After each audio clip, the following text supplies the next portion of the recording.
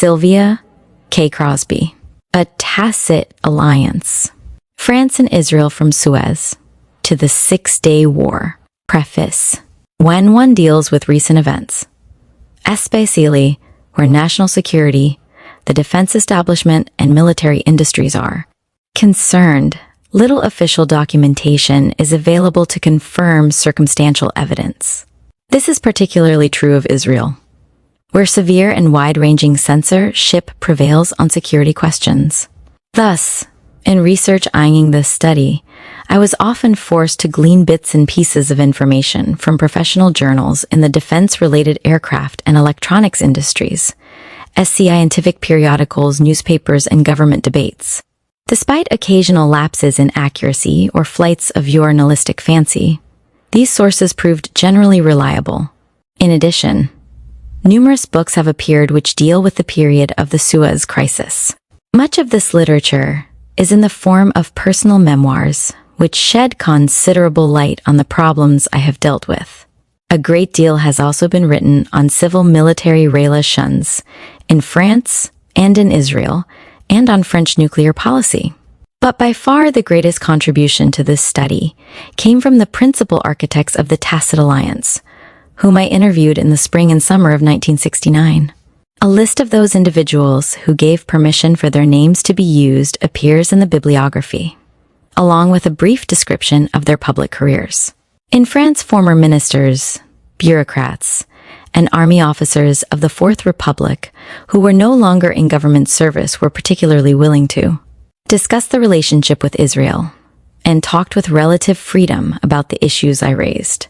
However, in almost every instance, I was granted an interview on the condition that no verbatim record would be made of the discussions, and most of my sources asked that no remarks be directly attributed to them.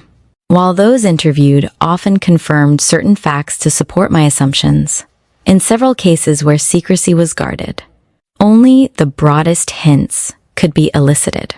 As a group, the people I met who had served the Fourth Republic were largely hostile to the policies of the Fifth Republic and Charles de Gaulle, especially in light of the general's words and deeds in the aftermath of the 1967 Arab-Israel War. As for servants of the Fifth Republic, the timing of my interviews in May and June 1969 raised certain difficulties. Although de Gaulle had just resigned as president of the Republic, no new trend in French politics had yet manifested itself. Many people felt it might be politically unwise to discuss Gaullist policies before the future of Gaullism could be fully ascertained. Israeli officials in Paris were extremely guarded in their remarks while the situation remained in flux within Israel itself in light of continuing hostilities with the Arab states and the activities of the Palestine guerrillas. Government officials were overworked, tense, security conscious, and concerned with the pressing needs of defense. With the French embargo on arms deliveries to Israel still in force, they feared that any disclosures might further endanger relations with France and threaten future supplies. When they did feel free to speak, their unhappiness at the dissolution of the partnership with France often precluded a candid assessment of past events and future prospects. It was somewhat easier to gain access to the highest levels of government. For officials, they were more fully aware of what could or could not be said without infringing upon security regulations. I was also able to rely on several former colleagues in the Israel Ministry for Foreign Affairs. At lower operational levels, however, many officials preferred to remain completely silent rather than to risk divulging secret information. Apart from the official censorship in Israel, one also encounters a pattern of secretiveness that occasionally pervades the bureaucracy and is in part a vestige of the pre-independence fight for statehood. Furthermore, because of the narrow membership of the ruling elite and the relative lack of turnover at the top, many of the individuals who had been in power for the whole period of the Tacit Alliance were still in government. Thus, they showed a notable reluctance to criticize policy decisions or to divulge classified information about a system in which they still participated. This difficulty particularly hindered discussions of how the change in regime under Levi Eshkol's premiership might have affected foreign relations with France. Within the ruling Israel Labor Party, to which both Eshkol and former Prime Minister David Ben-Gurion belonged before their split in 1964, I found a general desire to let old wounds heal in order to maintain labor unity in the election campaign for the Histadrut, General Federation of Labor, and Knesset, Israel Parliament, which was in progress. Despite these limitations, the interviews did elicit a wide-ranging exchange of views and clarification of facts, and I am sincerely grateful for the cooperation and kindness of those French and Israeli officials I had the pleasure of meeting. Acknowledgements. Grateful acknowledgement is made to Professor J.C. Hurwitz, Director of the Middle East Institute of Columbia University, under whose patient guidance this study was undertaken. I am also indebted to the late Professor Philip E. Mosley, Director of the European Institute of Columbia University, for his friendship and help, and to Professor Gerson D. Cohen, formerly Director of the Center for Israel and Jewish Studies of Columbia University, for having granted me a Hadassah traveling fellowship. A Tacit alliance. France and Israel from Suez to the Six-Day War. Introduction. Almost immediately after Israel declared its independence on May 14, 1948, France embarked on what amounted to a policy of military and scientific cooperation with the new state. Yet the official position of the French government at that time was pro-Arab, designed to maintain some measure of French influence in the Arab heartland, while under the terms of the Tripartite Declaration of 1950, France was obligated to abide by a limitation on arms supplies to the Middle East. Such French-Israeli cooperation also ran counter to the predilections of Israel's timorous and tradition-bound foreign ministry, wedded to their pre-to-independence ties with the English-speaking countries. Israeli diplomats hoped for United States security guarantees and saw little diplomatic advantage to be gained from involvement with France. Nonetheless, by the time of the Suez Crisis in 1956, when Israel and France embarked on the joint invasion of Egypt, it was apparent that a special relationship had indeed been forged between the two powers. That relationship has never been publicly defined. Although collusion at Suez was generally admitted, and the planners of the attack have often alluded to a military alliance for joint action against Egypt, no formal state arrangement was signed. Apart from a brief period of overt political cooperation late in 1956, and in the first hall of 1957, the France-Israel Association appears to have operated in unorthodox ways, largely outside the public arena. When, after 1956, France became the major arms supplier to the Israel Defense Forces, most commentators assumed that Israel was merely helping France recoup the influence it had lost in the Middle East after the Algerian Revolt and the disastrous Suez adventure. Despite predictions that French support for Israel would cease when the Algerian War ended, cooperation with Israel persisted and broadened, even while France gradually recovered its interests in the Arab world. It was only in the aftermath of the Arab-Israel War of June 1967 that the special relationship that had endured for slightly more than a decade was ruptured brusquely and unilaterally by President Charles de Gaulle.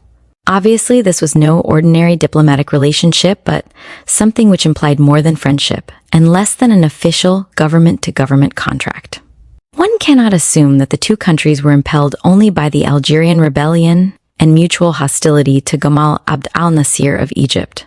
As a result of the interplay of international and regional politics, French and Israeli interests were converging before, as well as after French power in North Africa ceased to be at issue. Certain factors in the domestic systems of the two nations created the possibility for a close working relationship between specific elements within them. In effect, a tacit alliance existed between the defense establishments of France and Israel, rooted in the military and technological cooperation, which antedated the political relationship and which managed to outlast it for many years. It was within the framework of the complex and often confusing interplay of the international, regional, and domestic systems that the Tacit Alliance arose, evolved, and survived for more than a decade before. Introduction. Transformations within the systems forced the Allies apart, with the possible exception of the political system in Israel, where the change was less fundamental. There were radical transformations at all three levels. Although the Tacit Alliance apparently survived the internal changes within both governments, its functioning was undoubtedly affected by the transition. From a period of strong leadership in Israel and weakness in France, to one of indecisiveness in Israel, as vigorous leadership was being reasserted in France. Meanwhile, changes on the international, and especially the regional levels directly contributed to its demise. First, the international and regional settings. After a century or more of fierce competition with the British for hegemony in the region, France effectively ceased to be a Middle East power at the close of the Second World War.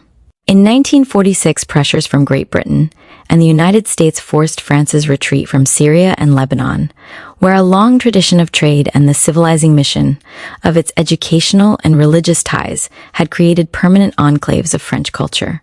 At the same time, France came under increasingly agonizing pressures for independence in the Arab West, where it had been installed for more than a century. With France occupied in the Maghreb, Britain alone had to assume the burdens of protecting Western oil interests in the Arab world, guarding communications with the Commonwealth through the Suez Canal, and attempting to shore up the region's unstable regimes, particularly where the vulnerable oil fields and exposed pipelines were located. But it had already become apparent soon after World War II that this burden was too onerous for the United Kingdom. As the United States began to assume a broader share of Middle East responsibilities, Cold War rivalry became the basic feature of political life in the region. The Truman Doctrine of March 12, 1947, and the inclusion of Greece and Turkey in the NATO alliance were the first step. Then attention was no longer concentrated solely on the northern states, Turkey, Greece, and Iran, where sussed international and regional settings. Soviet pressure was most apparent, but on the Arab heartland as well. In pursuing its own goals, the United States could not ignore French protests that the remnants of its economic and cultural influence in the Arab East were being further eroded. Projecting its classic image as defender of the rights of man and protector of the Christian minorities in Syria and Lebanon, and tenaciously holding its grip on the territories. Still under French control in the Maghreb, France deeply resented any attempt to deny its status or to exclude it from Western policy decisions, which might affect the region. Especially important, the French argued, was their dependence on Middle East oil for approximately 1/5 of their energy needs. Extraordinarily sensitive to every indication that a special exclusive relationship might exist between Britain and the United States, France fostered the principle of tripartite consultation, primarily out of courtesy to a NATO ally and partly in consideration of the Anglo-French wartime entente. Britain and the United States included France in the Tripartite Declaration of May 25, 1950. While peace in the area may not have been the parties' overriding interest, they did at least aim at preserving the status quo and preventing the Arab to Israel arms race from eluding Western control. The Tripartite Declaration stated, "The three governments recognize that the Arab states and Israel all need to maintain a certain level of armed forces for the purposes of legitimate self-defense of the area as a whole. All applications for arms or war materials for those countries will be considered in the light of these principles." United States Department of State Bulletin, Vol. at N 570, 1950 p. International and regional settings. Detailed requests for arms under the terms of the declaration were handled by the Near Eastern Arms Coordinating Committee, NEASEC, Composed of representatives of the three signatories, the NIAC was moderately successful in monitoring a relatively balanced flow of arms to the area from 1950 to 1954. Although the tripartite mechanisms were not absolutely obligatory, the signatories usually kept one another informed of arms transactions. As Pierre Maillard of the French Ministry for Foreign Affairs explained, there was real cooperation among the powers, for no one country wanted to be the sole supplier. 2 trillions HE United States, however, as a rule preferred to remain only a marginal supplier, leaving Britain to manage the Arab-Israel arms market in the zone until 1955. One aim of United States policy had been to establish a collective security system for the Middle East. France had been included in the first, unsuccessful attempt to link both Turkey and Egypt in such a system. But France was ignored when, in 1953 to 1954, the United States began in earnest to foster a series of bilateral agreements between Britain, Turkey, Iran, Iraq, and Pakistan that eventually became known as the Baghdad Pact. France's involvement in colonial wars apparently made it an unacceptable partner. The French complained bitterly that their exclusion violated the spirit of the tripartite declaration, and that French interests in Syria were apt to be harmed since the pact would make Iraq the most highly armed Arab nation. According to Maurice Schumann, whose views reflected those strongly and widely held in France, Iraq was the most violent and most tenacious adversary of French interests and posed a threat to Syrian Inde, Awzem, international, and regional settings. Pendants. 3. In particular, the French feared an increase of British influence in the Middle East through their position in Iraq, and viewed with alarm the possibility that a greater Syria under the Hashemite label might emerge with British support. The French correctly predicted that the issue of the pact would split the entire area and pit an anti-Iraq, anti-Hashemite axis revolving around revolutionary Egypt, Syria, and Saudi Arabia against the kingdoms of Iraq and Jordan. The French believed that Secretary of State John Foster Dulles suffered from pactomania, and that his complete misunderstanding of Middle East strategic realities would eventually split the region. Worse, by insisting on a formal Northern Tier alliance, Dulles would, in effect, be inviting the Russians into the Middle East.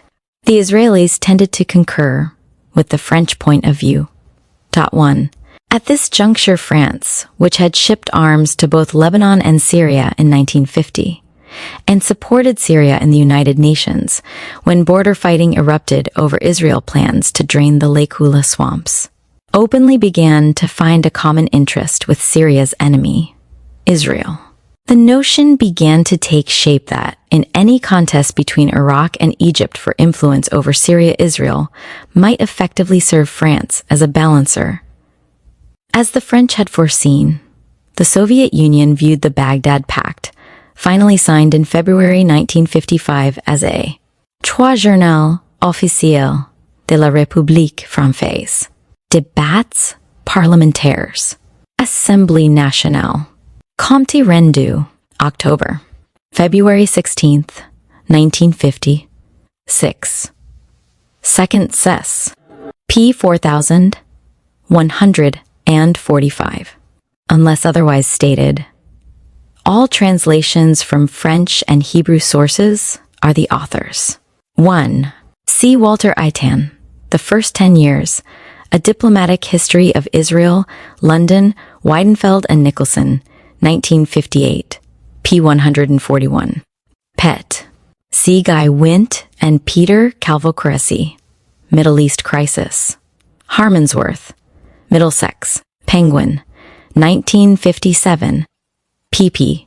48, 51-54. International and regional settings. Threat to its security. If the center of the Cold War had shifted from Europe to the Far East with the outbreak of the Korean War in June 1950, the Baghdad Pact negotiations now moved the main arena to the Middle East. An arms deal between the Soviet Union and Egypt was negotiated in mid to February 1955 completed in May and formally announced by Gamal Abd al-Nasir on September 27, 1955. Since 1951, the Soviet Union had repeatedly expressed interest in arming Egypt as a means to neutralize the Western monopoly in the Middle East.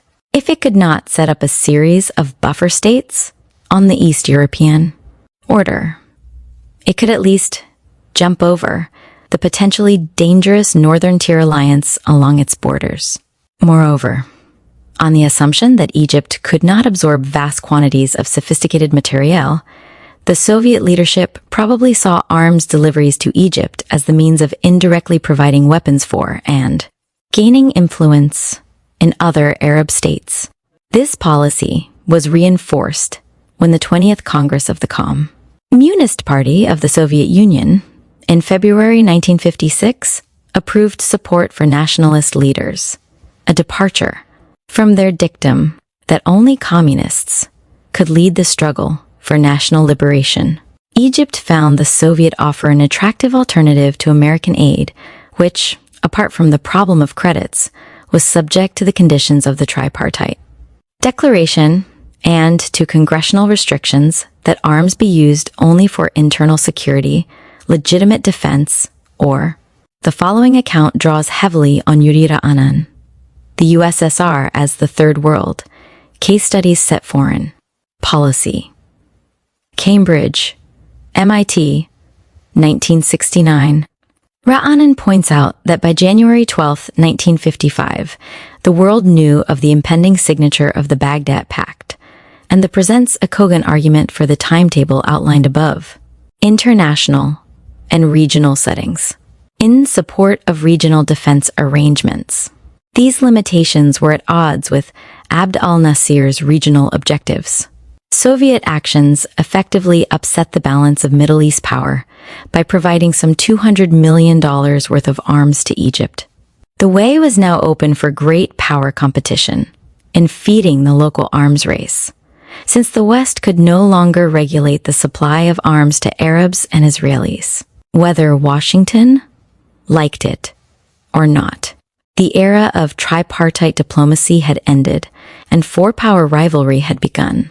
Military men in France had viewed with alarm the signs of growing Soviet influence in Egypt as early as 1954 to 1955. A change in the direction of Egyptian trade toward the USSR was already discernible, and Russian advisors had replaced German experts by the end of 1955. It was part of a Russian conspiracy, the French said, to force the Americans to abandon the total war concept, to threaten Western oil supplies, and to encircle Europe by way of the Middle East and North Africa. At the same time, the United States' attitude toward the Atlantic Alliance and its intolerant moralizing on French colonial struggles became more and more baffling to the French. Foreign Minister Christian Pinu remarked in October 1956, "I apologize for saying it. It is very difficult for us, weigh my words, always to understand completely the line of American foreign policy." Ibid. p. 157. Marie-Serge Bromberger. Les secrets de expédition Égypte de Paris. Amen. 1957 pp 11 mois. 12 si le procès des généraux Charlie Elzels. Textes complets des débuts requisitoires plaidomies. Annexes. Paris. Nouvelles éditions latines. 1958 ppe. 257 moins, 458. International and regional settings. Must say, in effect, across these meanderings of American policy, we sometimes have had the impression that the United States does not completely understand in the same way as we the meaning of the Atlantic Alliance. 10. When the French wondered, would the United States stop ignoring the true priorities and begin to recognize the strategic importance of French holdings in Africa? When the Cossacks water their horses in the fountains of the Tuileries, before, after, or never? Within this complex setting, Israel, during the first years of statehood, sought a permanent peace through direct individual negotiations with the Arab governments. But the failure of negotiations for a peace settlement at Lausanne in 1949 and the assassination of King Abd Allah of Jordan in July 1951 made it apparent that peace was a chimera. Festering conflict took several forms. Most comprehensive measure was the Arab boycott of Israel, which eventually included a blockade of all goods bound for Israel via the Suez Canal and the Gulf of Aqaba. Egyptian gun emplacements at Sharm el-Sheikh, which guarded the entrance to the Strait of Tiran, stifled the development of Israel's southern territory, and along Israel's borders an undeclared avar was fought with light weapons and occasional mortars. Continuous Arab harassments eventually produced spontaneous reprisal raids by the Israelis. Like any small state threatened with isolation and encirclement, Israel turned to the major powers for protection. Earlier, Israeli leaders had refused to identify their state with either superpower, partly in recognition of the Soviet Union's initial support for the devenacted international and regional settings Jewish state, and partly in the vain hope that the Soviets might allow Russian Jewry to emigrate to Israel. The anti-Semitic outrages of Stalin's last days, the Doctor's Plot, and the final breakdown in Soviet relations with Israel in February 1953 put an end to all illusions on that score, however. For a brief period, there was the hope that the Western system of Middle East defense alliances might be extended to include a guarantee of Israel's security.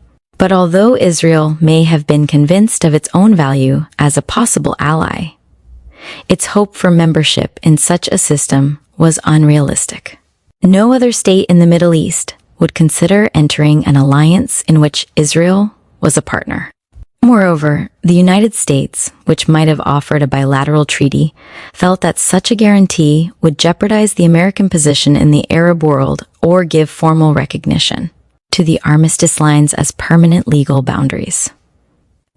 12. Nor could Israel find a place within the Third World as the Afro-Asian bloc crystallized at the United Nations in the 1950s. The Baghdad Pact negotiations added to Israel's difficulties.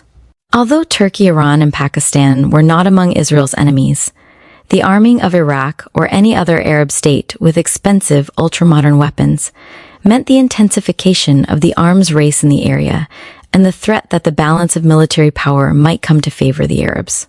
Israel's isolation and insecurity hardened the belief fostered by the Nazi Holocaust and the independence struggle that, in the last analysis, Israel and the Jewish people could depend for survival only upon themselves. In October 1953, John C. Campbell, Defense of the Middle East, Problems of American Policy, Reverend Ed N.Y. Prager, for the Council on Foreign Relations, E960, p. 239, International and Regional Settings.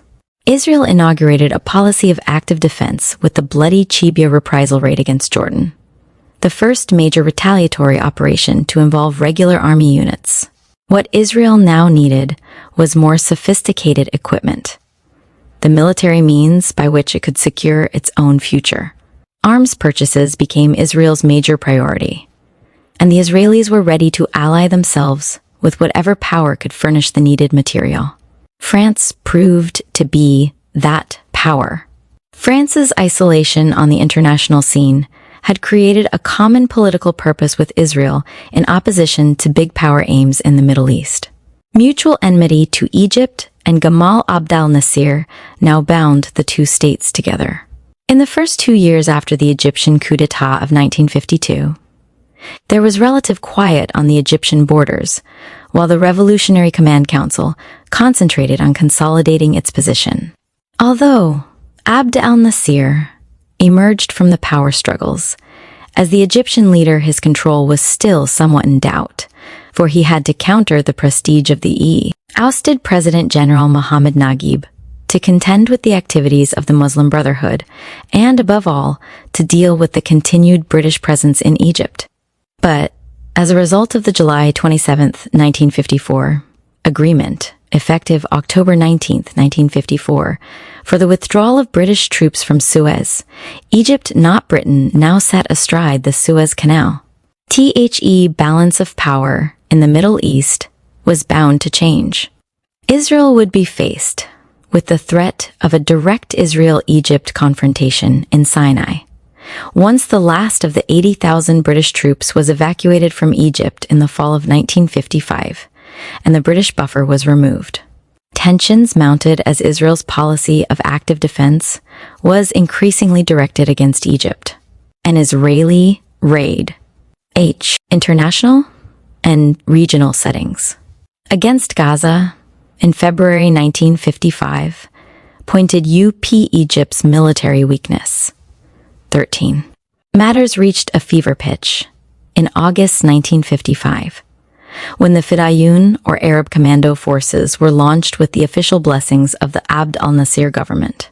Then, 1 month later, on September 27, came the official announcement of the check arms deal with Egypt, with its dire implications for the Middle East arms balance. Threatened by such superiority in weaponry, Israel would have to act before Egypt could absorb the new Soviet equipment. As Aurani observed, once the agreement of 1954 gave Egypt freedom to act as she pleased, she began a policy of building up her diplomatic and military strength, while not binding herself by any agreement with great powers. This involved the creation around Egypt of as large a hinterland as possible, free from the direct control of the great powers, and able to deal with them from a free and relatively strong position. It involved also an attempt to control the oil resources of the Arabian Peninsula, both as a means of putting pressure on the powers and in order to make the royalties available for economic development in the countries which most needed capital. For these purposes, Egypt set herself to appropriate and control the two movements, which would arouse an echo in every Arab country, the movement towards Arab unity, and that to assert the rights of the Arabs in Palestine. 14. 13. Can it love Suez? The twice-to-fought war. A History. N.Y. McGraw-Hill, 1969, pp. 9-10, and Passim exaggerates the importance of the Gaza raid in leading to the Suez-Sinai War. The raid must be seen as merely one development in the interplay of regional and international forces. The Middle East and the crisis of 1956. St. Antony's Papers, no. 4. Middle Eastern Affairs, no. First, London, Chatto, and Winduse, 1958, p. 24-25. Patent Act, International and Regional Settings. The Baghdad Pact issue provided Abd al-Nasir with the first real opportunity to assert his leadership. While the Western powers had originally envisioned a security arrangement based on Egypt and linked to the Arab League Collective Security Pact, the bilateral nature of the Northern Tier arrangement conflicted with Egypt's desire for a leading role in any regional alignment. Abd al-Nasir's direct appeal to the Arab people for support against the Baghdad Pact profoundly radicalized regional politics, and he became a symbol of Arab unity for the masses. Prior to the Egyptian coup d'etat, Arab harassment of Israel had had little ideological content. Abd al-Nasir's revolutionary attraction, however, worried security planners in Tel Aviv, for any increase in Arab unity would decrease Israel's security. France, meanwhile, despite its embarrassing departure from Syria and Lebanon, had retained some voice in Middle East affairs because of its North African territories. There was no question of surrendering such prized possessions. Algeria, the heart of French power and influence in the Maghreb, had been tightly integrated into metropolitan France, while French interest in the other lands across the Mediterranean was rooted in French fears of the historic vulnerability of its southern coastline.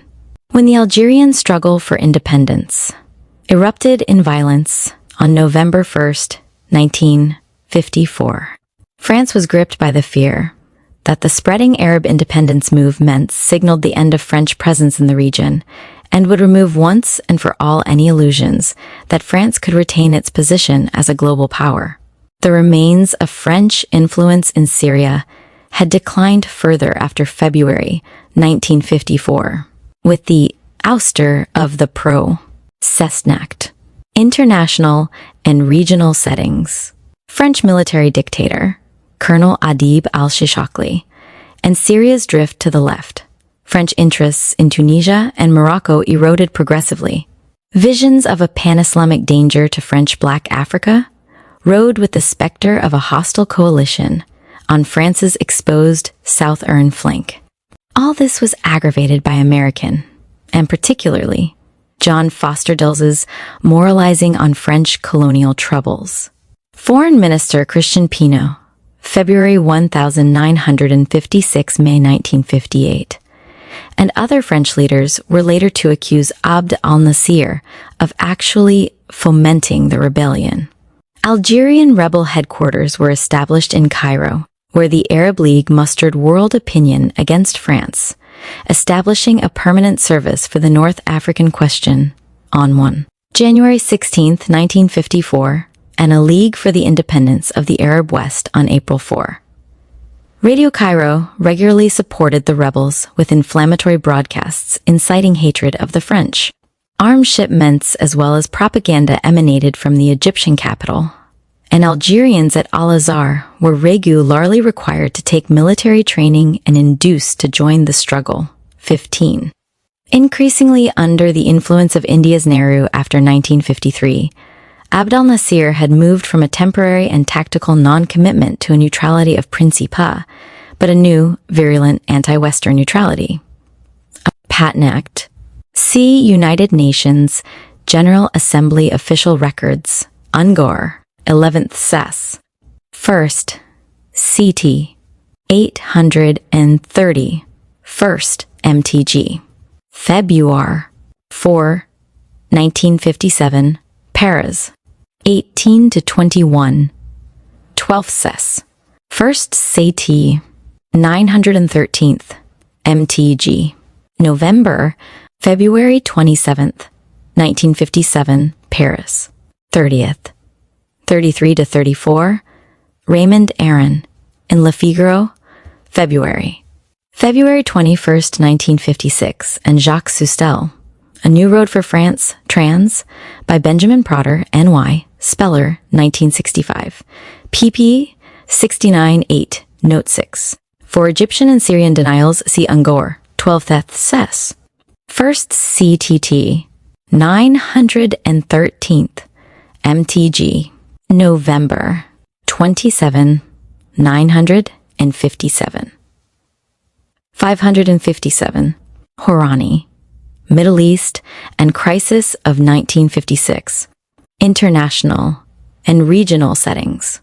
Even though French interests in Africa and Asia differed in kind and degree from those of Britain, both nations came to view Abd al-Nasir as a threat. The knowledge that the Egyptian dictator could control the canal once Britain departed from the canal zone had little appeal for France. Probably France hoped to step into the strategic vacuum created by British withdrawal.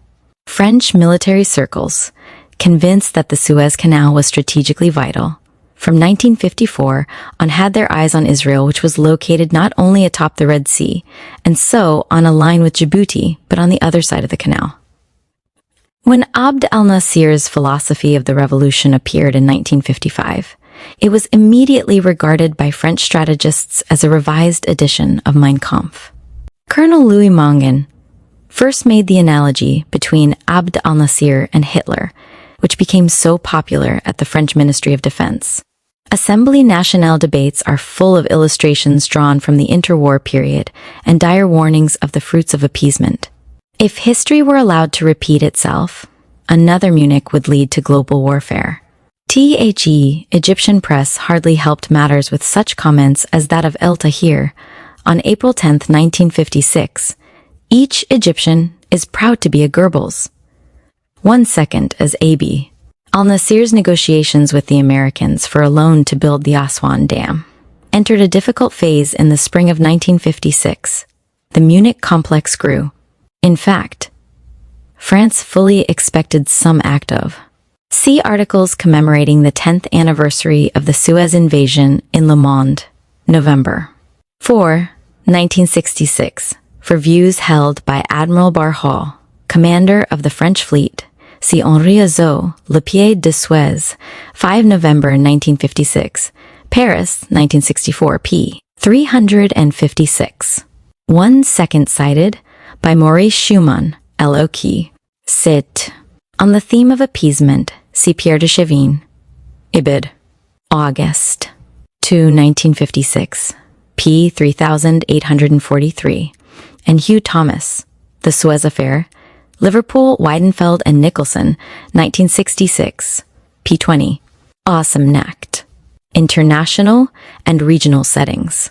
Defiance in reaction to United States withdrawal on July 15, 1956, of its offer to help finance the dam. And French ambassador to Egypt Maurice Couve de Marville had long and correctly anticipated the form that might take. Once Abd al-Nasir controlled the canal and then nationalized the French, controlled Suez Canal Company on July 26, 1956, the French feared he might use his power against France, as well as Israel. 1. Half of France's oil imports were received via Suez. Moreover, the threat that Abd al-Nasir might cut off France from its interests in Africa and Asia could prove an effective weapon in the Algerian campaign. The canal had to be safeguarded. At no time in the past had any of the great powers ever seriously attempted to help the Israelis use the canal, and they had hardly raised a collective eyebrow when an Israeli ship, the Bat Galim, was refused passage on September 28, 1964. They were unlikely to help Fratis now. In addition to its primary objectives, action against Abd al-Nasir at Suez may also have been designed in some indefinite way to facilitate France's return to its previous economic influence in Egypt. 40% of France's Middle East trade had been with Egypt. In 1950, France had been Egypt's third largest client and second largest supplier after Great Britain. By 1956, however, it had lost ground in the fierce competition for Egyptian markets with the United States, the USSR, West Germany, and Britain. See Hermann Feiner, Dulles over Suez. The theory and practice of his diplomacy. Chicago, Quadrangle, 1961. p. 47. First see Journal Officiel, December. February 18, 1936. Stilsess, p. 67 and December. Die Weitenacht, 1955, Pazia. 21, c. Ibid. October. February 16, 1956, Second Sess. 114, 4135, and The Economist, Vol.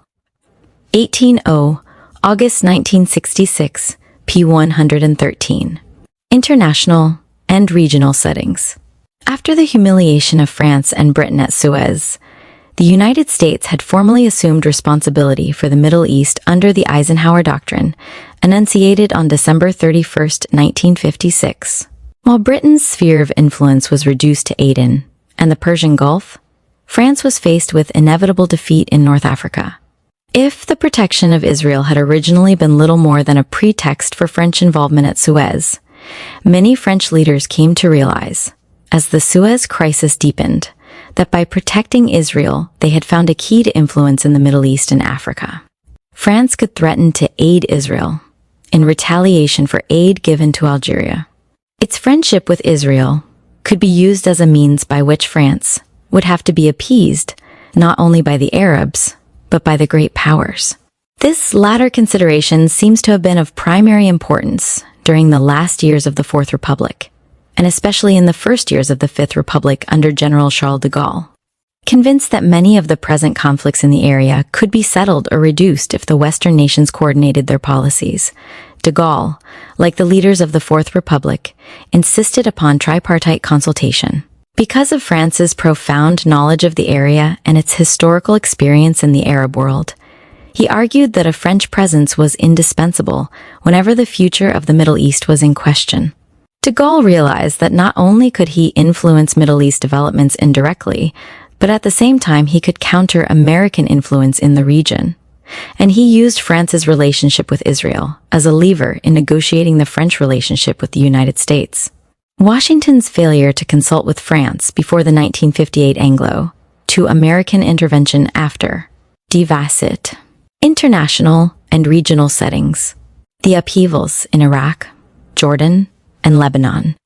American refusal to countenance an independent nuclear deterrent for France, and the growing technological gap which threatened France with a new form of American economic imperialism, as well as de Gaulle's own wartime experiences, all contributed to a definite anti-Americanism in the general's worldview. Convinced that any American success would increase the world's imbalance and further the trend to polarization, de Gaulle counseled Israel in 1958 to 1959 to remove itself from complete dependence upon Washington. Instead, he encouraged Israel to establish closer ties with West Germany and Europe. 22. While the Fourth Republic had tended to base foreign policy on the premise that two blocs existed, one free and one totalitarian, de Gaulle was consistently guided by only one consideration: what was best for France. As early as 1958 to 1959, he disallowed an exclusive alliance relationship with Israel, and rejecting the traditional French policy that excluded the Soviet Union from Middle East diplomacy. He placed his hopes for area stability in four-power agreement.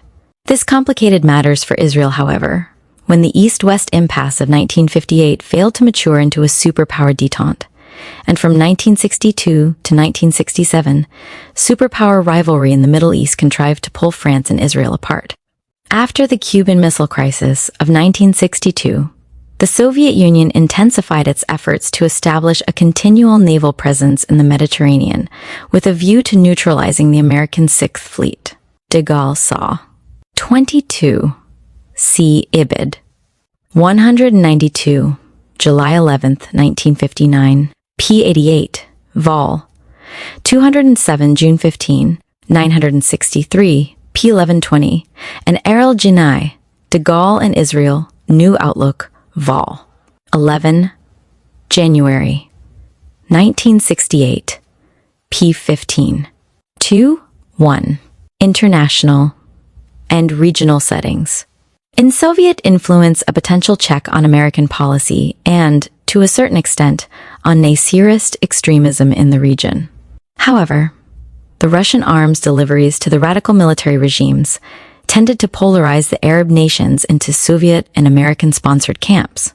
A quantitative and qualitative escalation of the arms races ensued, which transformed the Arab-Israel arms balance, altering Israel's foreign and defense priorities and fostering changes in its relationship with France.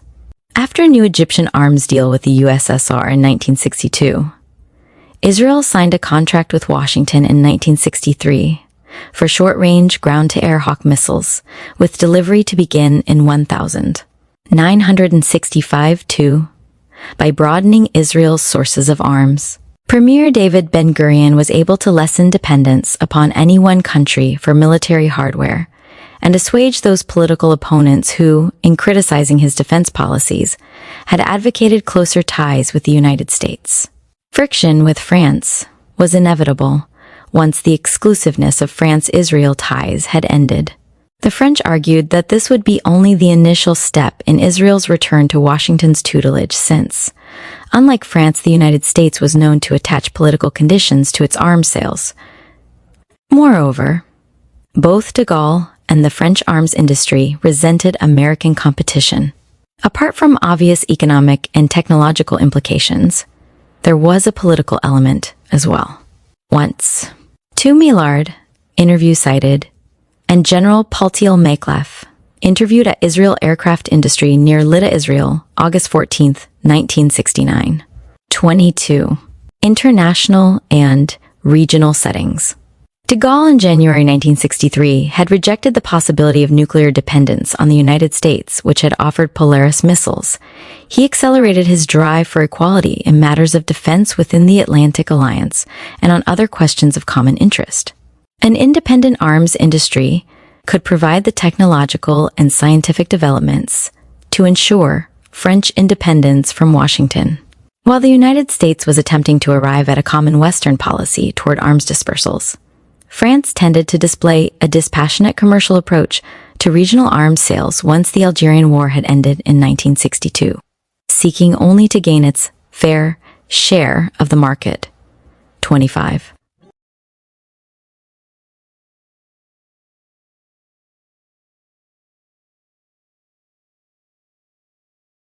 In 1965, Washington agreed to sell Israel Skyhawk light bombers on easy terms out of a desire to balance American and British arms aid to the Arabs. This placed American-made weapons designed essentially for an attack role in the hands of Israel for the first time. 26. France had been unable to offer a comparable system, but de Gaulle could hardly have been pleased by this development, particularly since Franco-American relations were further complicated by the Vietnam issue after 1906-527. The general saw American actions as 26. C. J.C. Hurwitz, Middle East Politics, The Military Dimension, N.Y. Prager, 1969, pp. 480 to 481. Jerusalem Post, May 20th, 1966, and the Jewish Observer and Middle East Review, Jomer, Volal, 15, May 27th, 1966, p4, for reports that the United States State Department erroneously inferred that Israel would have to stop buying French arms as a condition to the sale. 27% price was not a factor in Israel's decision for. Although American electronics equipment often cost half the price of French material, French planes were generally less expensive. Tri Ogti, Vend. International and regional settings. Likely to harden Cold War rivalry, polarize the Middle East, upset the intra-Arab regional arms balance, and add to the threat of local war, and even of a global conflict involving the superpowers in support of their various clients. Even while dismissing the contradictory and hypocritical policies of the United States in the Middle East, France sought to secure a foothold in the area and, by spearheading a third force, to reverse the trend toward regional polarization. This meant carving a policy in the Middle East, independent both of the United States and Cold War rivalry. De Gaulle may have felt sympathy for the concept of a Jewish state in the framework of support for local nationalism, but his primary goal was to increase his popularity among the non-industrial states, a large number of which were Israel's enemies. To do this, he encouraged France's image as an impartial mediator in the Arab-Israel dispute because of its good relations with both sides, while at the same time he reinforced traditional French ties with the Arab world. This gave France greater maneuverability in the area than either Britain or the United States, and thus strengthened de Gaulle's claim for consideration in any approach to Middle East problems by the other major powers. The sense of humanitarian moralism, of the mission, of Christian France of responsibility to history, and of cultural nationalism, which formed part of the political culture of France, was accentuated in the Gaullist Fifth Republic. That there was a measure of altruism in this cannot be denied, but one of the few means of influence remaining to France in the middle fast was the Educa Maklef interview cited above. C. Ben Porat and Uri Dan, Mirash, Contramig, Paris, Lafont. 197 p. Fourth, international and regional settings, Chanel and cultural activities, which had perpetuated French influence by training successive generations in the spirit and language of French civilization. Immediately after Suez, France had quickly acted to re-establish its educational and commercial interests in the Arab world, even before other matters were negotiated. by emphasizing the ability of France to provide needed goods and services while stressing the irrelevance of his political stance in continuing to supply Israel's military needs.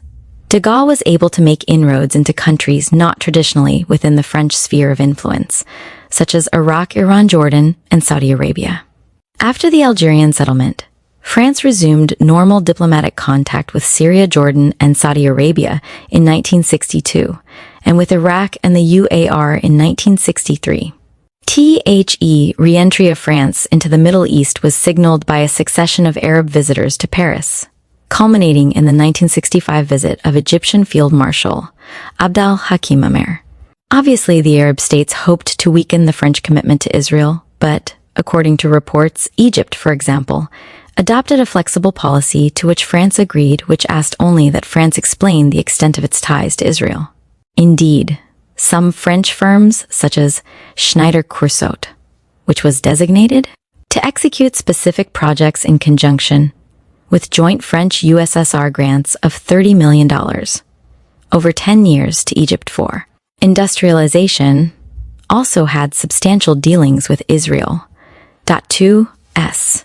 The Arab states, and particularly the Soviet clients, acquiesced to French commitments to Israel, primarily to lessen their own dependence on the superpowers, and they welcomed de Gaulle's at 2s Jomer Vol. 14, October 22, 1965, pp. 2-4, The Near East Report, Vol. 9, November 2, 1960, February 17, 1965, and Patrick Seal in Jerusalem Post, April 8, 1966, 25. International and regional settings tempt to open a third alternative option in the big power competition. Having stimulated superpower rivalry in the area, the French helped undermine client superpower relations while gaining a new source of diplomatic maneuverability. By 1965, France began exploiting its revitalized contacts with the Arab world in the hope of finding new outlets for its arms industries. At first, Israeli officials were quick to follow the French cue, stressing France's traditional and not negligible influence and interest in the Middle East. They pointed out that closer French-Arab relations could stabilize tensions. Beneath their public optimism, however, they recognized their lack of choice in accepting a French posture of outward impartiality instead of a close political alliance which would have increased Israeli security, but which might have hampered France's diplomatic freedom. The Israelis correctly predicted, moreover, that any expansion of exports to the Arab world would lessen French dependence upon the Israeli market, resulting in further disintegration of the special relationship between the two countries. Increasingly throughout the Agios, Cold War rivalry and regional events negated bilateral considerations in the France-Israel relationship, with the Arab states divided into radical or revolutionary and conservative of traditional camps, each with its superpower patron or great power supplies. The Arab to Israel dispute grew more and more intractable as it became a central issue in intra-Arab struggles. As the concept of regional unity increasingly questioned Israel's right to exist, the opportunities for mediating a settlement or maintaining a middle ground narrowed. Both sides planned for the long-range Egypt for weapons of ultimate destruction, Tacit, international and regional settings, and Israel for defense against all contingencies. They demanded new sophisticated weapons. After July 1963, warfare in the Arab-Israel zone reached a new level of violence as advanced weaponry of Israel, Egypt, and Syria was put into use. Air battles became increasingly common, accompanied by massive infusions of Russian aid to Egypt and Syria. With the Arab summit meetings of 1964 to 1965, and the establishment of the United Arab Command in 1964, guerrilla activity along the borders of Israel was revived, and became a major issue in internal Arab struggles. Enmity to Israel was the single unifying factor in Middle East politics. Tensions escalated steadily until January 1965, when Al-Fatah, Organization for the Liberation of Palestine, guerrillas further raised the level of violence into a succession of incursions from Jordanian territory.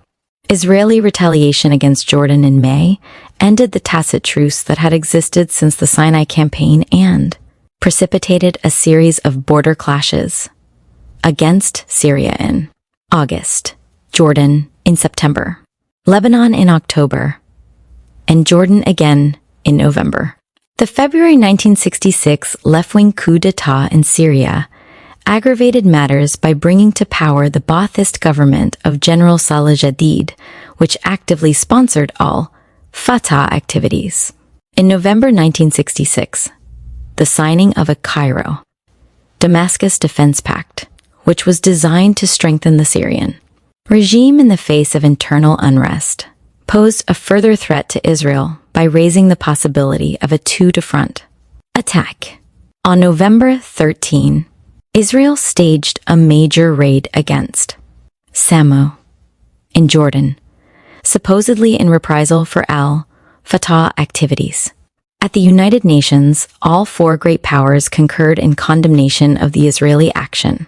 France was unequivocally opposed to the attack and seemed international and regional settings genuinely anxious to effect a conciliation, as 9 acts of terrorism in the next 2 weeks raised tensions.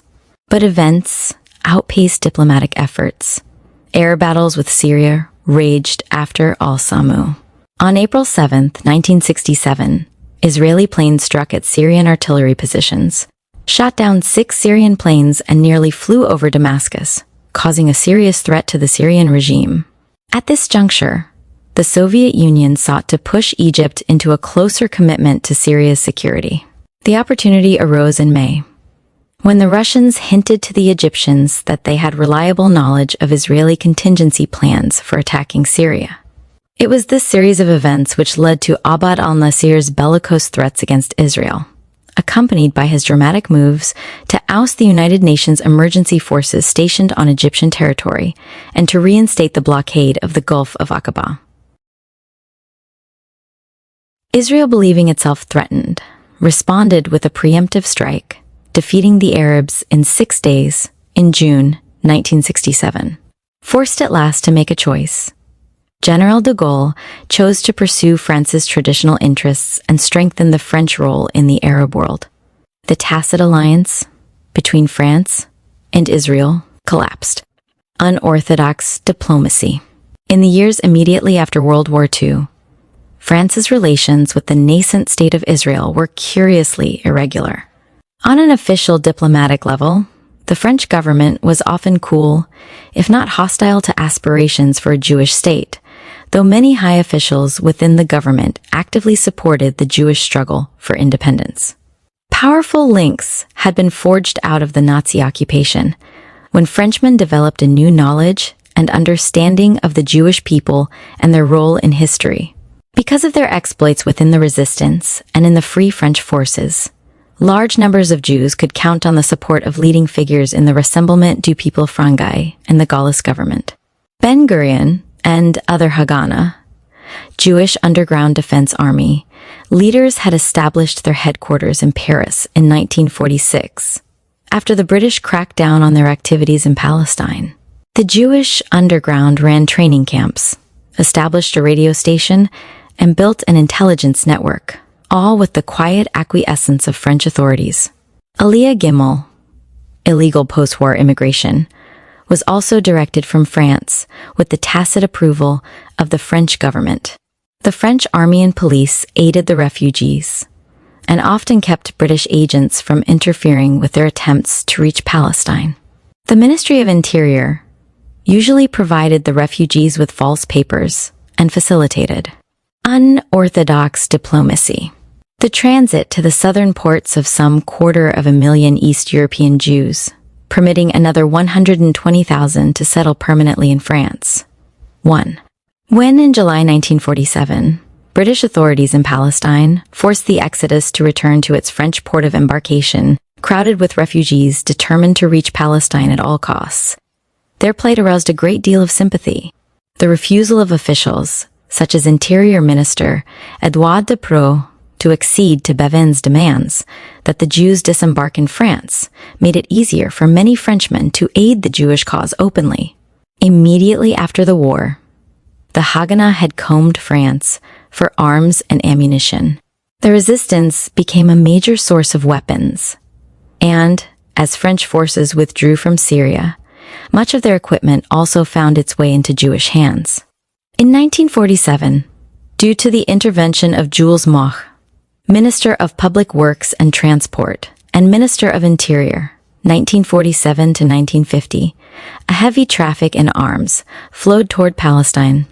Landing rights were granted only with a password, and no official papers were demanded.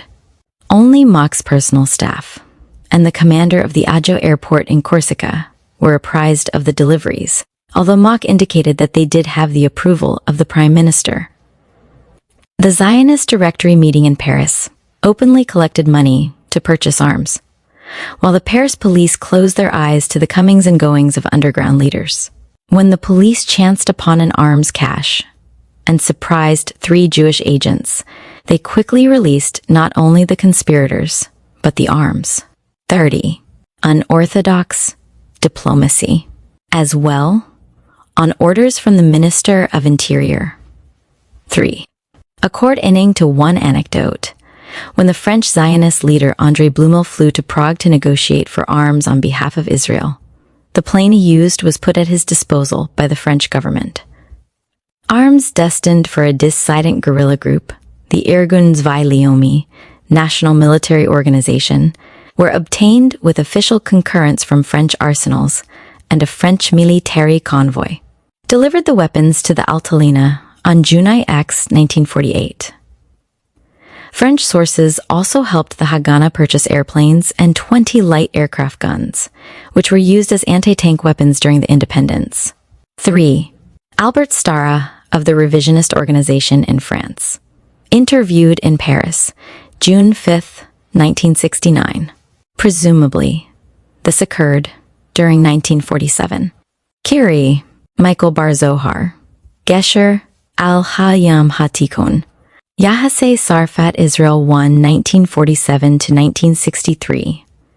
Bridge over the Mediterranean, France-Israel Relations, 1947 to 1963. Tel Aviv. The author gives no date, but Czech arms began arriving in April 1948. Although Bar Zohar supplies few sources to document his assertions and the footnotes are often misleading, he supposedly had access to both the Israel Ministry of Defense archives and Ben-Gurion's private papers. There was at least one other similar instance, according to Starra. Interviews cited. See also Jerusalem Post, February 23rd, 1964. An interesting sidelight to the struggle between the Irgun and the Haganah, which led to the sinking of the Altalena, was told to the author by Jules Moch. Bidault had asked Moch to let the arms destined for the Irgun pass without informing the Jewish authorities. Moch, as Minister of Interior, did inform the Haganah on the grounds that it was the organ of the official representatives of the Jewish government. This resulted in the seizure of the arms, a most significant contribution in the struggle to construct a national army in Israel out of the diverse and often competitive military organizations. The sinking of the Altalena helped David Ben-Gurion effectively to eliminate the threat of a major dissident group. Unorthodox diplomacy. War, albeit not very effectively. 6. By a secret agreement in 1948, some rather ancient tanks and other relics of bygone days were bought from France as part of a trickle of weapons from diverse sources which reached the Jewish forces as soon as the state was proclaimed. 7. Despite these activities, the French attitude on the Palestine issue at the United Nations was, according to the Jewish representative Moshe Chertok, cold and doubtful. as only after much angry dissension within foreign policy councils did France vote for the partition resolution on November 29, 1947. In 1948, while Jewish forces were fighting for survival and there was little doubt weapons supplied to any Arab state would find their way to the Arab armies attacking them, there was some discussion in the French cabinet of shipping arms to Lebanon. One member of the government who opposed the move leaked news of the secret deliberations to Albert Starra of the revisionist organization, however, and he was then able to enlist the press in a successful campaign to postpone the arms shipments indefinitely. 9. These seeming contradictions in French policy can be explained largely by the difficulties that plagued the government of the Fourth Republic. Authority was fragmented, responsibility diffused, and the execution of policies was often sporadic, inconsistent, and hesitant. Different.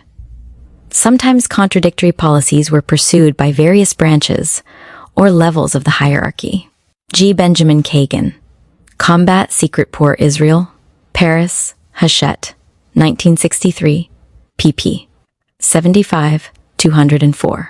No further details are offered by the author. 7. Michael Bar Zohar, The Armed Prophet, a biography of Ben Gurion, trans. By Len Ortson, London, Barker, 1967, p. 139. 32. Unorthodox diplomacy. Within the cabinet, each minister tended to treat his ministry as an independent domain, executing policies divergent from those of other cabinet members. Generally, the diplomatic branch of government was pitted against the interior and defense ministries on the question of support for the Jewish state. When the issue reached the prime minister, it was usually decided in favor of Israel, as when Robert Schuman, 1947 to 1948, saw to it that arms and volunteers reached Palestine. More subtle factors were also at play. The policy of Georges Bidault, who was Minister of Foreign Affairs from the Liberation until mid-1948, except for 1 month, often diverged from that of his own ministry. Like many of his colleagues, Bidault was a discreet friend and supplier of arms to the Jewish cause, particularly through the Irgun, which was tied to the revisionist organization of France 10.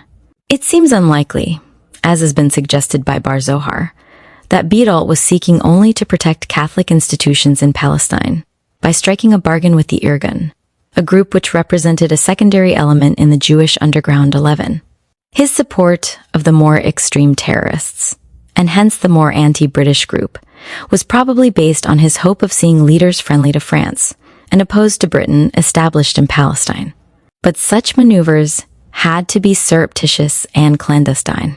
On the surface, France was committed to its Western allies and had no wish to defy openly the United States and Britain, nor could it necessarily withstand pressure.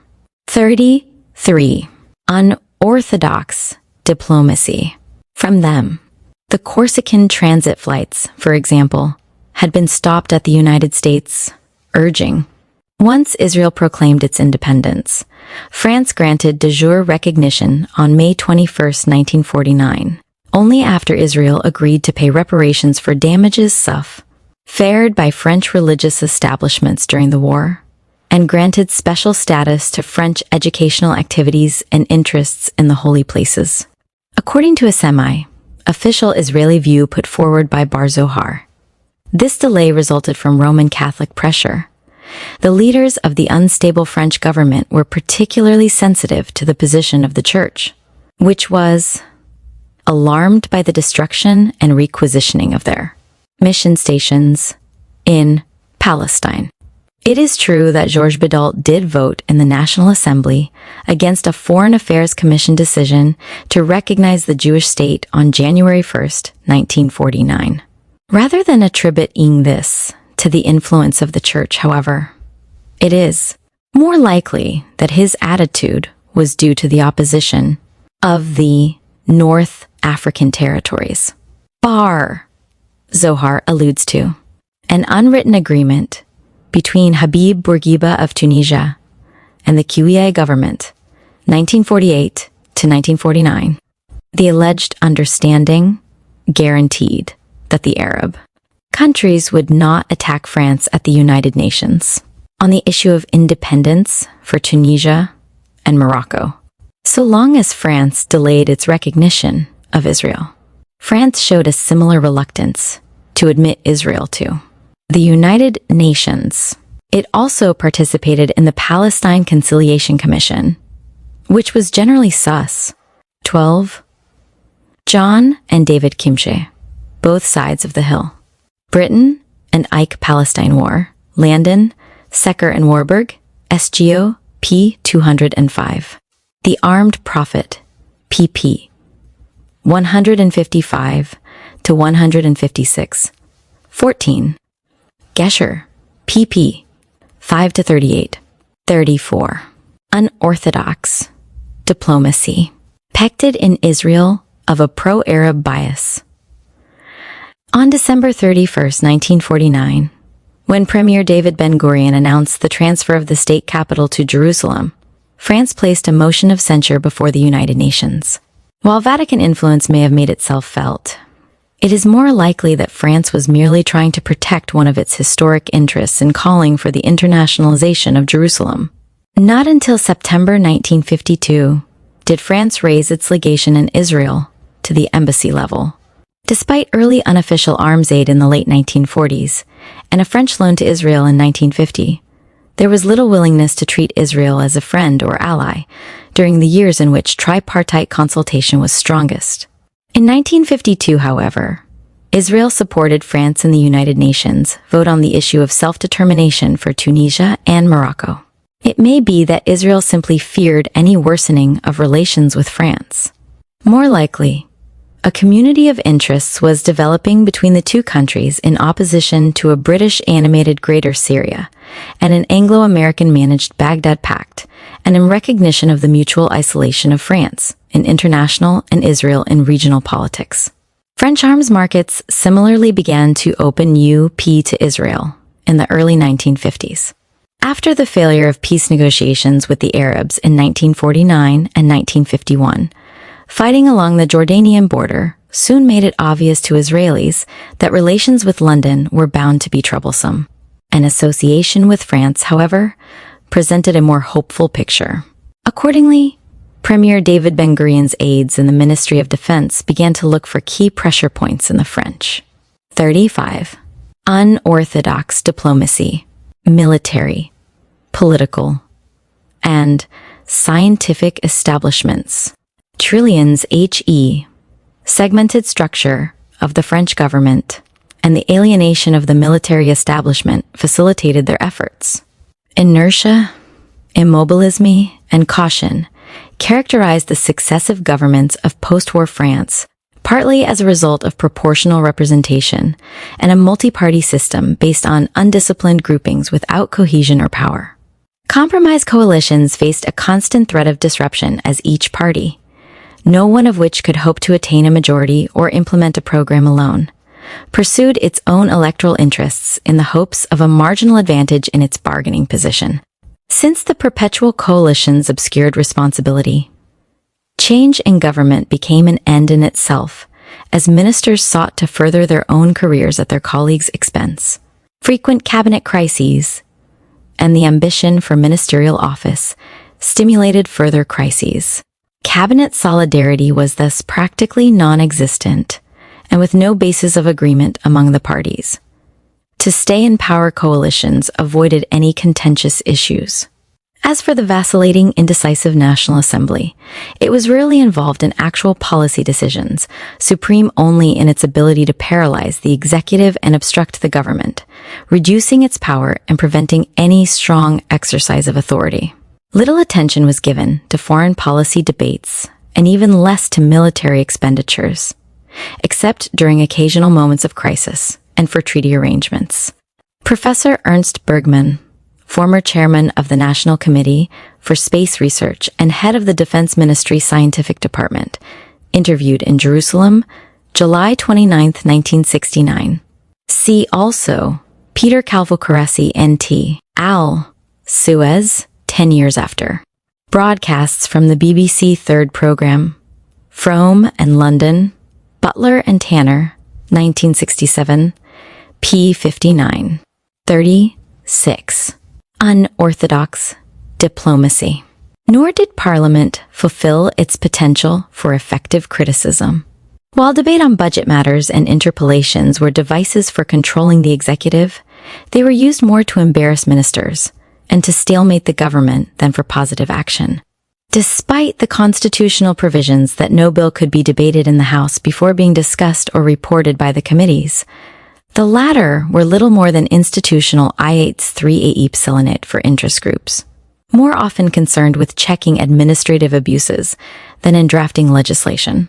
On the other hand, a cabinet minister was often able to treat his ministry as an independent domain.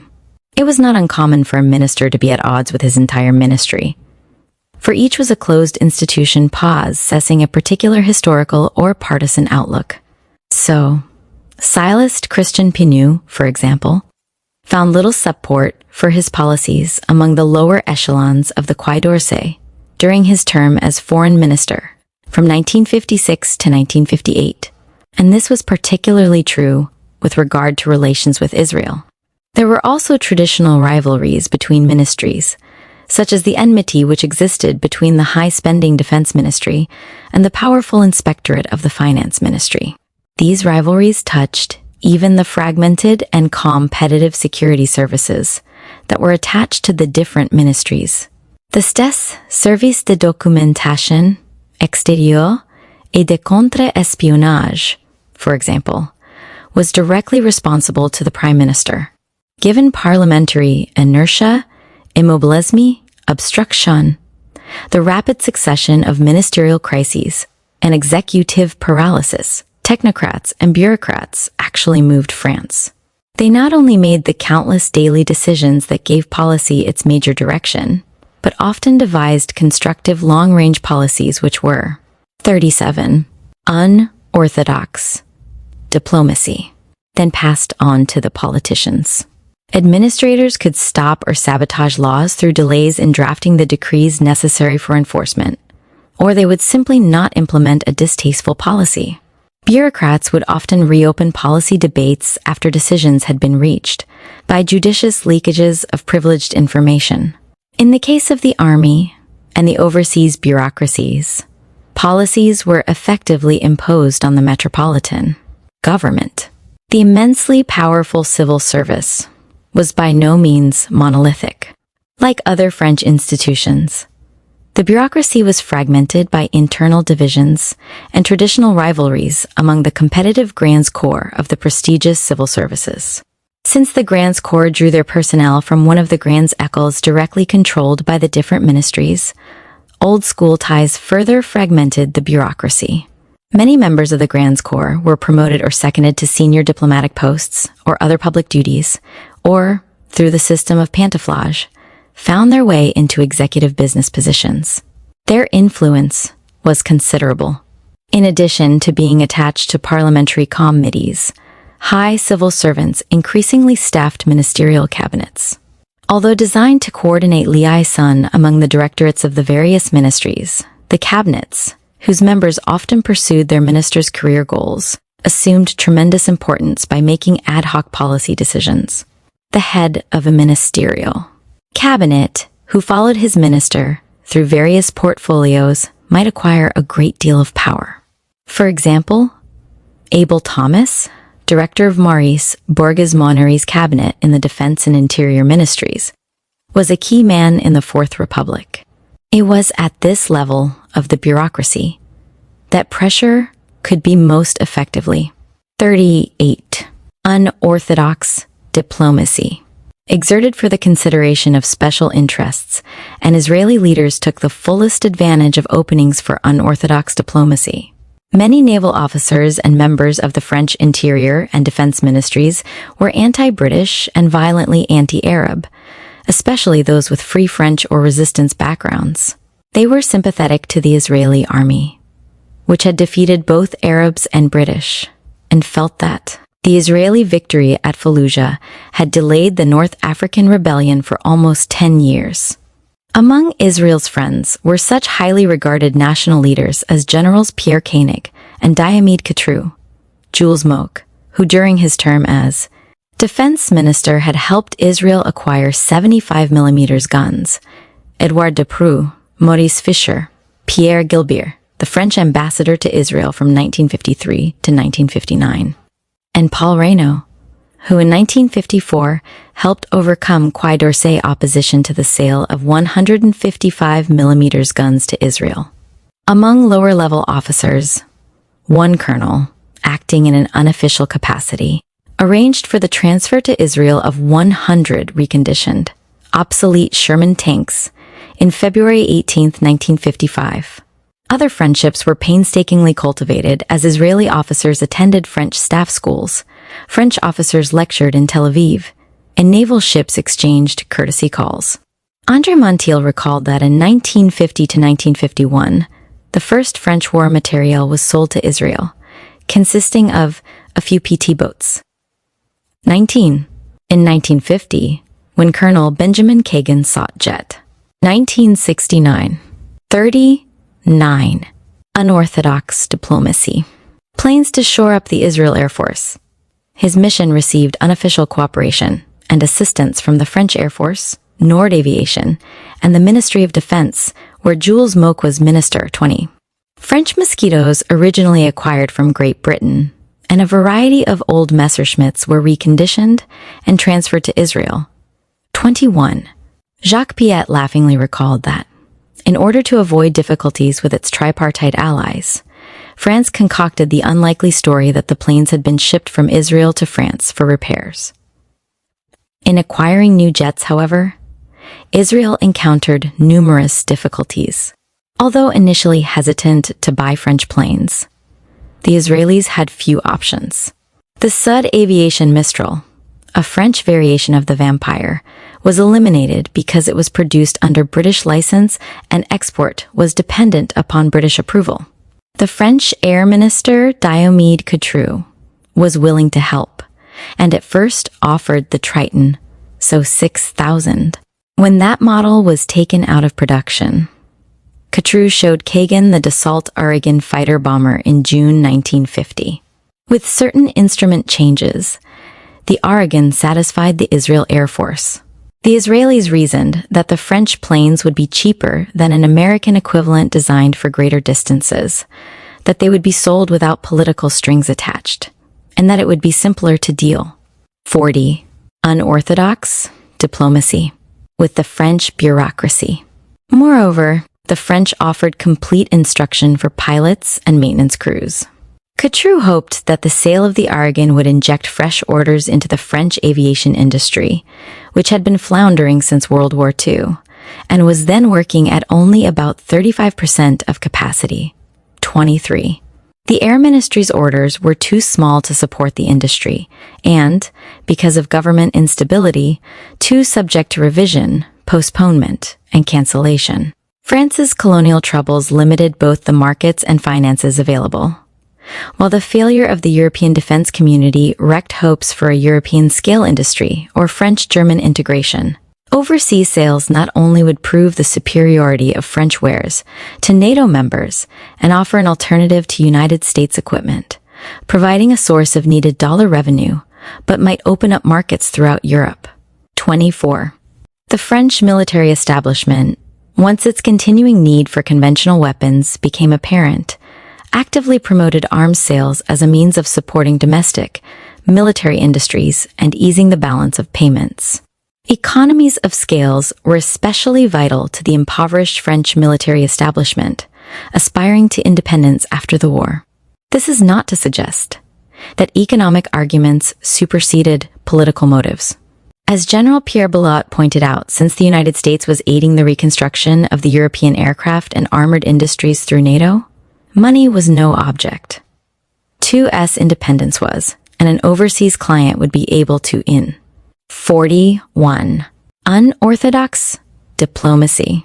Fuse convertible currency into the industry's economy without any concomitant commitment to American policies.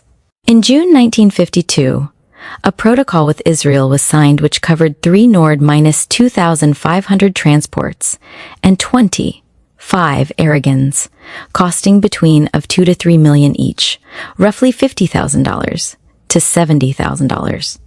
Payment, according to terms fixed by the Finance Ministry, was to be in United States dollars, with approximately 15% in advance. Although the number of planes to be purchased was insignificant out of a series of some 200, Israel was the first foreign client of the French air industry. Piet and other aviation officials saw this as France's first step toward becoming a major exporter of military equipment.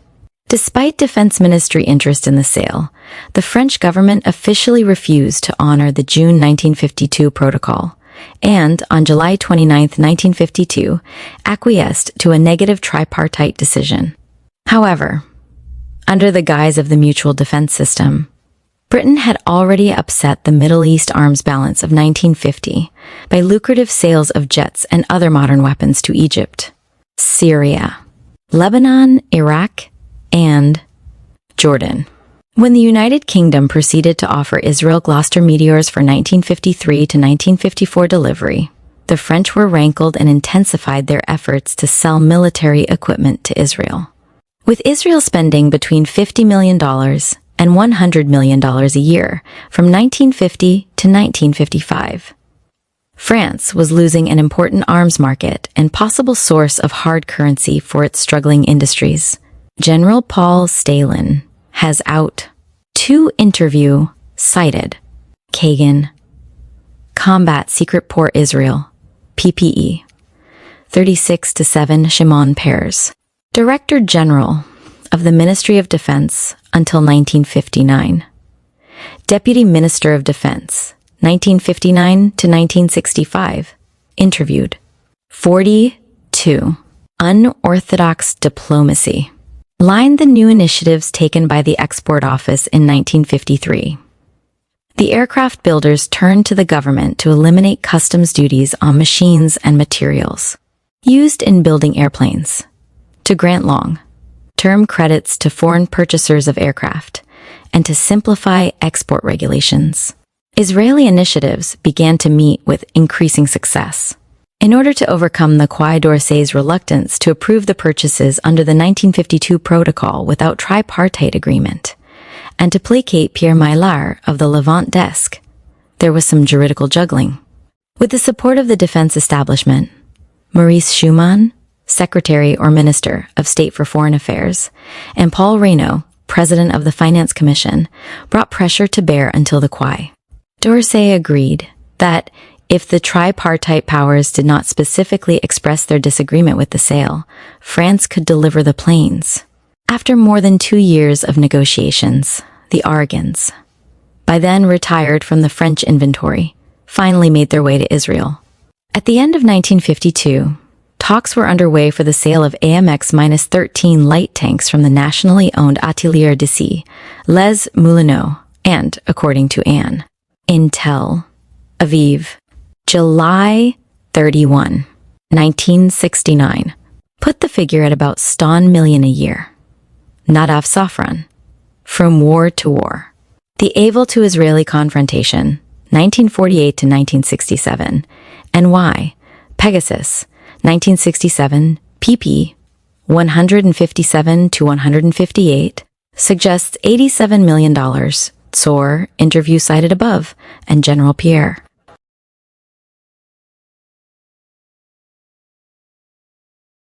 Bilou, Minister of National Defense and the Armed Forces, 1955 to 1956.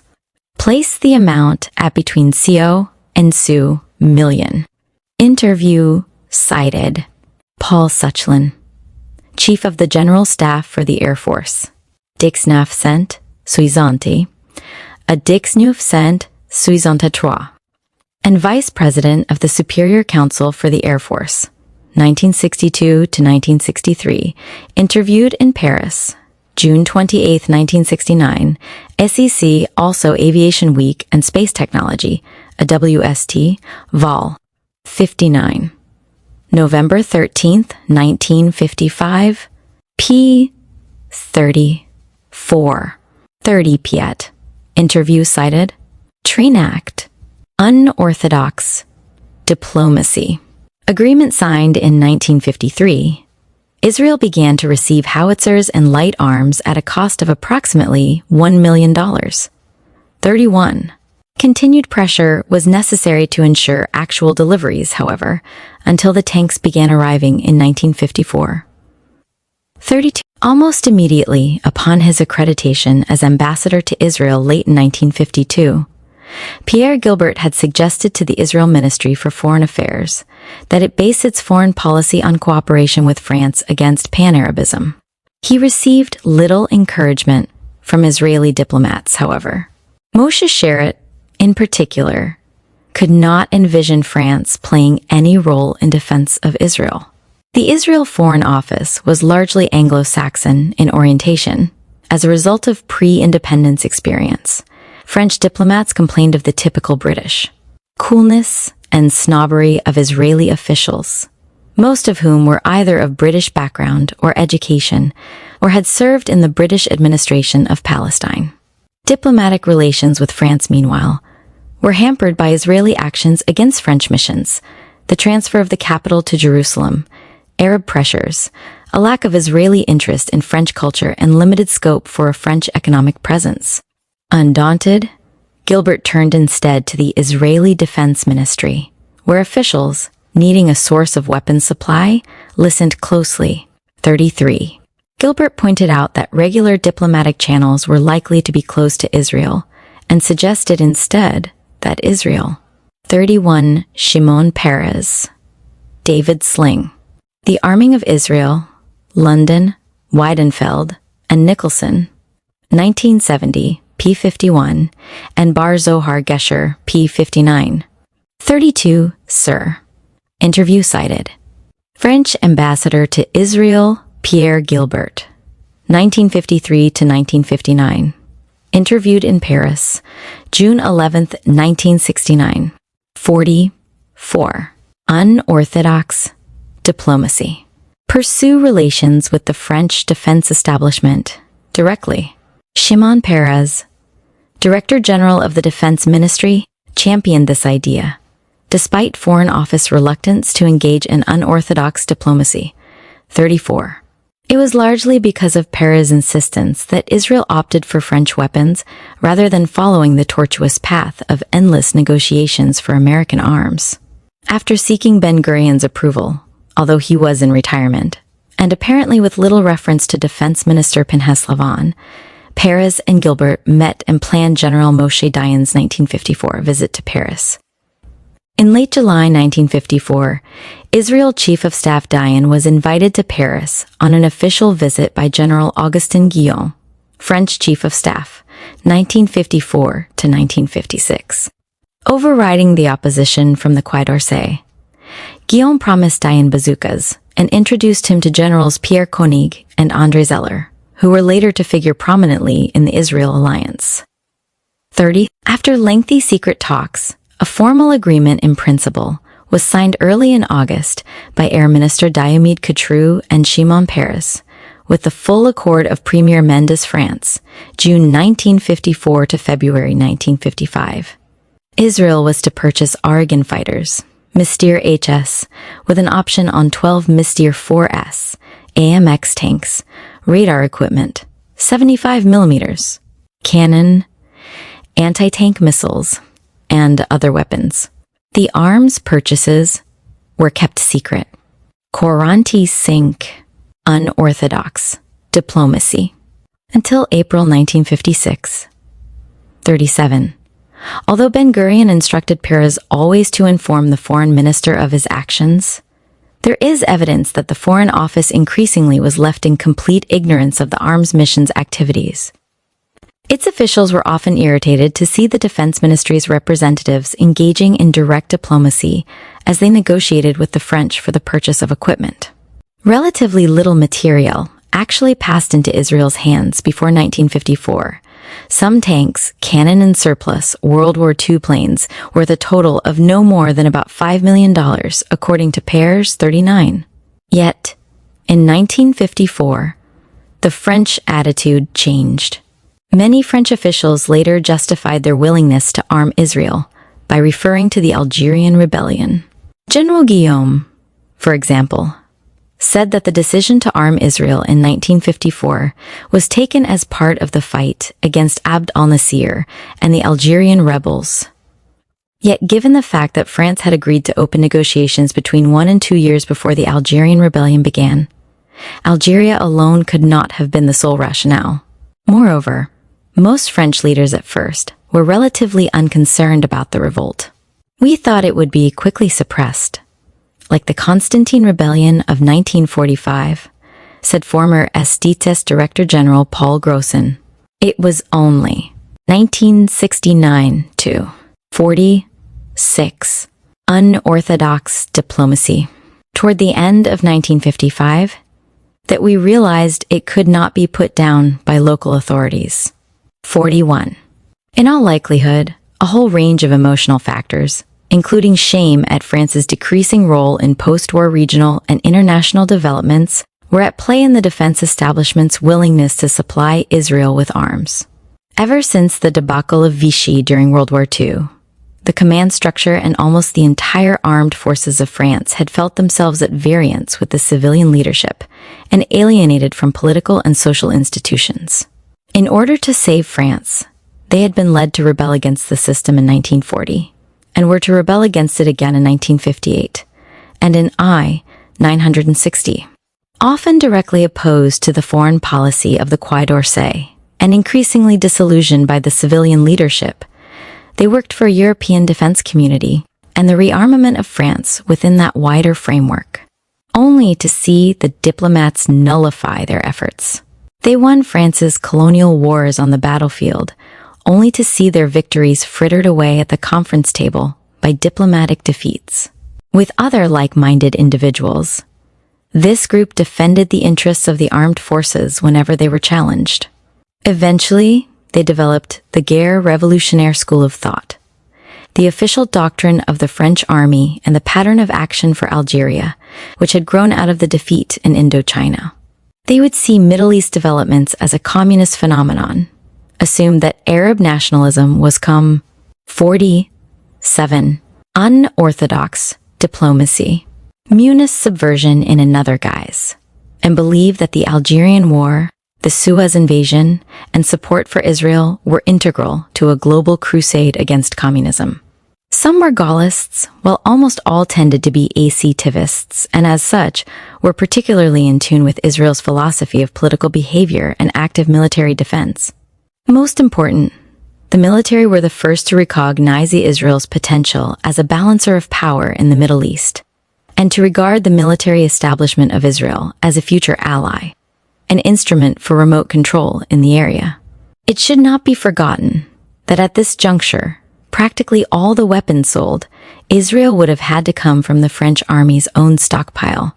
Only much later was Israel permitted the luxury of ordering merchandise from the drawing boards. In advocating in Israel Arab arms balance that would guarantee Israel's security, the military often found itself at odds with the diplomatic corps, which brandished the specter of the tripartite declaration whenever the question of arms for Israel was discussed, pursued the traditional policy of friendship with the Arab world, and held up export licenses long after decisions to arm Israel were reached.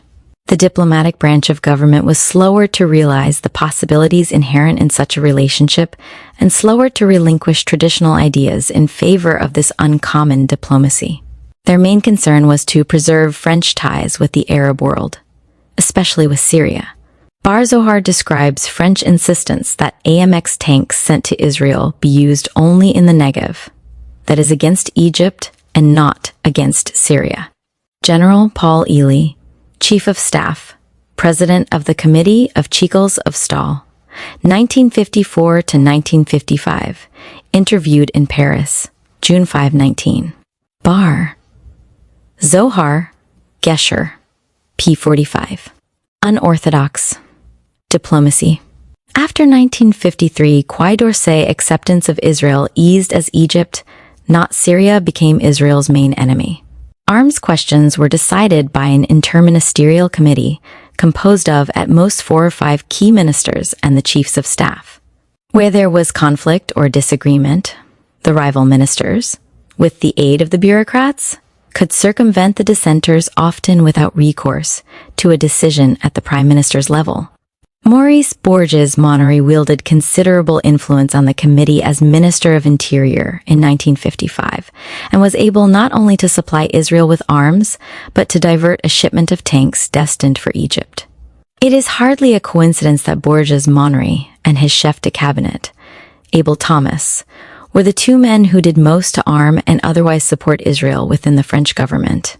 As graduates of the École Polytechnique, which traditionally produced many of France's military and civil engineers, and as former resistants, they both had close ties to the armed forces which were reinforced by long tenure in defense posts. An unofficial Israeli source has stated that, since 1955, there was something in France which was called the Club, and which was composed of some ministries which were in very close touch with anything which was connected with Algeria. There were also some generals and some military people in this club, and they were sure that Egypt was the main force behind the rebels. They came to the Israelis and asked them to create special relations between themselves and this French club, whose common enemy they pretended was Nasser. I may add to this, some members of this club were members of the French government. As a matter of fact, 44. 49. Unorthodox diplomacy. It was the segmentation and fragmentation of the internally weak Fourth Republic, which permitted Israel to capitalize on the reservoir of pro-Jewish sentiment that existed in France. With the executive paralyzed by a domineering legislature, which was in turn immobilized by its own failings, there was widespread freedom of action at various levels in the bureaucracy. This enabled a relatively small group of individuals in the defense establishment and related ministries to cooperate intimately with Israel without any formal arrangement, sometimes in opposition to official government policy. Acting independently and often autonomously, they were in essence conducting their own foreign relations directly with the Israel Defense Ministry. It was this group which created what amounted to an alliance between war ministries that was already taking shape as early as 1954. ILL. Forging the alliance. The nature of government under the Fourth Republic had enabled influential French politicians in the defense establishment to strengthen Israel in accordance with their own view of Middle East necessities. When the Suez Crisis developed, its most profound effect was to transform the special relationship between France and Israel into official policy. What had begun as a series of informal, unofficial, and unorthodox contacts ripened into a full military alliance as Israel's strongly centralized leadership asserted its policy of active defense. Of course, at no time was it a question of a formal state-to-state alliance. Nonetheless, commitments were made so that a durable entente emerged from Suez to replace the earlier amorphous system of ties. Although ostensibly governed by a multi-party system based on proportional representation, Israel experienced little of the instability evident in France after World War II. The Israel Labor Party (Mapai), with David Ben-Gurion at its head, dominated a series of cohesive coalitions after the formation of the first cabinet in 1949, and, despite concessions exacted by its coalition partners, remained to all intents and purposes the governing party. Stability was built into the system, for majority rule and collective responsibility obligated ministers and deputies belonging to the coalition parties to vote for government policy. Moreover, 51. Forging the alliance. Turnover in cabinet personnel was limited. Some 50 people filled the 275 incumbencies in 19 years and 15 governments. Until June 1967, except for one brief period from 1953 to 1955, the Prime Minister headed the Defense Ministry in successive governments, on the assumption that its activities were so ramified that only he was in a position to coordinate them. There is actually no legal framework for civilian control of the military in Israel, although all proposed legislation must have cabinet approval. By law, the Defense Minister is Commander-in-Chief of the Armed Forces and is not required to consult with the cabinet or to obtain parliamentary AP approval for major policy decisions. Even such serious matters as mobilizing the reserves must merely be brought to the attention of the Knesset, Israel Parliament, Foreign Affairs and Security Committee, which can confirm the mobilization order or not within 14 days. 1. The committee, whose deliberations are not made public, has usually served as little more than a rubber stamp for actions already initiated by the defense minister and has rarely functioned as a controlling or decision-making body. Moreover, the budget of the ministry does not go to the floor of the Knesset, but is dealt with in the Foreign Affairs and Security Committee. Since the budget must have the approval of the Minister of Finance, however, budgetary control can be used to supervise the spending of the military establishment and indirectly to influence defense policy. C.J.C. Hurwitz. The role of the military in society and government in Israel. The military in the Middle East. Problems in Society and Government. Sidney Nettleton Fisher. ed. Columbus, Ohio, 1963. 89 to 104, and Asher Zedin Kisi. The Parliament of Israel. Trans. By Aryeh Rubenstein, 8 degrees Celsius. Gertrude Hirschler, N.Y. Herzl, 1967. p. 209. Forging the alliance. In order to consolidate his power and to establish his primacy in defense matters, Ben-Gurion had immediately sought to create a national defense establishment out of the diverse military units that had fought the War of Independence. Purging the army of men, practices, and cliques that stood in the way of creating a professional officer corps, he allocated key functions to his supporters and placed them under his direct supervision. Widely respected for his expertise in military matters, Ben-Gurion made all the supreme political decisions on defense from 1948 to 1963. Consulting only a few key personal advisors, he often failed to inform the party and the cabinet on military policy, and when they expressed disagreement, he simply overruled them. Ben-Gurion would argue that the key to safeguarding Israel's security lay in decisive leadership. Daily operational direction of Zahal, Israel Defense Forces, was left to its commanders, and since he shared a very close personal relationship with the Chief of Staff and senior officers, they tended to reflect Ben-Gurion's views closely. In view of Israel's precarious security situation, military policy to a large extent determined foreign policy.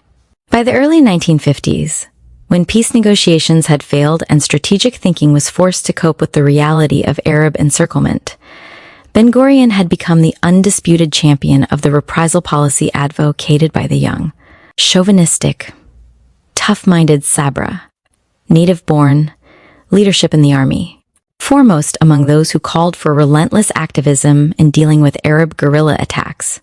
He was often opposed by Moshe Sharett and the Foreign Office.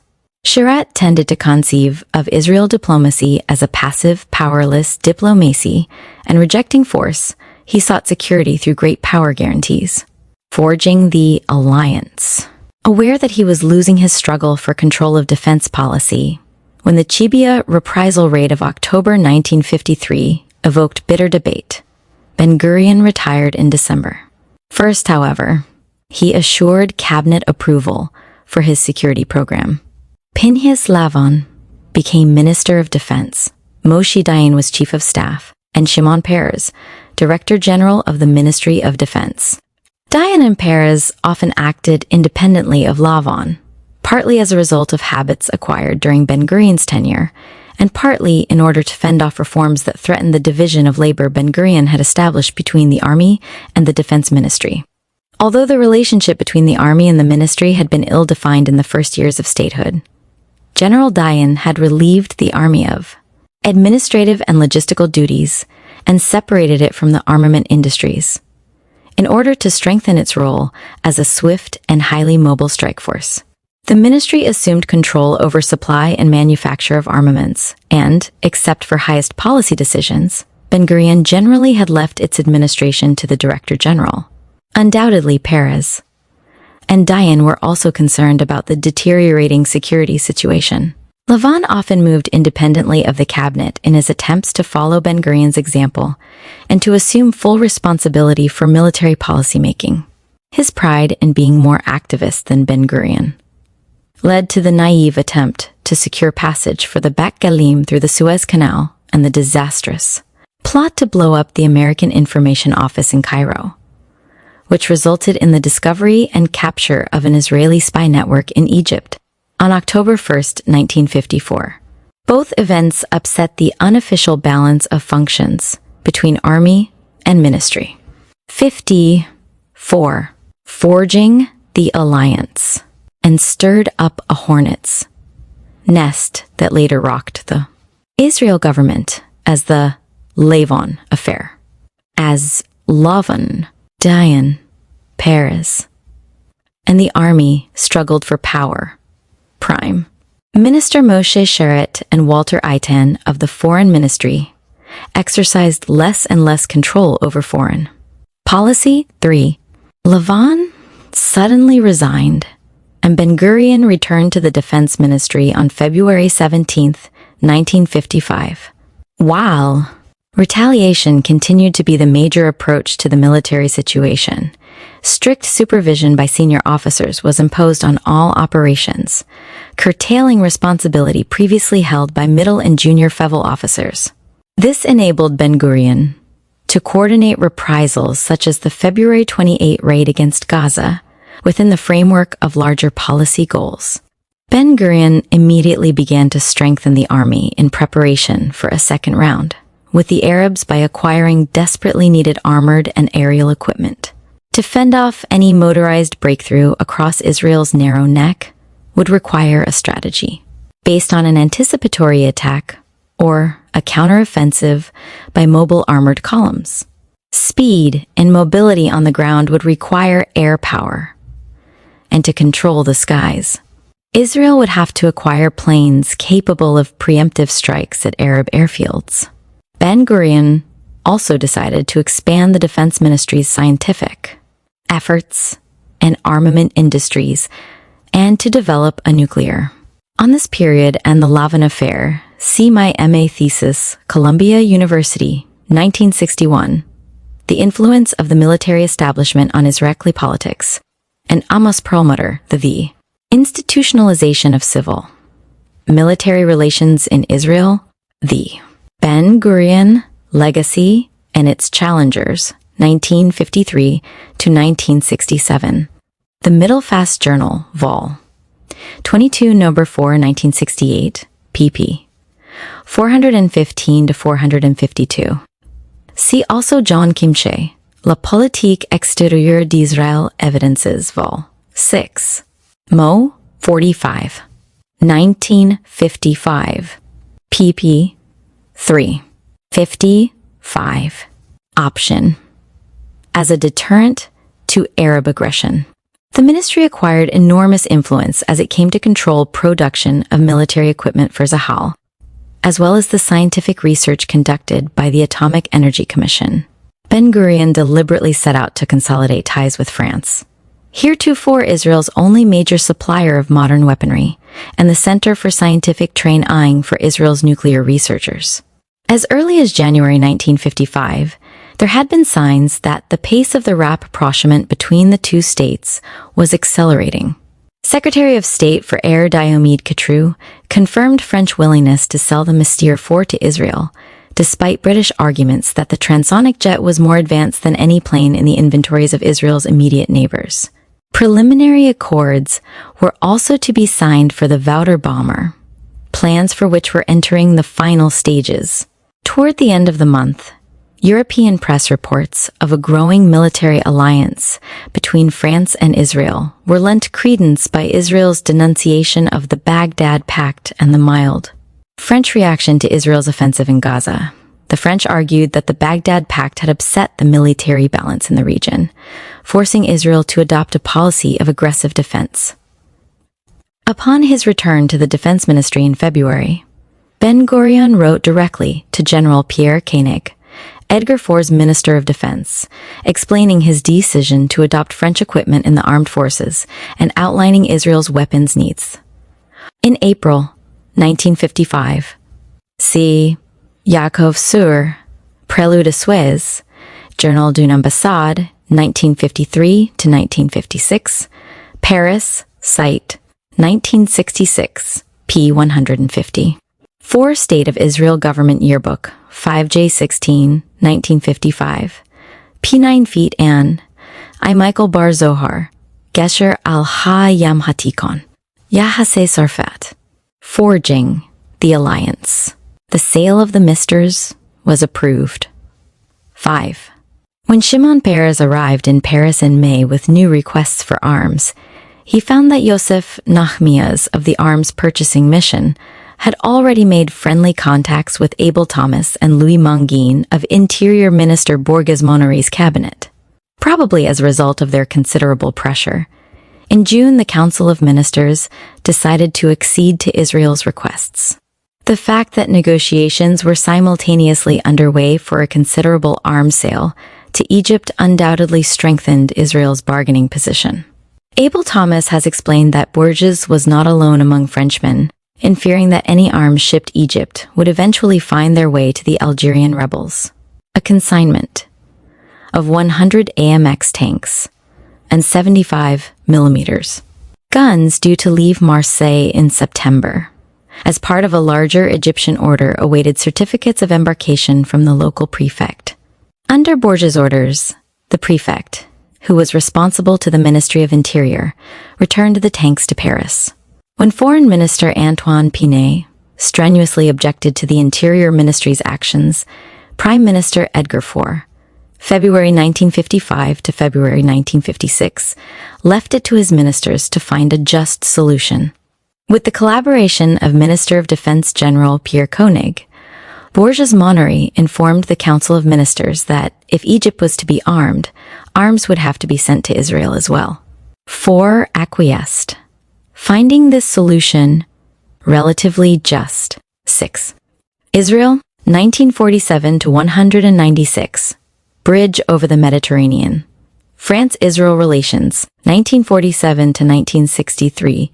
Tel Aviv. Am HaSefer, 1964, p65. 57. Forging the alliance. In fact, France was already manifesting increasing reluctance to complete the proposed Egyptian arms deal. French relations with Egypt deteriorated rapidly in the face of daily vituperative anti-French broadcasts of Radio Cairo, which were caused in part by the Egyptian belief that Israeli reprisals were French-inspired. There is some evidence that certain members of the French government found increasingly attractive the idea that France might support an Israeli strike against Gamal Abdel al-Nasir. Israeli intelligence services were well informed on events in Algeria even before 1953, and had begun to work very closely with the French services in 1954. They supplied the French with convincing proof about the origins of the Algerian rebellion, its financing, often through illicit counterfeiting operations, Egyptian arms supplies and European arms purchases destined for the FLN, National Liberation Front. There is little doubt the Israelis purposely fanned French fears of Abdel Nasser's involvement in Algeria and stressed his ambitions elsewhere in the Middle East and sub-Saharan Africa in order to increase French willingness to cooperate with Israel. See also Prelude a Suez, pp. 21 off. For another version, see Can It Love, Suez, The Twice-to-Fought War, A History, NY, McGraw-Hill, 1969, p. 98. See Abd al-Nasir in Peter Calvocoressi et al., Suez, 10 years after. Broadcast from the BBC Third Programme, London and Frome, Butler and Tanner, 1967, p38, and Henri Azou, Le Pied de Suez, 5 November 1956, Paris La Font, 1964, p91.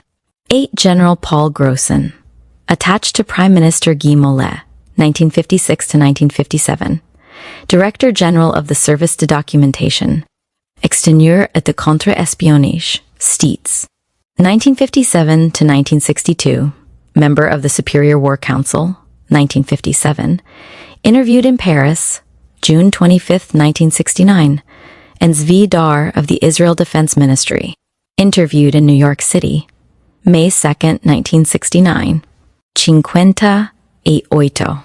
Forging the alliance. The opinion of Robert Lacoste, who later supported the Suez invasion with the comment that one French division in Egypt is worth 4 divisions in North Africa, was typical of French governing circles. It is possible that Nasser Thatoric was merely a means of rallying domestic support for the government and to excuse the failure of the military to quell the rebellion. Egypt, as a matter of fact, ranked only 7th or 8th in amount of aid to Algeria. Although more arms were being supplied the rebels via Spanish Morocco and Libya than via Cairo, no one suggested invading these territories. Whatever Abd al-Nasser's actual role, government officials saw him as their nemesis and suspected his influence whenever the Middle East erupted, whether in Libya, Lebanon, Jordan, or Iraq. Additional pressure was provided by reports of Soviet intentions to furnish Egypt with a large quantity of arms. Such reports had appeared in the Hebrew language press as early as August 28, 1955. It is quite possible that Israeli intelligence knew of Abd al-Nasser's negotiations with the Russians shortly after they were initiated in February, and had probably passed this information on to the French soon after. Abd al-Nasser later claimed that intercepted documents detailing the 1954 France-Israel arms agreement caused him to initiate 8 arms negotiations with Czechoslovakia in June 1955. Mary and Serge Broberger, Les Secrets de l'Expédition Egypte, Paris, Amen, 1957, P6IG. C.A.A.U. Le Pied de Suez, P. 160, and New York Times, March 6, 1956.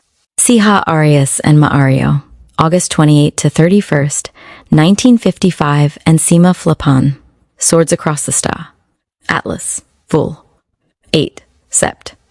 1964, p. 87. Abd al-Nasser's secret document was in effect the May 1955 issue of the Bulletin of the Centre d'Information du Proche, Forging the Alliance. On July 20, Israel requested 24 Mystère 4S instead of the Mystère ordered earlier and contracted for more Oregons, tanks, and cannon. Informed but unofficial quarters cited in the New York Times on August 3, 1955, denied that the planes would be delivered since the Mystères had been a bone of contention between Paris and London for more than a year. However, there was little doubt among the French leaders at this juncture that France should supply Israel with more arms and at a faster pace, despite some disagreement as to the actual degree of threat to Israel implied in the Soviet arms agreement. The decisive proportions of the Soviet deliveries to Egypt disturbed Israel just as its source worried France. Apart from the sheer qualitative and quantitative upsurge in the arms race, Abd al-Nasser might have been tempted to dump his obsolete equipment in Algeria 2014, after the signing of a military alliance between Egypt, Orient, written by Edouard Sublier. According to Le Monde, October 11, 1955, the semi-official account reported only 20 tanks sold as replacements and 55 Sherman tanks sold to an unnamed French firm and re-exported to Israel. CP 39 above. This story loses credibility when compared with an interview Abd al-Nasser gave Life magazine Vol. 39 No. 20. November 14th, 1955. pp. His list matched details, which were generally admitted after Suez, and is similar to Michael Bar Zohar's semi-official account in Gesher, P-66, 70 Mystères, 100 tanks, 100 heavy 155 millimeters. Guns, 150 high velocity 75 millimeters. Tank guns. On the alleged documents, see E.B. Childers, The Road to Suez, A Study of Western Arab Relations, London, McGibbon and Key, 1959, pp. 133 to 135, New York Times, October 6, 1966, Times, London, October. May 6th, 1955. See Nadav Safran, From War to War. The Arab to Israeli Confrontation, 1948 to 1967, NY, Pegasus, 1967, pp. 50 to 51. 60. Forging the Alliance. In Syria, on October 19, 1955, Israel was menaced with Soviet arms both in the north and in the south. These developments enabled Peres and Sherritt to bring their efforts to a successful conclusion in October. 15. Following Peres's first meeting with Interior Minister Maurice Bourges-Monnery in October, the recently appointed Minister of Defense General Pierre Belot offered to sell Israel at cost the tanks, artillery, and Mystère 4S needed to maintain Middle East equilibrium. Belot later explained that he, Foreign Minister Antoine Panay, and Prime Minister Edgar Faure, the key members of the cabinet, had been able to overcome Quai d'Orsay resistance to the sale by pointing out that the material was being sold for much-needed convertible currency. They were aided by the acquiescence of Deputy Minister of Defense Jean Crouzier, who was in charge of arms sales, and military officers who might otherwise have been reluctant to share their new equipment. Moreover, as Belot argued, there was no intention of rearming Israel, merely a desire to guard the status quo till 2016. General Dayan reports that on October 22, 1955, he was recalled from a vacation in France and instructed to plan a campaign against Egypt to capture the Strait of Tiran, Sharm el-Sheikh, Ras Nasrani, and the islands of Tiran and Sanafir. The objective was to break the Egyptian blockade and guarantee Israel free navigation in the Gulf of Aqaba. Ben-Gurion failed to receive. 16. General Pierre Belot, interviewed in Paris, May 29, 1969. See also Devar HaShavua, April 19, 1961, pp. 12 to 13. Sasson Tuno. Forging the Alliance. Cabinet approval for the plan, however, despite Dayan's evaluation that immediate action was imperative, since delay would enable Egypt to absorb its new Soviet equipment. From the little evidence available, it seems that the French military establishment, while not actually involved in these early strategic moves, was nonetheless kept informed as Israeli planning evolved. On November 3, Ben-Gurion resumed the premiership and launched a raid to secure the Al-Ajah Triangle, strategically located on the invasion routes to Egypt across the Sinai Peninsula. 18. The fact that these reprisal raids coincided with Foreign Minister Moshe Sherritt's arms missions to Paris and Washington riled the Quai d'Orsay and was acutely embarrassing to Sherritt. The lack of coordination between the defense and foreign ministries was clear. Sherritt's reluctance to countenance the policy of preemptive war, toward which Israel was obviously moving, led to his eventual replacement as foreign minister by Golda Meir in mid-June 1956. A contract was signed on November 12, 1955, for the delivery of 12 Argons. But the fall of the Faure government on the 29th and subsequent cabinet changes delayed formalization of the October agreement until 62. Forging the Alliance. The beginning of 1956. Actual delivery was further stalled by the Quai d'Orsay's reluctance to implement the sale. The latter reportedly had promised arms to Abd al-Nasir if Cairo's Voice of the Arab ceased attacking French policy in Algeria. The Quai was particularly irritated at Israel's indiscreet publicizing of earlier French arms sales, which had compounded French difficulties in the Arab world. France, they said, had always scrupulously obeyed the terms of the 1950 tripartite declaration. The Quai was also intensely annoyed at Israel's propaganda program in the fall of 1955, which encouraged Jewish emigration from the soon-to-be independent North African territories. This contradicted French efforts to have the Jewish population remain as a stabilizing and pro-French element. Finally, there was the question of United States AP approval.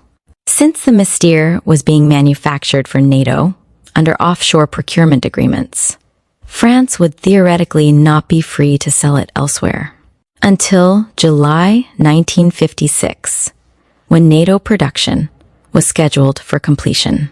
Until then, the negotiations were apparently stymied without United States approval. Moreover, the Mystere could not reach Israel surreptitiously, for the granting of landing rights en route was subject to American pressure. General Bellot claims to have offered to intercede with John Foster Dulles, but he, Hugh Thomas, the Sioux Affair, Liverpool, Weidenfeld and Nicholson, 1967, pp. 1-17, Michael Far Zohar, The Armed Prophet, a biography of Ben-Gurion, trans by Len Ortson, London, Barker G, ppp.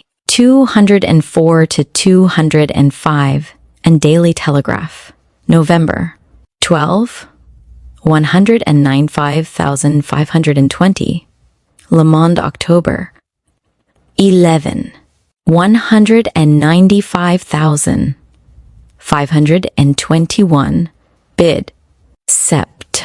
February 15th, 1950. 5. C. Ta. Prelude a Suez. PPE. 271-282, 302-303. 65. Forging the Alliance. Said, the Israelis convinced him that it was futile to depend upon official American channels. 23. Guy Millet's government came into power in February 1956 with widespread support for a new policy of conciliation in Algeria. But on February 6, while in Algeria to install the new liberal resident minister General Georges Catroux, Millet saw his hopes for conciliation dashed when an enraged mob of Colons demonstrated against his policies. He replaced Catroux with Robert Lacoste, a tough, independent proponent of Algerie Francaise, and committed himself to a military solution of France's Middle East problems. In one of his first statements on the Middle East on January 31, 1956, Millet had declared that he was opposed to any territorial concessions by Israel and intended to continue arms deliveries in order to ensure regional equilibrium. While no definite timetable for joint action against Abd al-Nasir had yet been established, the French defense establishment demonstrated its willingness to modernize the Israel armed forces as rapidly as possible. Bourges Monnery, the new defense minister, and Foreign Minister Christian Pineau met with Shimon Peres at the end of January.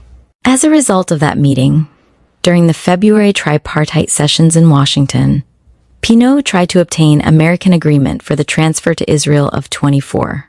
There is no evidence to substantiate the claim of Akhbar al-Yom on March 11, 1956, cited in Le Monde, October 30-31, 1966, that Eden, Millet, and Ben-Gurion had planned to attack Egypt but delayed in order to modernize Israeli forces.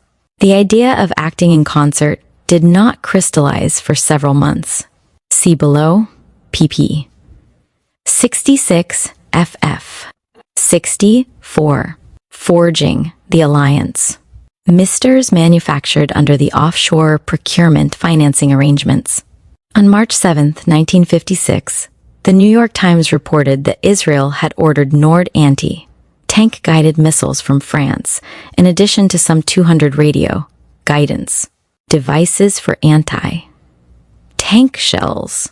Meanwhile, Pineau, in Cairo, continued to press Abd al-Nasir for some moderate reassurances.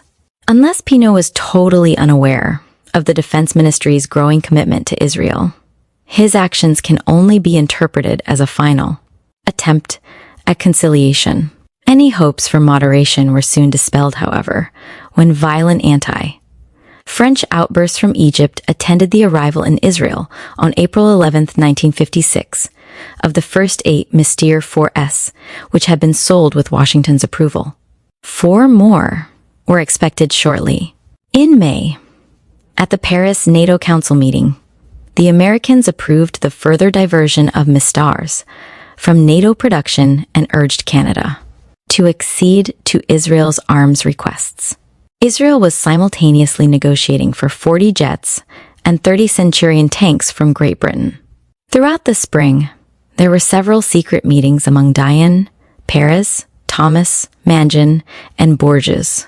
Thomas laughingly recalls that, despite extremely complex security precautions to guard the complete secrecy of the meetings, news of Dayan's presence in Paris was leaked by the press. It seems there was another one. Eyed Man in the C. Robertson. Crisis, p. 49. See also Le Monde, March 1st, 1956, and Bar Zohar, Gesher, p. 97. 26th, see also New York Herald Tribune, May 14th, 1957, Bromberger, Les Secrets, p. 99. See Journal Officiel de la République Française. Débats parlementaires. Assemblée nationale. Comte Rendu, August. 1956. p. 16. Y. 6%. Forging the alliance. City, who inconveniently sported a black patch identical to Dayan's. Shimon Peres recalls that he first learned of the serious possibility of joint Anglo to French action in May. According to Thomas and Louis Mangin, in June the idea began to crystallize within the French government that France should not only arm, but act in concert with Israel. On the 17th, Dayan, Peres, General Gaston Leveau, Mangin, and members of the Secret Service met, later informing Guy Mollet and Christian Pineau of the discussions. Louis Mangin has described the Israelis' reaction to the news that France was now disposed to provide them with whatever they needed. I wish to note that at no point during the period when M. Borges Momry was involved did the Franco-to-Israeli relations take on the form of a give and take. During the meetings of June 1956, after the problems of arms and material requested were regulated by the Israelis, Moshe Dayan turned to us and asked, "What do you want from us in exchange?" We replied to him that there was nothing. He could not hide a certain astonishment. The negotiations and commitments which preceded the Suez invasion and Sinai campaign present real difficulties to any interpreter. Many of the published first-hand accounts are incomplete and conflicting, since the French negotiations with Britain and Israel were pursued independently of each other. Much of the litera. Abel Thomas, director of the Cabinet of Defense Minister. Borges Momry, 1956 to 1957. Interview cited. C. Shimon Peres, David's Sling. The Arming of Israel, London, Weidenfeld and Nicholson, 1970, pp. 185. 10 Lamis Mangin, member of the Cabinet of the Minister of Defense, 1956 to 1960. Correspondence with the author, July X, 1969. 66. Forging the alliance. Tur is often apologetic in nature, given to moralizing on the issue of collusion or, in the case of Israeli publications, subject to military censorship. David Ben-Gurion reportedly has one of 3 leather-bound sets containing documents relating to the Suez expedition, which will only be published after Anthony Eden, Lord Avon, dies. Supposedly, Mollet and Eden were in possession of the other 2 sets. In the meantime, the former Israel premier has been reluctant to discuss the Suez agreements beyond saying of Eden. He didn't keep his word. He was supposed to send me a very important letter, but didn't. He only sent it to French Premier Mollet. But Mollet is decent and gave me a photostat. After the affair, Eden insisted that Paris have all the original documents destroyed. But when he found I had copies, he became friendly. 31. According to Anthony Nutting, no notes were taken of British decisions, nor was a record kept of the October 1956 meeting at Sèvres. Among the British leaders concerned, only Nutting has revealed anything about the negotiations. Other accounts of the Suez affair that have relied heavily on private correspondence and conversations with Pinot contain inaccuracies. Despite his claim to have been one of the architects of the Suez collusion, Pinot was ignorant of the earlier direct contacts between the Israel and France defense establishments. In preparing the report that follows, I have relied on the personal recollections of individuals involved in the Suez planning to supplement the written record. By nationalizing the canal company on July 2006, 1956, Abd el-Nasir conveniently supplied the excuse for intervention long sought by the French.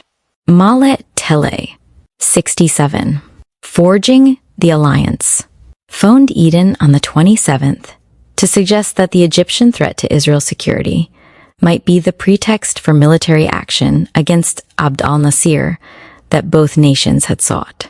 He insisted on Israeli collaboration, partly to prevent Britain from uniting the good Arabs against France, and thereby winning a monopoly of influence in the Middle East. Peres flew to Paris on the 28th to argue that Israel was in imminent danger from Egyptian expansionism.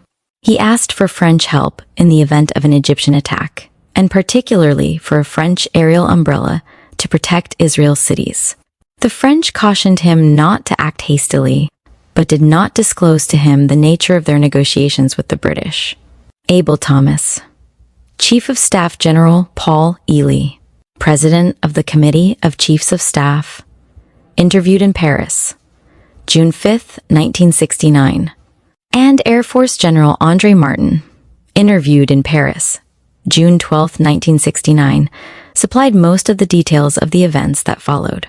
French defense officials began formal contingency planning with Israel on July 29, independent of the British operations. Only some 10 French officers, the Ministers of Foreign Affairs and Defense, and the Prime Minister, were involved. These meetings were kept secret from the foreign services of both countries. In C. Thomas, The Suez Affair, p. 86, Bromberger, Les Secrets, pp. 39, Randolph 5. Churchill, The Rise and Fall of Near Anthony Eden, London, Max Siblyon and Key, 1959, pp. 243 to 244, Azo, Le Pied de Suez, pp. 122 to 125, 128 to 129, and Robertson. Crisis, p. 76. Thomas, interview, cited. Barr. Zohar seems unaware of the nature of the July talks, for B says they dealt only with speeding arms deliveries. See The Armed Prophet, p. 211. See also Bromberger, Les Secrets, p. 64, Thomas the Suez Affair, pp. Gu and Aku, Le Piège de Suez. Forging the Alliance. France, for example, the Interministerial Committee, which was set up during the summer to study the Suez crisis, and which in theory could have included members up to ministerial rank, was so organized as to include only partisans of military action and to exclude its opponents from the Quai d'Orsay. French military strategists were particularly anxious to secure bases in Israel in order to solve some of the tactical difficulties facing the Anglo-French forces. This move would also foreclose the possibility of Abd al-Nasir sending troops to aid the rebel forces in Algeria. After a military commission reported that Israel would be the likely victor in an armed clash, Bourges is reported to have sent for Pyrrhus on August 7. Recognizing at last the need for force, Bourges and high-ranking officers planned the joint attack with Israel on the canal. Several sources have reported that a secret arms agreement was signed which, under unusual security conditions, provided weapons in greater volume than that accepted by the Americans in the spring. 35%. In referring to the agreement, however, Abel Thomas claimed that it was not so much a new accord, but a decision to accelerate deliveries of material promised in earlier agreements. 30 sales receipts were said to have been falsified. 36 Thomas, interview cited. It is difficult to determine exactly how many planes were sent Israel at this time. Only 16 misters were operational during the Sinai campaign, leading 69 forging the alliance for planes from Marcel Dassault's factories, where no one checked them closely, and the same receipt was used several times. From August 1956 on, contacts increased. Each department of the Ministry of Defense was in direct liaison with its Israeli counterpart. The air and naval forces exchanged personnel, while Israeli pilots underwent intensified training on French aircraft. At this point, according to General of the Air Force Maurice Chalet, Chief of Staff of the Armed Forces, 1955 to 1958, Prime Minister Millet gave his general support for the plans under consideration, and the Quai d'Orsay was notified. 37. General Martin has stated that during the August meetings, although the Israelis apprised France of their army's capabilities and overall strategy, French projects being prepared by the common headquarters in London were not discussed. However, Paris has written that he was made aware of London's hesitations during the August meetings. 39. Until September, Abel Thomas has insisted, France kept the United States informed, and the Americans even provided replacement parts, should force be needed. Thomas recalls General Grunther's query, upon handing over special airplane fuel tanks, whether they would be used for us to believe that these 16 were delivered earlier in the spring. See Diane? Diary, Appendix 4. Washington had at first approved the delivery of 9 misters, according to Abel Thomas, but he admits that more than 9 were shipped. Thomas, Borges, and Millet interpreted American acquiescence to mean 9 planes at a time. And, when Washington began to show curiosity over the comings and goings, explained that these were the same 9 planes traveling back and forth. 70. Forging the alliance. Any wicked purposes? Thomas replied, that's what they are generally used for. Only in September did Dulles make it evident that Washington opposed the use of force. The French leaders expressed their bitterness at being let down by the Americans who, they argued, were too concerned with protecting their oil-producing clients and overly fearful that any decisions made at Suez might hurt their status in the Panama Canal zone. The French were particularly incensed because they felt Abd al-Nasir had been able to achieve his position within Egypt and the Arab world only because of the initial support he had received from Washington. On September 20, 1956, Ben-Gurion informed the Mapai Central Committee that Israel would soon have a true ally. 41, meanwhile, French and Israeli ministers and staff officers were meeting again in Paris and in Israel to discuss air and naval support for Israel. Foreign Minister Golda Meir, Adut HaAvodas, the Unity of Labor, Minister of Transportation Moshe Carmel Dayan, and Perez began to confer with Pignot, Bourges, Thomas, and Chalet on September 30.42. Dayan and Perez were told that Israel would be able to act alone at a time of its choosing and could count on France for technical assistance and personnel, as well as air support. On October 1st, Dayan met with Chief of Staff Paul Ely at the home of Louis Manguin. They exchanged intelligence on the strength of Egyptian forces. Dayan, who had brought along a list of the most urgent and Essen 41 Jerusalem Post, Sept. 24/30/1956. See also Azo, Le Piège de Suez, p. 216, Churchill, Eden, pp. 264 to 265, and Bar Zohar, the Armed Prophet, p. 221, 71. Forging the alliance. Chiel items needed for the campaign recalls that Ely, anxious to be helpful, was moderately generous, promising trucks and tanks. But despite the fact that a joint France-Israel staff headquarters had been set up in Paris, when Dayan tried to get Ely to discuss the Franco-British operation, Ely was not disposed to talk about French plans for the Suez Canal. My efforts to get him to discuss those plans proved fruitless. 43 General Ely has explained that he was particularly reluctant to undertake the Suez action without British cooperation. 44. Since Christian Pineau had only requested a British commitment to air support for Israel on September 26, no agreement had been reached by the time of Dayan's visit. 45. Generals Chalet and Martin and Colonel Simon were dispatched to Israel to assess the situation. Their positive judgment facilitated French arguments, though there was still some hesitation on the part of Premier Guy Mollet and the British. As planning progressed, Max Lejeune, Robert Lacoste, and Jacques Chaban-Delmas were given certain details to pass on to General de Gaulle, whose plane was used to ferry the Israelis back and forth to Paris.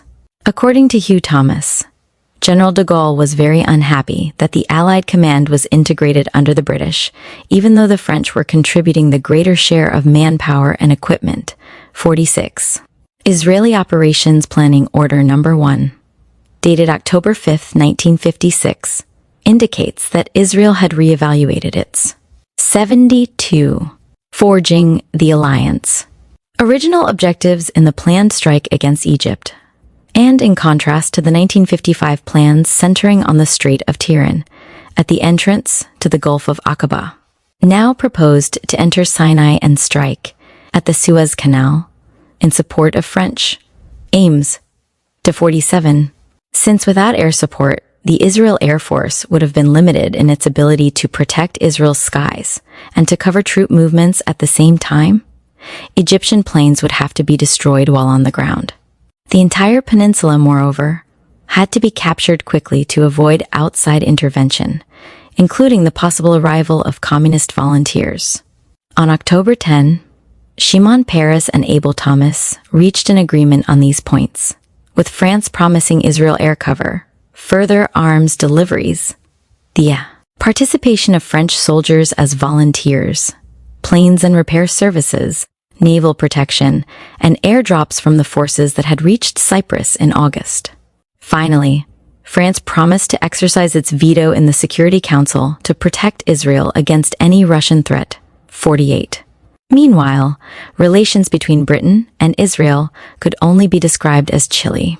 From the earliest days of the state, Israel had hardly felt warm toward the British and was particularly anxious to avoid a clash with the Royal Air Force over Jordan. 49. The September 1956 Israeli reprisal raid against Qalqilia in Jordan was probably therefore only an attempt to mask Israeli intentions toward the real enemy, Egypt. When Iraqi troops entered Jordan on October 14, concerned Israeli. 48. See Davar, October. February 21, 1956. Jerusalem Post, October. 31, 1956, and Bar Zohar, Gesher, pp. 123 to 124. 73. Forging the alliance. Leaders were tempted to consider the matter a casus belli, despite the small number of soldiers involved. Britain had warned Israel of its intention to use force against Israel if Jordan invoked its defense pact. The French, trying to prevent their English allies from complicating matters and producing a three-way war, reported to the Israelis that the British initiative for an Iraqi presence in Jordan aimed at forestalling disturb. ANSIs, during the Jordanian elections. Albert Ghazier, a junior minister and confidant of Mollet, who was ignorant of the military plans, reports that he and General Chal flew to London on the 14th to obtain some guarantee for Israel. Eden and Lloyd then flew to Paris to see Moylet and Pinot on the 16th. According to the latter, we had to also examine the problems which are not always without a more or less indirect relation with the Suez Canal affair, the relations between Israel, Jordan, and Iraq problems which are at the moment rather preoccupying, and on which it is truly more indispensable than ever that the British and French take a common position. Ibid. pp. 55th, 68, 50. Avaux gives a rather Machiavellian account. Le Pied de Suez, PE 231 to 255. Bar Zolier Gesher, PP 17 to 18, says Exton asked for French mediation to allow entry of Iraqi troops, but gave up the idea on October 6. He seems to base his argument on Childers' theories. Childers also argues that Israel and Iraq were going to dismember Jordan in cooperation with Catch Other, p. 189. Anthony Nutting. No end off for lesson. The story of Sue, London, Constable, 1967, p. 103, is in error when he states that the entrance of Iraqi troops was merely an Israeli intelligence rumor. Cf. Pino's comments. Note, say below. Albert Gazier, Minister of Social Affairs, 1956 to 1957. Inter. Viewed in Paris, July 2. Gig. Journal Offieret, October. February 16th, 1956. NSES. P. 1131. CT. Robertson, CP. 224. Ben Gurion. Israel Security. P. 116 and 71. Convinced that Israel would act against Egypt with or without them, the British finally agreed to cooperate. Ben Gurion had announced to the Knesset on October 15 that Israel's real enemy was Egypt, not Jordan. But he was deeply concerned about British intentions, the timing of the attack against Egypt, and the need to protect Israel's exposed cities. 53. At the request of Chale and Mangin, Ben Gurion flew to Paris on October 22, together with Dayan, Peres, and Nehemiah Argov. He expressed his worries and tried to exact more concrete proof of French-Israeli cooperation. A was joined at Sevres in the next 2 days by Selwyn Lloyd and Patrick Dean of the British Foreign Office, who finally agreed to sign what has been described as either a formal declaration of intent or a treaty outlining the undertaking. Essentially, the Sevres document reconfirmed the October 10 agreement between Abel Thomas and Shimon Peres, although the British were never completely informed about the full extent of French aid to Israel, partly as a result of their own insistence on not being informed. Anglo-French operations were to begin on October 31. Dayan has emphasized that the moment chosen by Israel and the nature of the military operations which we undertook were subordinated to the Franco-English projects. That is to say that the Sinai campaign could never have taken place if the French and the English had not offered us the occasion. Personally, I would not have taken the risks that I took if I hadn't known it. Anthony Eden, The Memoirs of Anthony Eden, Full Circle, Boston, Houghton Mifflin, I-960, P-569. 53rd Thomas, The Suez Affair, P-87. On Ben Gurion's fears the British might bomb Israeli troops, see Bar Zohar, The Armed Prophet, P-225. Robertson Crisis, P-147, and Pino in Le Monde in November. February 14th, 1966. 75. Forging the Alliance. Advance that the Egyptian airfields would be destroyed by our allies of the moment, thus greatly facilitating our task. If Israel had acted alone, the plan of our operations would have been very different. 55. As reflected in the October 25 operations order, the Israelis would provide the pretext for Anglo-French intervention by threatening the canal. And only after that come the basic purposes of the campaign: capture of the Straits of Tyre, Sharm-el-Sheikh, and the islands of Tyre and Sanapir, and the defeat of the Egyptian forces. 56. According to Abel Thomas, the French hoped that the result would find the Israelis at the canal, in Sinai, and in the Gulf of Aqaba, with a cordon of Anglo-French troops strategically in place to enforce freedom of passage through Suez. 5. R.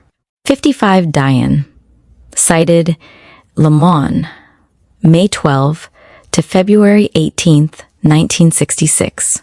56 Dayan, Diary, p61. For text, c. 210. 57 interview cited. The Suez War and its consequences from October 22 to 27, 1956. French material was rushed to Israel in preparation for the Sinai campaign and the Suez invasion. Much of the equipment was lent for the duration of the campaign, without an inventory having been taken, according to General Ely. Some equipment was an outright gift, while some was paid for at commercial rates. 1. Some 25 additional Mystiers, 2 French NATO Mystier squadrons, and 1 of Sabrejets, under General Raymond Brohan, brought to over 100 the total number of planes either sold or loaned to Israel in the months prior to Sinai II. On October 27, 1.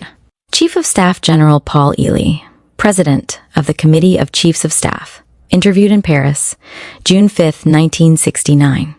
2. General Raymond Brohan, interviewed in Paris, June 26, 1969. Nadav Safran, From War to War. The Arab to Israeli Confrontation, 1948 to 1967. NY, Pegasus, 1967. p. 223, note 14.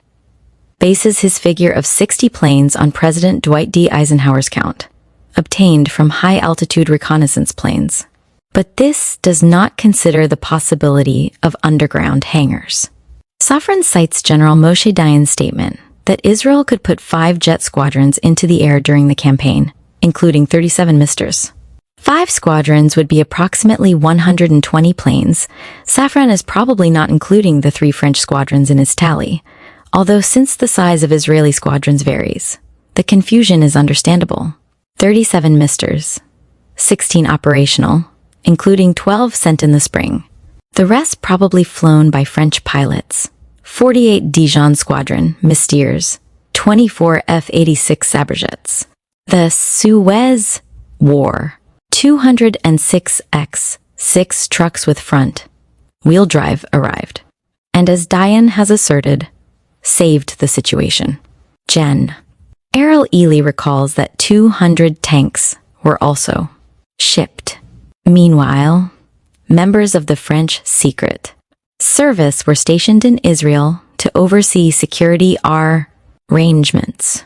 The French vessels Surcouf, Kersant, and Bouvet steamed to the coasts of Israel, operating independently of the integrated Anglo-French command. On the morning of the gist, the Kersant assisted the Israeli Navy in the capture of the Ibrahim al-Awal. Underway to shell Haifa, the Georges Legs took up its position off the coast of Alexandria, where it later shelled Egyptian positions at Rafah. On October 28, Ben-Gurion and Dayan formally presented to the cabinet plans for an offensive whose main aim was to secure freedom of navigation through Suez. It was understood that Israeli forces would limit their operations to Sinai without crossing the canal. The remainder were probably Aragons and Meteors, approved by Eden for sale in the spring. See Hugh Thomas, The Suez Affair, Liverpool, Weidenfeld, and Nicholson, 1966, P. Zen. Accord Igny to Abel Thomas, Director of the Cabinet of Diffuse Minister. Borges Maumery, 1955 to 1957. Interviewed in Paris, July 1969. Some 200 planes were sent, a few at a time. However, this figure seems high. Note also that Safran misjudges the timing of French arms sales. pp. 50 to 51. Mash Dayan, Diary of the Sinai Campaign, N.Y. Harper and Row, 1965, p. 68. Plus interview cited. See Remise de la Médaille Commémorative du Moyen-Orient, La Revue Maritime, 137th, 1957, pp. 1871 to 1870 p. 129. 1. R. Tournou, Secrets d'État.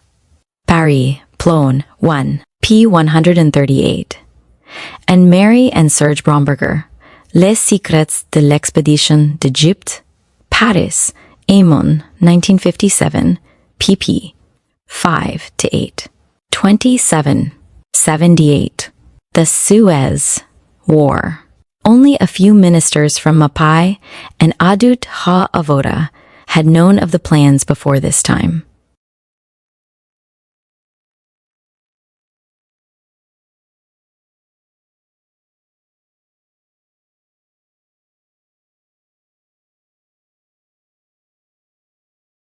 Neither Ambassador Yaakov Sur in Paris nor Abba Eban in the United States was aware that invasion was imminent, and apart from Golda Meir, few members of the Foreign Office staff had been informed. 6. The discussion was purely formal, since Ben-Gurion had contacted each cabinet member separately the day before. 2 ministers who opposed the operation were nonetheless willing to support the government decision. In the French cabinet, all government parties were informed.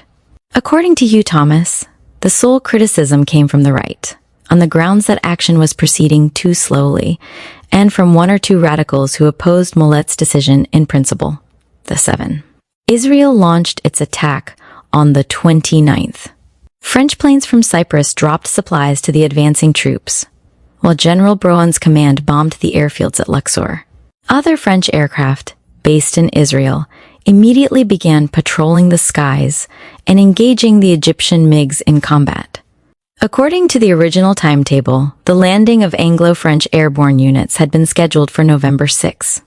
Continued Allied bombing of Egyptian airfields was to have preceded the landings, and should have begun within 12 hours after the expiration of an Anglo-French ultimatum to Egypt and Israel to cease hostilities and withdraw the Israelis to a distance of 10 miles east of the Canal End.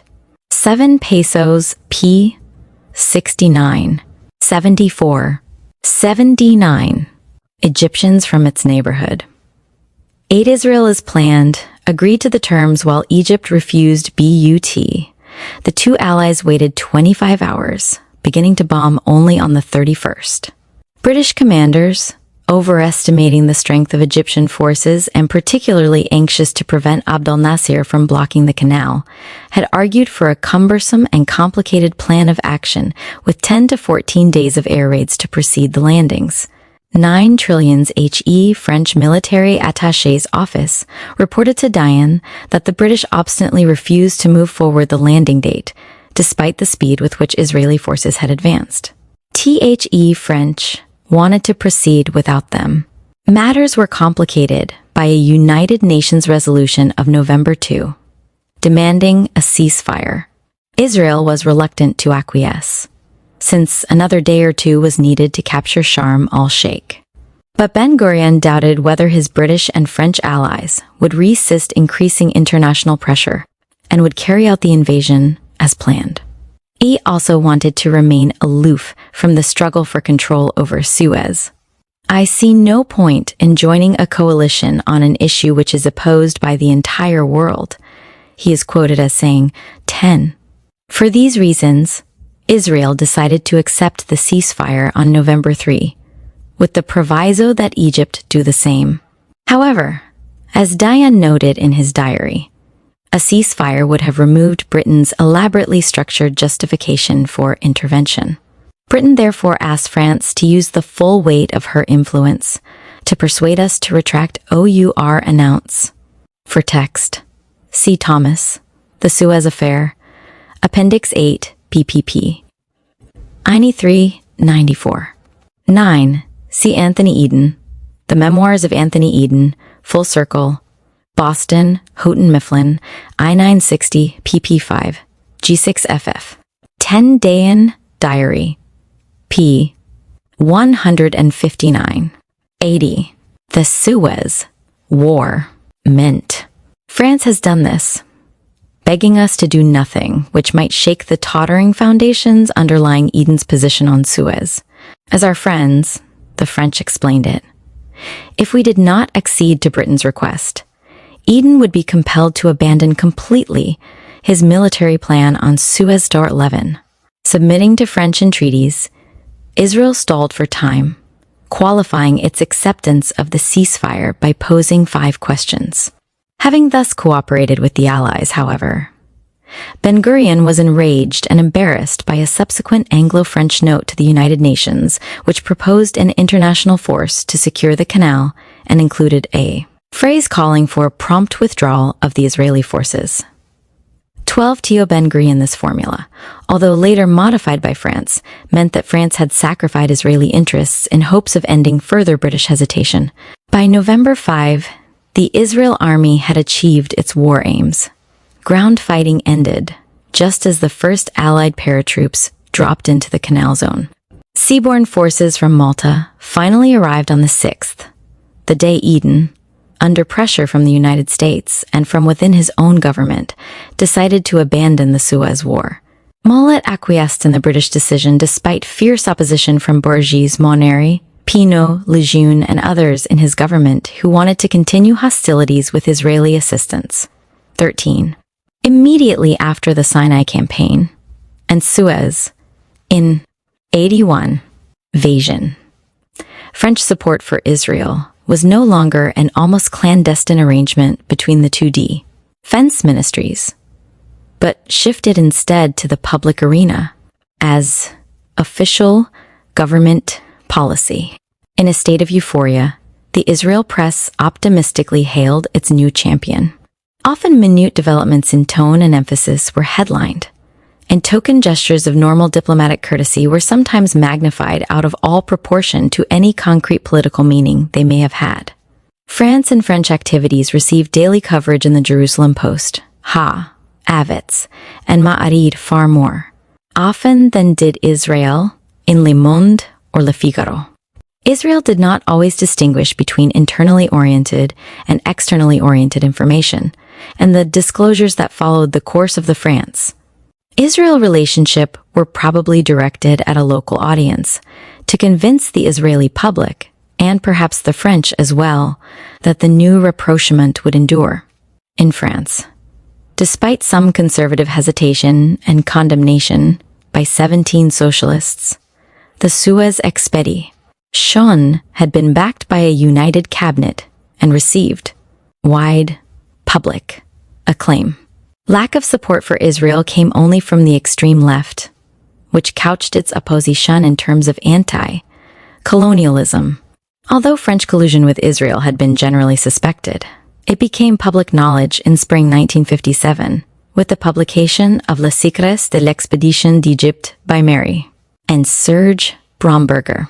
There were some recriminations, especially by the army, which was angered by on the attitudes toward Israel displayed in the French press. See Jean-William Lapierre, L'Information sur Flat.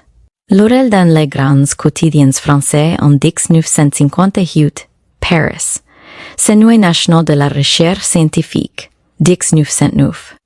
For Israeli reactions, see Jerusalem Post, April 8, 1952. What was regarded as a military defeat inflicted by the politicians, and there was opposition from those civilians who felt that Parliament should have been consulted. There was also some dismay at the diminution of French prestige and cultural influence in the Arab world. Others regretted the financial losses caused by the sequestration of French property and loss of French investments in Egypt. A few deputies called for the reaffirmation of traditional French policies centered on Syria and Lebanon. Syria, so the argument went, had been alienated only after France began to arm Israel, and so could still be recovered. Such a policy would forestall the East-West polarization, which would otherwise be the inevitable outcome of France's ouster from the area, particularly if defense pacts were the only evidence of Western presences. Others, including some Gaullists, expressed cautious sympathy for Israel, preferred to seek an East-West détente by serving as an independent buffer between the blocs and as the leader of the smaller nations. Israel, they argued, had, after all, been conceived by the United Kingdom and nurtured by the United States. Yet these countries had prudently and shrewdly managed to preserve their ties with the Arabs, while French relations were now severed. Moreover, an Arab Islamic policy orientation was imperative for France because of French links to Africa and the Sahara. There, 10C, Interpellation, by Jacques Essormi, Journal officiel de la République française, Débat parlementaires, Assemblée nationale, Comte rendu, December, February 18, 1956. An essay, P-Fog Statement by Emile Hughes, P60 GEs, and by Pierre Mendès, France, P60. See also Paul Reynaud, De Sarajevo à Amman, La Revue de Paris, 64th YR, June 1957, Peep 3 to 13. 17, Jean de Lipkowski, Journal Officiel, December, February 19th, 1955. First, Cesp 149th. The Suez War. 4. France should avoid any alliance or community of interest with Israel and concentrate on Lebanon, pursuing the principle of tripartite consultation for Middle East policies. In that way, France could also serve as a mediator between Israel and the Arab world. Az Emnacht, The Mole government continued to stress the Soviet threat in the Middle East, pointing to Russian-made booty taken from the Egyptians in Sinai and alluding to the participation of Russian soldiers, whose conversations were allegedly overheard emanating from Egyptian tanks during the campaign. The growing Soviet presence in Syria added to the sense of danger. Having lost confidence in the Atlantic Alliance, the French were convinced that the Russian foothold in the Middle East could cripple Europe's defenses and threaten the supply of Middle East oil upon which Europe depended. Tacit.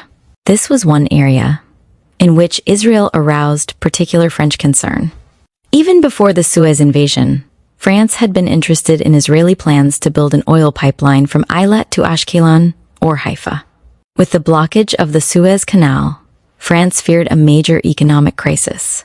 Not only was it cut off from export markets, and those in the Middle East were worth 51 billion francs annually, but between 30 and 35% of its oil supply. See François de Menthon, Idib, December, February 18th, 1956, and Cess, 6097 to 6098, and General Georges Couture, La Méditerranée Orientale, Foyer de Tensions Internationales, Études Méditerranéennes, Autumn 1958, pp. 27 to 35. For a variation on these themes, see Jacques Ferron, Journal Officiel, December, February 19th, 1956. First Cess, p. 6146, and Pierre Cot, March 27th, 1957. First Cess, p. 1894. See Journal Officiel, December, February 18th, 1956. Second Cess, pp. 6092 to 6093, 6095 to 6096.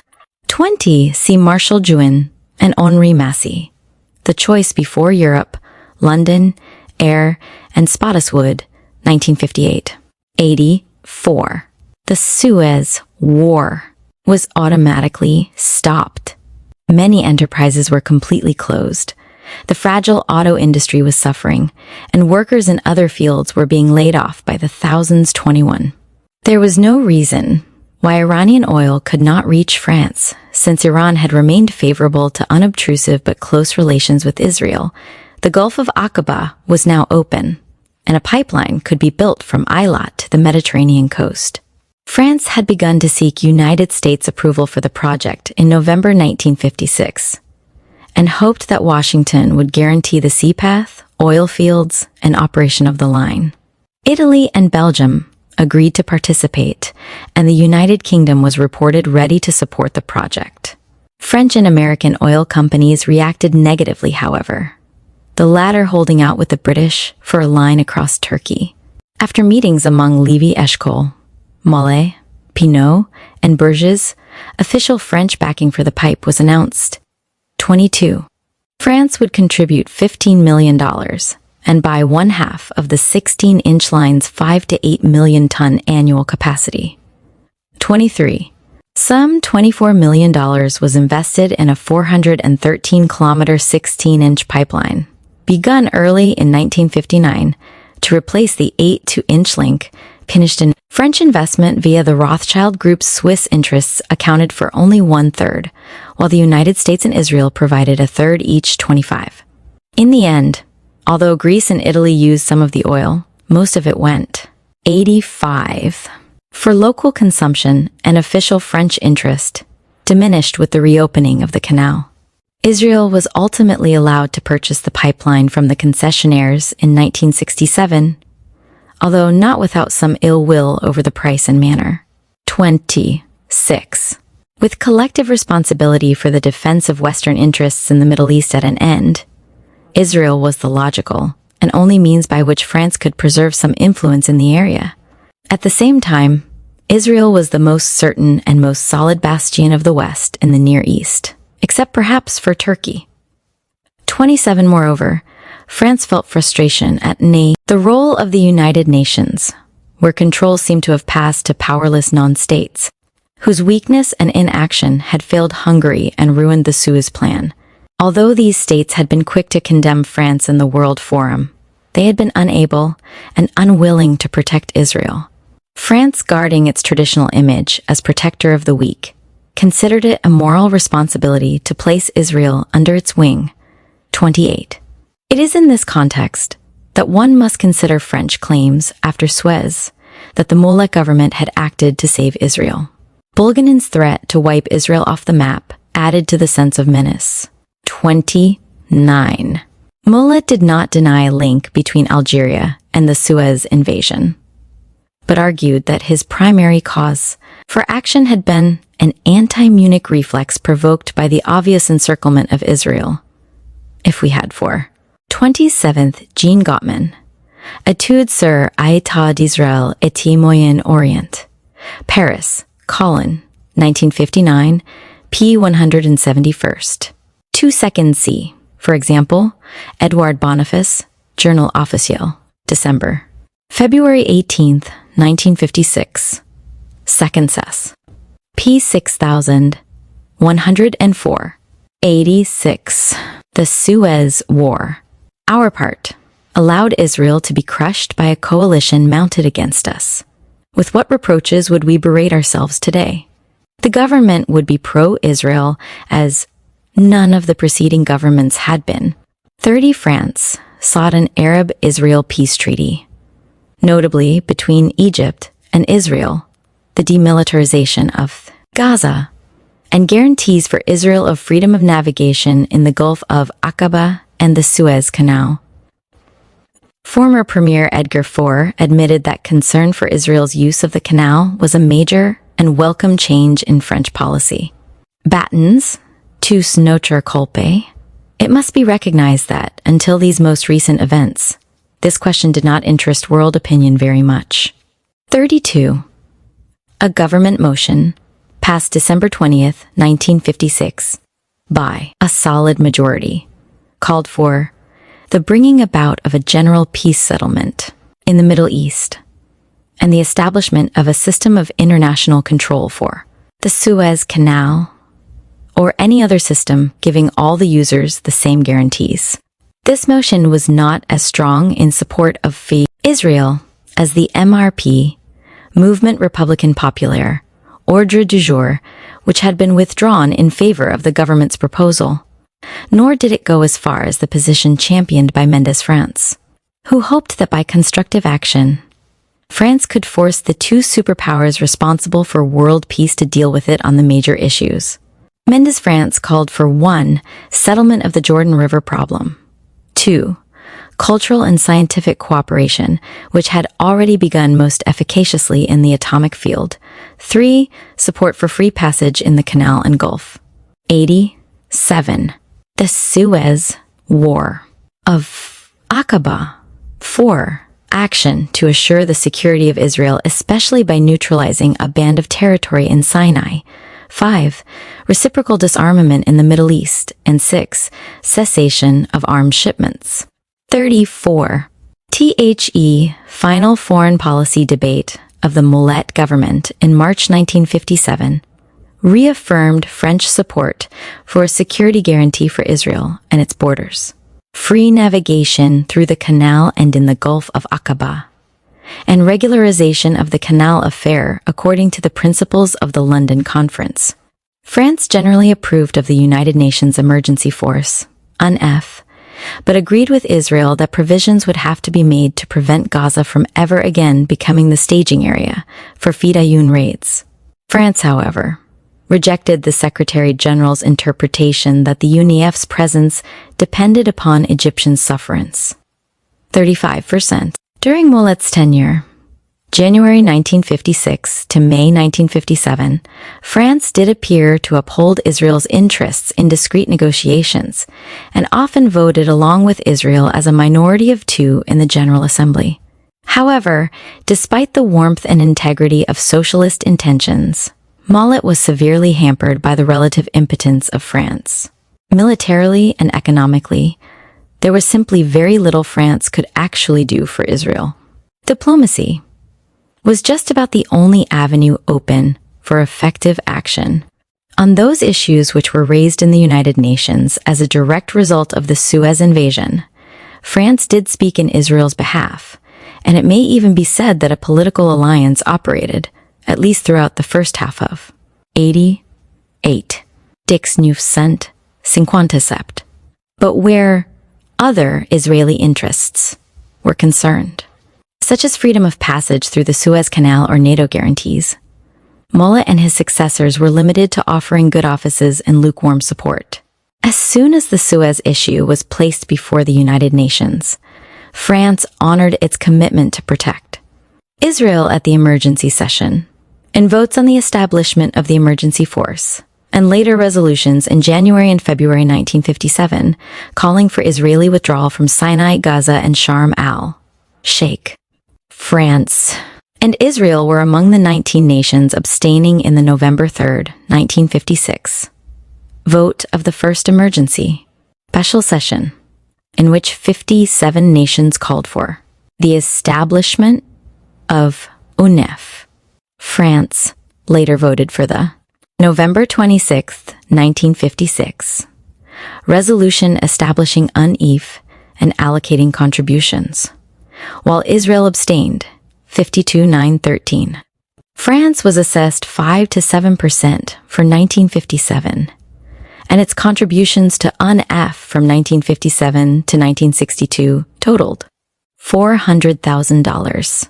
Despite Soviet support for Egyptian opposition, France and the United Kingdom had demanded the effective functioning of UNF along the canal pending SC Resolution 1956, October 31, 1956, in accordance with GA Resolution 377 AV, November 1950.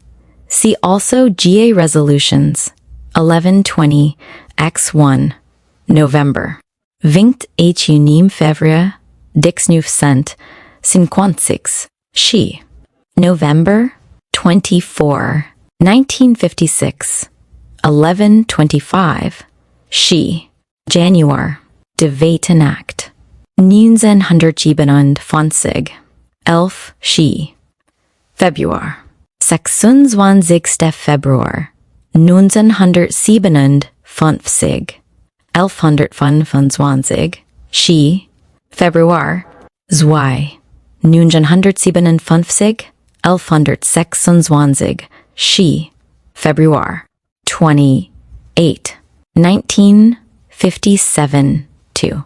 United Nations General Assembly official records, Ungare, 563 ND-MTG, p. 24, 85 Resolution, 112, 11, Siang-Gayor, 596th MTG, November 26, 1956, p. 343, para. 228. C. On Financing the Force. Gabriela Rosner, the United Nations Emergency Force, NV Colombia. 1 GSPP, 158 to 185, and GF Hudson, the United Nations Emergency for a Notable Precedent, Current History, Vol. 38, June Ag 2, PE. 327 to 331. 8 grams. Settlement of the Suez problem as a precondition for withdrawal. The first United Nations contingents entered Egypt November 15 and Port Said on the 21st, and by mid to December they were in the canal area. Anglo. French troops left the canal on December 22, while Quai d'Orsay spokesmen were calling for nationalization of Gaza in January. Many Frenchmen, especially in the army and defense establishment, were initially sympathetic to Israel's retention of both Sinai and the Gaza Strip. Ultimately, however, there was little alternative to Israeli withdrawal. In reply to queries about aid to Israel in case of Russian intervention, Pinchot had said, "France will share all she has with Israel, but our combined means are not sufficient against the Soviet menace." Even though Israel had not received any guarantees, Sinai was evacuated by January 22. French troops, however, sympathetically protected Zahal's stalling operations in Sinai, while captured arms and equipment were spirited from the peninsula to within Israel's borders. General de Gaulle had told Menahem Begin of Israel's Harrod Party, "Don't let go of Gaza. It is a sector essential for your security." Ben-Gurion determined not to move without some concrete assurances, not only on Gaza, but on Aqaba and Tiran as well. In this, he was supported by the French delegate to the, cited by Bar Zohar, the Armed Prophet, p. 251. Kell, Thomas. The Suez Affair, p. 145, cited by Frick Roulian. Au Moyen Orient, Diversification des Amities dans la sauvegarde des intérêts nationaux, Le Monde Diplomatique, January. Dix Neuf Cent Soixante-Huit, P-Hut. C. Terence Robertson, Crisis the Inside Story of the Suez Conspiracy, N.Y., Athenaeum, Dix Neuf Cent Soixante-Quatre, Pagmoins du Cent Quatre-Vingt Dix-Sept, and Jerusalem Post, 16 Janvier Dix Neuf Cent Cinquante-Sept. 4. The Israeli Position. C. Ungar, 11th Ses. 5th Plan. MG, January, February 17th, 1957 Vol. 2, 3, PPE, 80. Go. United Nations. Guillaume Georges Picot, who argued that the General Assembly was not a tribunal whose members could re-establish the status quo ante, but a political body whose primary responsibility is to preserve peace. However, while Georges Picot referred to reopening the canal, he did not mention Israel's right of passage. Israel and France both voted against the resolution of January 19, 1957, on Israeli withdrawal, and negotiations reached an impasse. The resolution of February 2 stated that withdrawal by Israel must be followed by action which would assure progress towards the creation of peaceful conditions. Enough forces were to be placed on the armistice demarcation lines at Sharm el-Sheikh and Gaza. Israel and France were among the 20. Two nations abstaining, 56, 0, 22. By the end of February, the French let it be known that they were willing to participate in an international action to secure freedom of navigation for Israel in the Gulf of Aqaba. Guy Mullet and Christian Pineau blew to Washington to obtain some form of guarantee. For Israel, according to Pinot, the United States first wanted to send a squadron to Eilat to establish the Gulf of Aqaba as an international waterway. Israel argued, however, that while Egypt might let American ships pass, there was no way to prevent Abd al-Nasir from later halting Israeli vessels. Therefore, France suggested, and it was agreed, that Israel could resort to Ibid and Plen MG Januar Divat Enact 1907 pp 900 and 7,948 Paris 23 to 37 Resolution 13 X. See also Resolution 12411 February 1957, which Israel and France opposed. Resolution 1125 X1 for discussion and vote SEE Unger Ayuth Sexes 3,964 644 to 646-69 to 652 659 to 661 664 to 668 Plen MTGs January February 1957 2 of Jerusalem Post February 21st 1957 to 1 The Suez War Action on the grounds of legitimate self-defense under Article 51 of the United Nations Charter if its shipping were barred from the Gulf 47. According to information supplied by Abel Thomas and Pierre Gilbert, this proposal was evidently embodied in an exchange of letters between the French and Israeli governments, and contained an implied or definite commitment, which was, at the very least, a moral engagement on the part of France and at the most, an alliance for Israel's defense 48.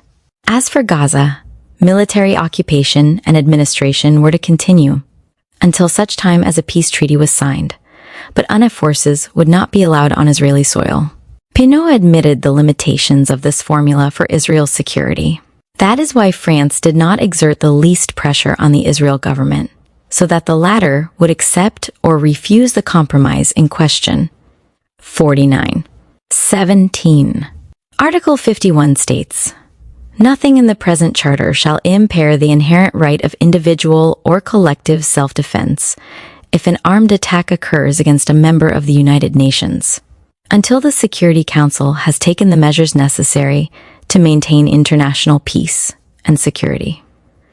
Measures taken by members in the exercise of this right of self-defense shall be immediately reported to the Security Council and shall not in any way affect the authority and responsibility of the Security Council under the present charter to take at any time such action as it deems necessary in order to maintain or restore international peace and security." 48. Thomas, interview cited, and Pierre Gilbert, ambassador to Israel, 1953 to 1959, interviewed in Paris, June 11, 1969. De Weten Act, Journal Officiel, March 27, 1957, First Ses. P. 1901. See also Jerusalem Post, March 22, 1957. Or Denial of French Press, Sure, by Madame Mayer, see Ibid, April 2, 1957. For brief mention of the French role in these negotiations, see also Hermann Feiner, Dulles over Suez. The Theory and Practice of His Diplomacy, Chicago Quadrangle, 1964, p. 487, and on French and Canadian support Ben-Gurion, Israel's security, p. 51. Cf. Bar Zohar, on March 1, 1957. Foreign Minister Golda Meir announced in the United Nations that Israel would withdraw from Sharm el-Sheikh and Gaza. She referred to the February 11, 1957, memo from the United States Secretary of State to the Israeli ambassador confirming The support of the maritime powers for the French formula. After her statement, Henry Cabot Lodge rose to speak for the United States. To the great consternation of Israel, he ignored the agreed formula in his remarks. Leaving open the question of the return of Egyptian forces to Gaza, Lodge called for immediate Israeli withdrawal and United Nations consideration of any incidents arising therefrom, without alluding to the recognition of Israel's right to self-defense under Article 51. Georges-Picot, by contrast, stuck to the agreed text, claiming that the Gulf of Aqaba was an international waterway, assuring Israel the right to self-defense under Article 51, and announcing that, as no state of war existed, Israel's position was in accordance with international law. UNEF's task would be to remain until a settlement was reached by the parties, or until international agreement. And, in the French view, UNEF contingents should not be withdrawn without first considering the proposal. The French delegate, then. The Armed Prophet, p. 33, where the description of the French role ignores the subtle distinction that the French suggested the form in which the guarantees would be couched. The emplacement of UNEF had already been embodied in the resolution of February, cited above. Funf sig ungar sen 666 plen mg March 1st, 1957 pp 1,275,127 Paris 1-24 on the aid. Memoir SCE Ben Gurion. Israel's Security PPP 1748 and Department of State United. State Policy in the Middle East September 1956, June 1957. Documents Washington GPO 1957 pp. The Suez War concluded with a call for a Middle East peace settlement. 31. While Ben-Gurion hesitated at the apparent American double-cross, awaiting reassurance and explanation from Eisenhower, Pino sent the following telegram to the Israeli Prime Minister. If it is true that the solution proposed for the agreement of the government of Israel is the result of a formula of French inspiration, the form given this solution by the American government is too far from that which we had initially proposed, and which is that which had been exposed in the United Nations by M. Georges-Picot, in order for us to give it our endorsement. Admitting that France was limited in the concrete assistance it could offer Israel, Pino added, we cannot recommend the adoption of a solution of which we will be incapable of guaranteeing the execution, maintenance, and final issue.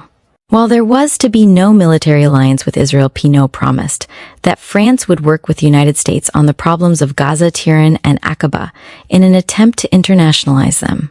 If Israel were forced to defend itself against Egyptian forces in Gaza, he concluded, France, in that case, will not only not associate itself with any sanctions, but would continue to aid Israel in seeking a just solution to the problem.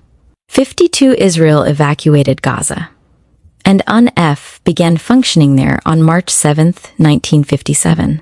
51 UNGAR 11th Ses 666th Plen MG March 1st, 1957 pp.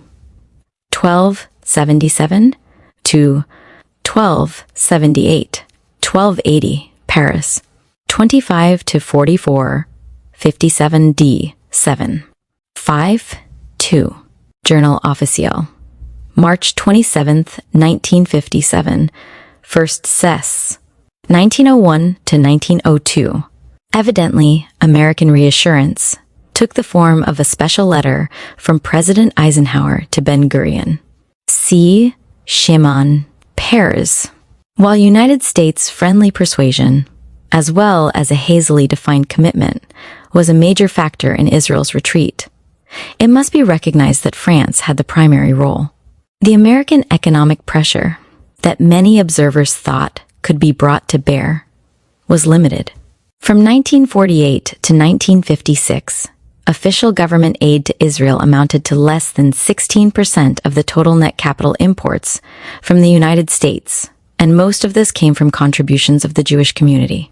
Washington was unlikely, for political reasons, to repeal the tax exemptions for donations to Israeli causes, or to prohibit the sale of Israel bonds. These factors reduced the ability of the State Department to apply economic pressure on the Israel government.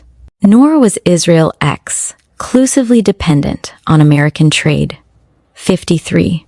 It was undoubtedly the French formula, which recognized Israel's right to self-defense, that prompted Israeli withdrawal. Israel's delegate to the United Nations, Abba Eban, on March 8, expressed his thanks to the eminent leaders and representatives of the government of France, who played a decisive role in solving this deadlock. 54. Israel's expectation that its withdrawal would be followed by a United Nations administration in the Gaza Strip proved illusory when the Egyptian army re-entered the Strip. The INF remained in Gaza, however, and at Sharm el-Sheikh. According to a semi-official Israeli source, Bourges Monnery had promised Golda Meir French aid in the event of a second round. David's sling. The arming of Israel, London, Weidenfeld, and Nicholson. 1970. ppe. 16,214. While Pear's book has apparently been censored by Israel authorities, it does offer occasional useful confirmation of events. 53. See The Economist, Vol. 186, February 1st, 1958, pp. 415 to 416. 54. Ungeor, 11th Ses, 668th Plen.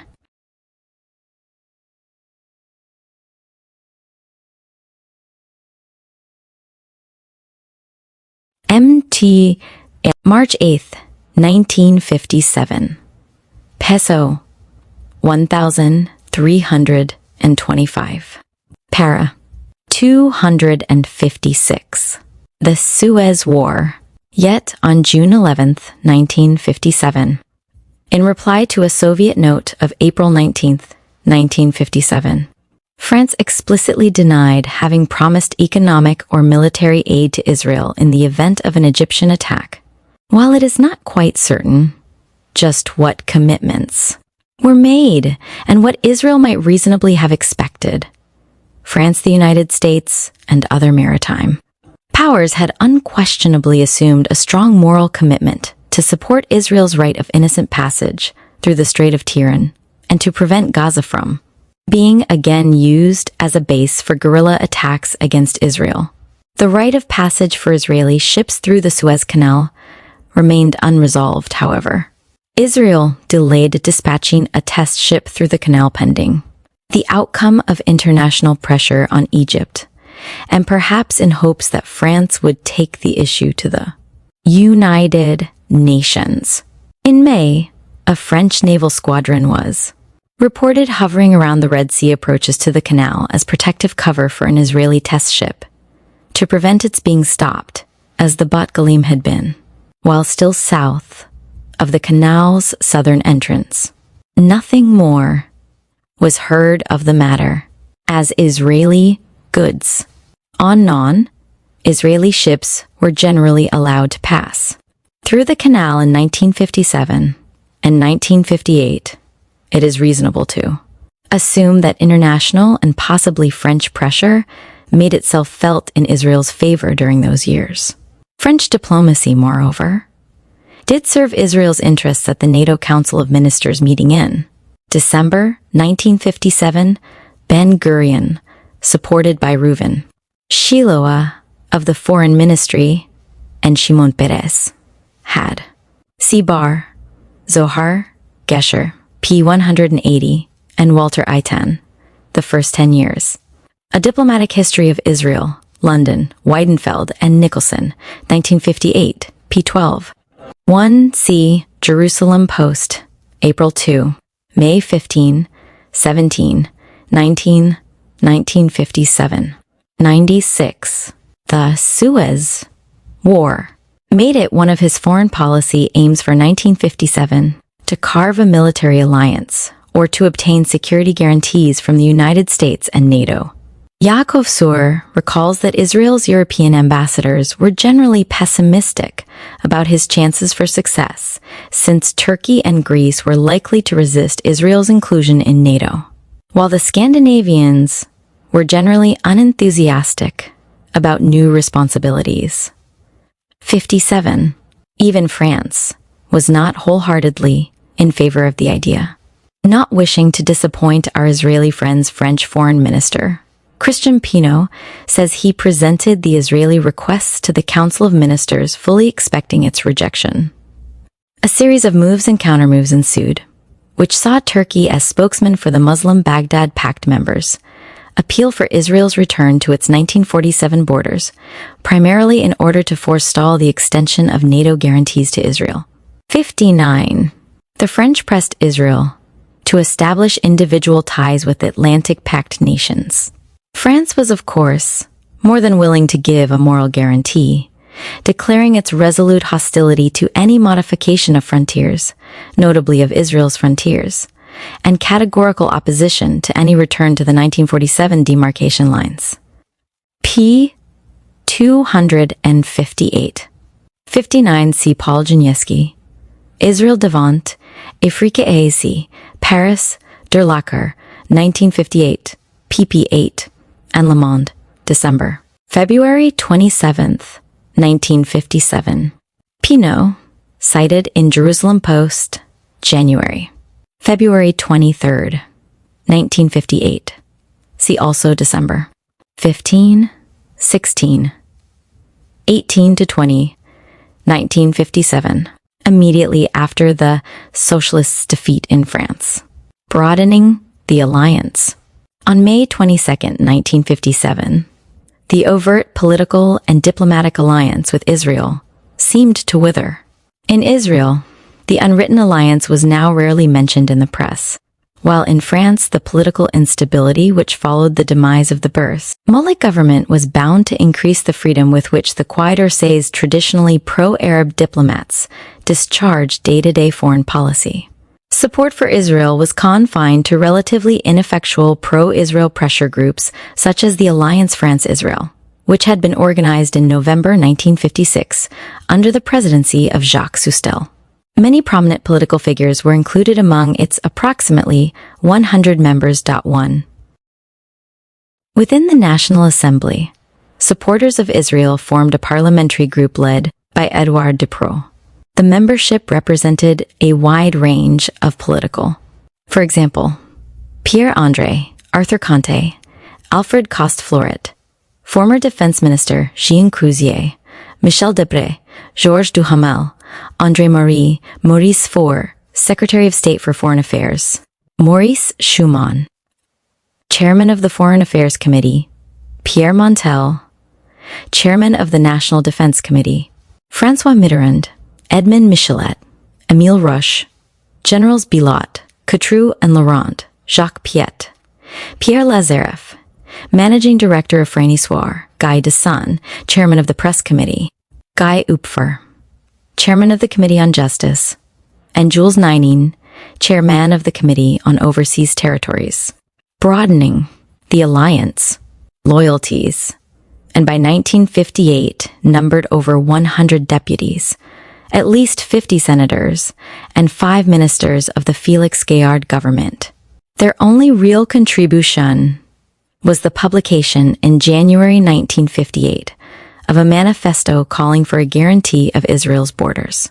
The manifesto was signed by 50 deputies, including former premiers André Maurice, Joseph Laniel, and Félix Gouin. It is obvious that Jacques Soustelle had his own views of how a formal alliance with Israel might be useful to France. For Soustelle, only the existence of Israel prevented Syrian volunteers from marching into Algeria. 2. He suggested that a tripartite alliance between France, Israel, and the world Jewish community would enable Jewish influences to be brought to bear in support of pro-Algérie Francaise policies. Going to great pains to deny that Israel Premier Ben-Gurion was lukewarm toward a pact, Suestel said. If and when French foreign policy rises superior to certain besetting weaknesses, then the question of an alliance between our two countries will be officially raised. We believe that, given the influence which not only Israel but above all the Jewish communities throughout the world exert on international opinion, this alliance would produce happy results for us four. The importance of both the alliance and the parliamentary group was generally exaggerated by the Israeli press, which tended to place too much importance on. Jacques Suestel, Gaullist deputy, Fourth Republic, President of the Alliance France-Israel, interviewed in Paris, May 27, 1969. Broadening the alliance, the stream of public and private figures who visited Israel generally by invitation and who voiced support for a formal association between the two states. These were at best amorphous groupings of limited effectiveness and influence, unlike pro-Israel and Jewish organizations in the United States, which can exert influence on both houses of Congress.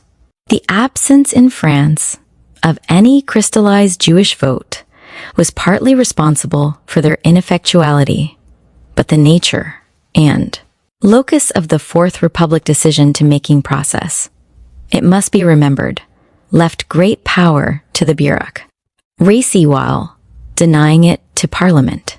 Moreover, no substantive discussion of Middle East foreign policy took place in the National Assembly during Bourges Monnery's tenure as Prime Minister from June through September 1967, and in the only two brief interpellations on Middle East policy in January 1958. No mention was made of Israel. The French were preoccupied with the financial crisis, the Algerian question, and the related dispute over the bombings of Tunisian villages in retaliation for aid given FLN rebels, together with the rapid succession of governments and growing fears for the survival of the Republic. On the international level, apart from those issues resulting from Suez, there were few official manifestations of Israel's amity with France during the last 2 years of the Fourth Republic. Israel, for example, never gave France unequivocal support in United Nations debates on the issue that concerned it most, North Africa. Indeed, Israel rarely spoke on the Algerian question, and, while accepting the French contention that it was a domestic issue, nonetheless voted for Risso 100 resolutions of concern that called for negotiations. 5.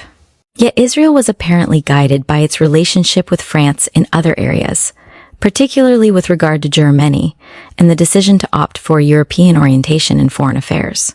As early as 1957, Jean Monnet had privately suggested to Shimon Peres that he contact the Germans. The principal partisan of reconciliation with Germany, Peres, convinced Ben-Gurion that if it is imperative that we should develop our relations with France, and this no one doubts in Israel except the communists, we must develop our relations with France's friends, with Italy insofar as it depends on us, and no less with Germany. 0. Both Pierre Meillet and Pierre Gilbert have denied that France played any concrete diplomatic role in Israel's rapprochement with West Germany. 7. As Le Monde put it, France merely followed Israeli efforts with greatest amity and was kept informed of the developments. By the end of 1958, after a cabinet crisis, David Ben-Gurion, Israel's security and her international position.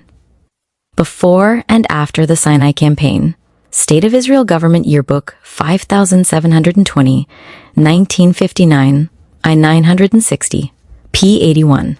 7 interviews in Paris with Maillard, Chief of the Levant Desk, the Quai d'Orsay, 1954 to 1959, Deputy Counselor to the Secretariat General of the President, June 24th, 1969. Gilbert, ambassador to Israel, 1953 to 1959. June 11th, 1969. 8. December. February 27th, 1957. Referring to West German sale of light tonnage submarines to Israel. Broadening the alliance. Israel was selling machine guns, munitions, and shells to the Germans, and, in turn, Germany shipped Israel vast quantities of armaments.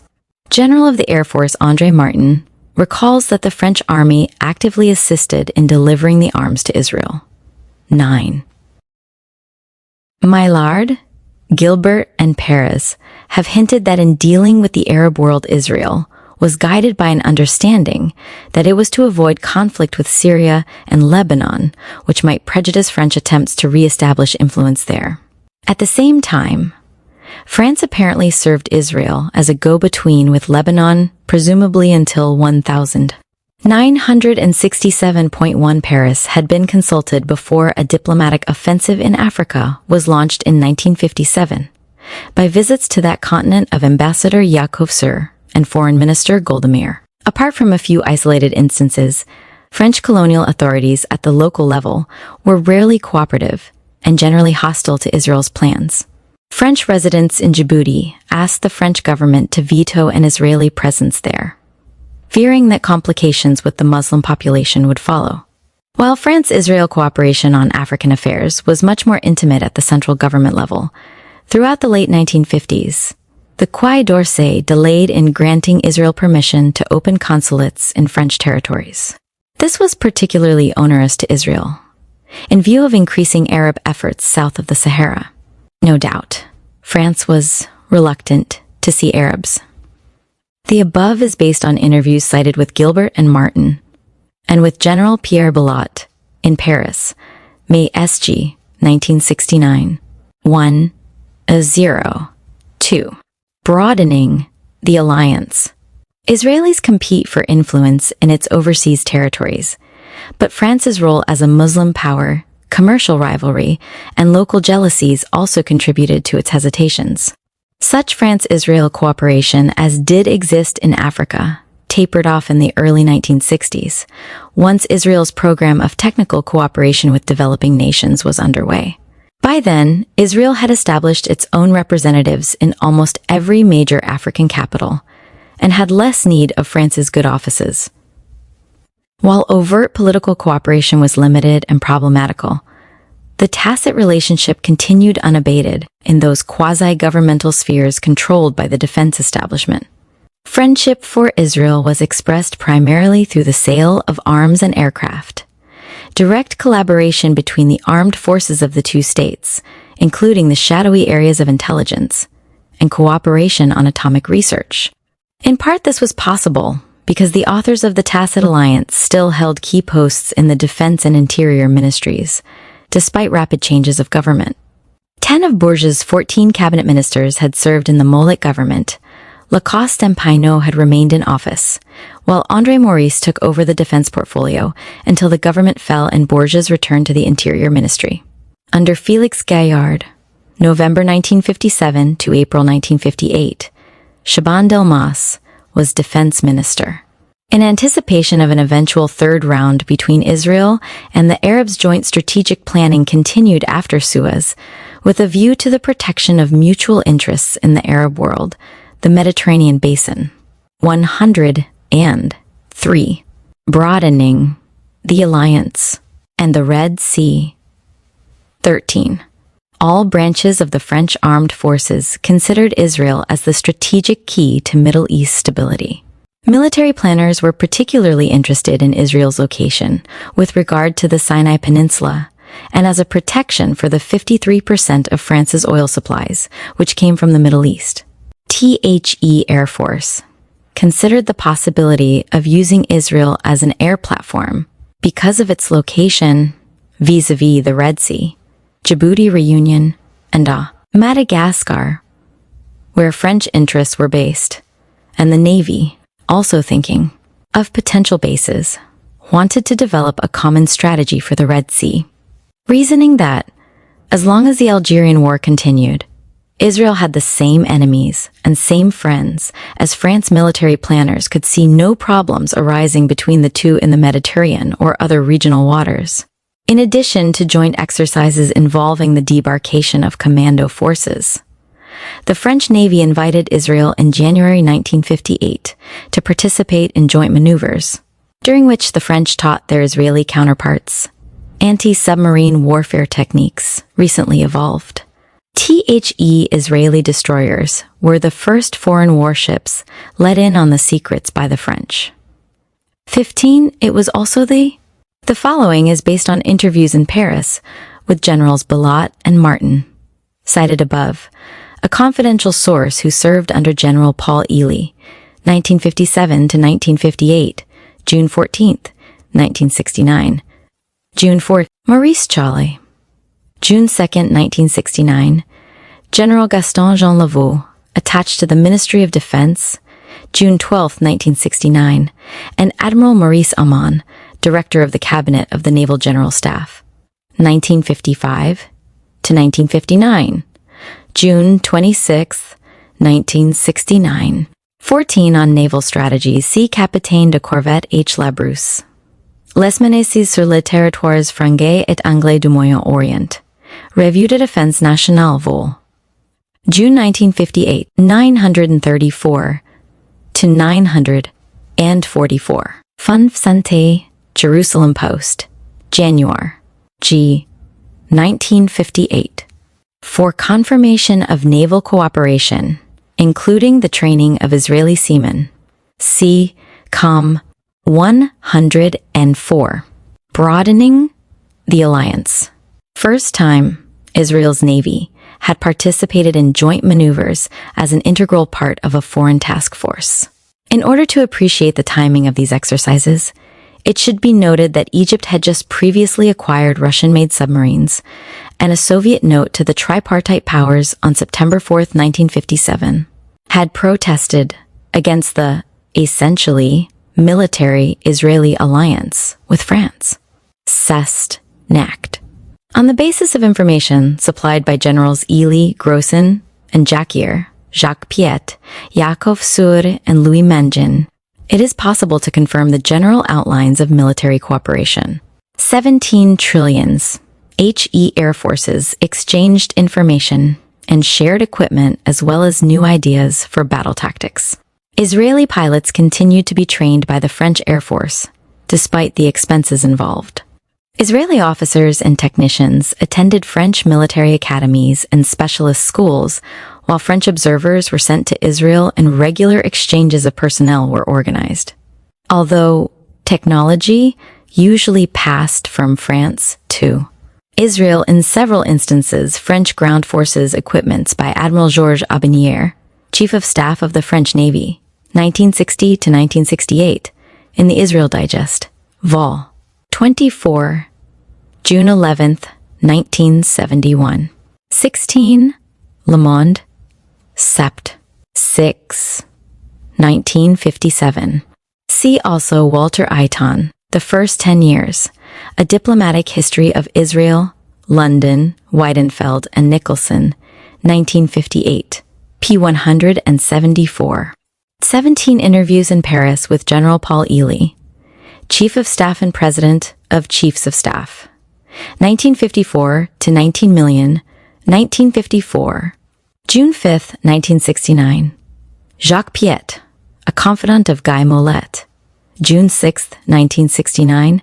General Paul Grossen, Director General of the Service de Documentation Extérieure et de Contre-Espionnage, STES, 1957 to 1962, June 25th, 1969.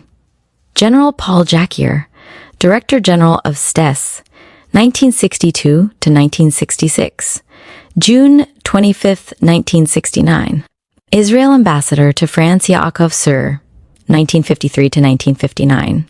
Interviewed in Jerusalem, August 13th, 1969. Some of the details were confirmed by Louis Mangin of the French Ministry of Defense. Correspondence with the author, July 2nd, 1969.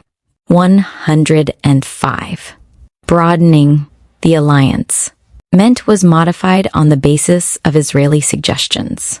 For example, tanks and particularly oil circulation circuits were adapted to desert conditions using an Israeli technique. In Algeria, the French also adopted a method of convoy bombing that they had learned from Zahal at Suez. Although airplane sales were negotiated bilaterally with the industry, the French military facilitated the sale of arms to Israel in every way possible, making available the latest developments in their arsenal, such as cannon possessing sufficient range to hit Egyptian targets.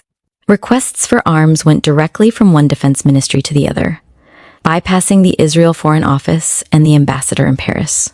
The French Chief of Staff could decide what arms should be delivered and would report only the general lines of his activities to the premier, often leaving the latter in ignorance as to details.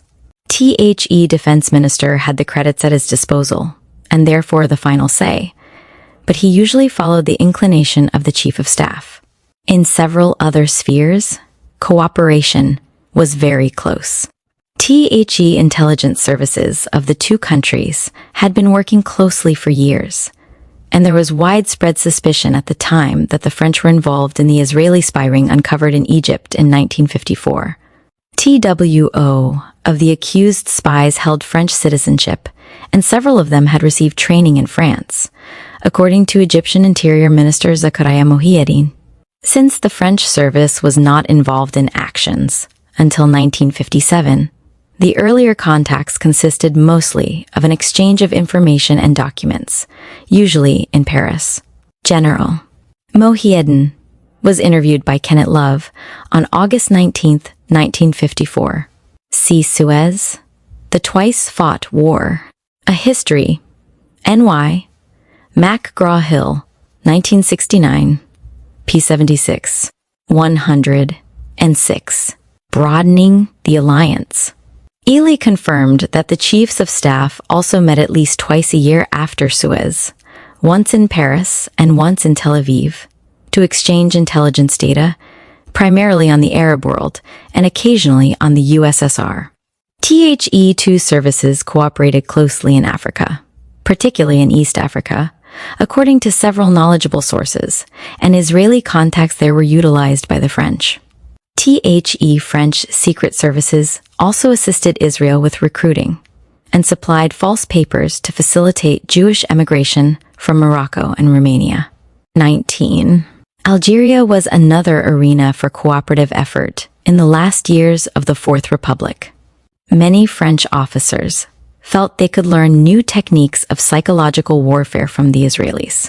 According to General Maurice Chally, the Israelis were consummate artists at dealing with the Arabs. General Chally hoped, moreover, to use the Israeli kibbutz as a model for his pacification program in Algeria, but his plans never materialized before independence. 20. As part of this friendly collaboration among professionals, Israeli study missions were welcomed in Algeria, where they expressed particular interest in the French use of helicopters to fight the guerrillas. Through the efforts of officials in the resident general's personal cabinet, a handful of Israeli civilians were surreptitiously permitted to aid the Algerian Jewish population in emigrating to Israel and in organizing the auto-defense of their villages. Israeli Foreign Ministry generally objected to the wide-ranging activities of the defense establishment and its encroachment on other aspects of Israeli economic. 107. Broadening the alliance. Political and diplomatic ties with France. According to Ben-Gurion's biographer, Foreign Minister Golda Meir repeatedly threatened to resign, protesting Shimon Peres' independent foreign policy on the grounds that the lack of coordination between the ministries was detrimental to the whole fabric of Israel's foreign relations. On at least one occasion in 1958, the lack of coordination between the two ministries almost wrecked good relations with France. The Israeli Defense Ministry had shipped a plane load of arms abroad. When the plane landed mysteriously at Bonn, Algeria French, officials there suspected that the arms were either for the rebel FLN, the Ultras, or alternatively for the Moroccan rebellion against Spain. The Quai d'Orsay was furious, and the issue was brought before both the Knesset and the National Assembly. Ultimately, the French reluctantly accepted the Israeli explanation that the arms were for the Dominican Republic, which had aided Israel in 1948. Press reports at the time indicated that the Israeli defense authorities in contact with their French counterparts had received permission to fly by way of Algeria, but had neglected to inform the proper local authorities. In Israel, the press demanded an end to independent action by defense officials, calling for foreign ministry control over the sale of arms abroad. However, the defense ministry would agree only to closer liaison between the two ministries in the future. Michael Bar Zohar, The Armed Prophet, a biography of Ben-Gurion, trans, by Len Orton. London, Barker, 17, p. 877, and Gesher, Al-Bayamka Tichon, Yuhasi Sarfat. Israel 19,172,963. Bridge over the Mediterranean. France-Israel relations. 1947 to 1969. Aviv, Am Has-Setter, 1961. Setter, Aviv. On the Shove incident, see Jerusalem Post, March 2, 5-7, 131,958.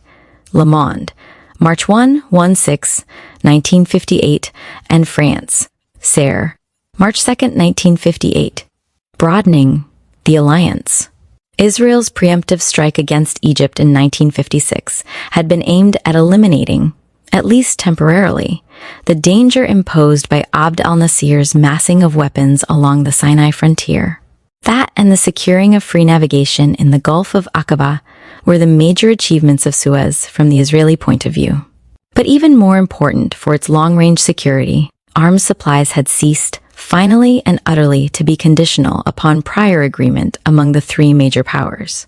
For the first time, Israel could plan for long-range arms purchases, particularly of jet aircraft. Zahal was thus able to reevaluate its strategic priorities. Both Air Force Chief Dan Tolkovsky and Shimon Peres pushed for the development of Israel's air arm, whose potential had been previously underestimated by General Moshe Dayan. This was not due to any lack of strategic foresight on Dayan's part, but was probably a direct result of the difficulties Israel had theretofore faced in purchasing modern equipment. When the French government agreed to sell 24 Super Mystère B-2S for delivery in 1959, Israel acquired the first truly supersonic airplane in its arsenal. With the signing during the final months of the Fourth Republic of the preliminary accord in principle for the sale of the Mirage IHC, Israel's superiority in the air seemed assured, for the Mirage was considered a response to both the MiG-21 and the Sukhoi 7. It is important to put into perspective the kind of relationship Israel offered the French air industry at this stage. Israel could contribute little in terms of advanced technology or research and development skills. However, a symbiosis had begun to emerge in 1956. As soon as Israel began to receive and use French warplanes, 109, broadening the alliance. In quantity, it was inevitable that widened bilateral contacts with the air industry would follow. Any manufacturer has to keep in mind the special requirements of his prime customer in designing his product, and the air industry viewed Israel in just that light. As a matter of fact, Israel was the first country to develop an operational theory for the Mystère, and Yaakov Sur confirms that Israeli demands had been already incorporated into the planning stage of the Super Mystère. 25. As Israel continued to utilize French products, there was a constant flow of information on modifications, specifications, and ameliorations. Such technical feedback was vital to the air industry and helped to create an unusually amicable relationship between client and supplier. General Paul Thiel-Makeleff notes that during the Suez-Sinai War, Israel had made improvements in the Mystère in parts and methods, reducing the time and number of techniques needed to make the plane combat-ready. Turnaround time was cut in half, while an engine change was completed in about 1.5 hours to 2 hours. instead of the 12 originally envisaged, 26. Moreover, as use by Israel exceeded by several years the supposed life expectancy of the planes in service, GU hours for the Mystere 4, for example, new techniques for maintenance and parts replacement were developed. After Suez, the chiefs of staff also exchanged ideas on improvements and simplifications, and on the con, broadening the alliance.Ception of planes, still on the drawing boards, neither organized nor continuous. These exchanges were nonetheless frequent and mutually beneficial. Israeli influence on strategic planning at this level was considerable. For example, General Makelev recalls Israel's role in deciding whether it would be cheaper or more advantageous to design the Mirage for ground-to-air or interceptor air-to-air missions. In another instance, Israel insisted on transforming the original Mirage design so that 230mm cannon could be added. When the plane was first proposed to Israel, it was to be equipped solely with Matra missiles. Although Marcel Chessani affirms that the missiles added at least 20% to the price of the aircraft, cost was not the prime factor in Israel's preference of armament 28. Israel's defense needs differed from those of France. Considering the performance and effectiveness of air-to-air and air-to-ground missiles at high and low-level flight, Israel argued that cannon were needed for low-level defense. 29. By accepting the Israeli point of view, France widened the appeal of the aircraft for Switzerland, South Africa, and Australia, which bought the Mirage on Israeli advice. In addition to these exchanges, the Israel aircraft. 28. Marcel Chessani, President and Director General of Société des Engins Matra, since 1937, interviewed in Paris, June 16, 1969. C. F. Porritt and Dan, Mirage Contra MiG, P-30, who disagree with the author's conclusion. 29. General Aharon Nashon, Director General Bet Shemesh Engines, Limited, interviewed in Bet Shemesh, Israel, July 18, 1969. 30th C Aviation Week and Space Technology, a WST Vol. 86, May 29, 1967, P. AILL, broadening the alliance. Industry, IA, began to widen its contacts with French firms. II had worked closely with France almost from its inception in 1950, undertaking maintenance, overhaul, and modifications for Air France and the French Air Force, while overhaul agreements were signed with Hispano-Suiza, Turbomga, and Snecma. By repairing the engines of its French-built planes at home, Israel saved approximately $6,000 per repair job. In 1955, IAI, with French cooperation, made major modifications on the C-46 Commando, giving it a new lease on life and better payload. Auxiliary jet pods added under each wing increased maximum takeoff weight. Turbomeca Marbour 2 turbojets podded under the wings were not tested in France, however, but in the United States. 31. On July 24, 1957, after 6 months of negotiations, IAI and Airfuga, Etablissements Henry Potez, signed a licensing arrangement which permitted Israel to build the Fuga Magister CM-170, a twin-jet trainer and close support fighter, from domestically manufactured parts. 6 months after signing the agreement, II began production. 32. According to Georges Valland of Potez Fuga, Israel was sold one prototype, assembly packages for 3 planes, and some small parts. 33. It cost Israel the price of the original materials given, plus 5% royalties on the value of the airplane cell for the right of reproduction. Valland emphasized that this was not a completely private contract between II and Potez, since the French government had paid for the prototype and therefore had to approve the licensing. 32. The first Fuga left the assembly line in June I-960. A total of 48 were produced by June 1967. See Haaretz, July 7, I-960. 1.1.2. Broadening the alliance. Arrangements. Royalties on foreign payments were paid to the state. By approving the deal, the French government was essentially agreeing that Israel would not only train its own jet pilots, but even more important, take the first steps toward an independent air industry. Israel, in return, demonstrated the Fuga's operational versatility by modifying the plane for ground attack. TWO machine guns were fitted in the nose, and under each wing the plane could carry 16 unguided air-to-ground rockets, one napalm package, or one 100-pound bomb. Moreover, Israeli modifications extended the time between overhauls by 50%. According to General Maurice Perdrisse, from 1957 and until about 1961 to 1962, France gave Paris Dakotas to overhaul in order to recompense a good client, while radio and radar parts were manufactured under license in Israel for French sale abroad. This boost to the Israeli air industry was a direct result of the good relations existing between the two defense ministries. There were still problems, however, with the Quai d'Orsay's occasional diplomatic interventions, as in late 1957 to early 1958, during a period of governmental instability. General Perdrisse told of one instance following the arrival of the 24 Vauteurs sold to Israel. They were grounded for some 3 months until the difficulties were resolved and Israel received permission to fly them. 33 Trillions HE Vautour, a light twin-jet reconnaissance and tactical bomber manufactured by Sud Aviation, was Israel's most important delivery system at the time, considered a response to the IL-28N.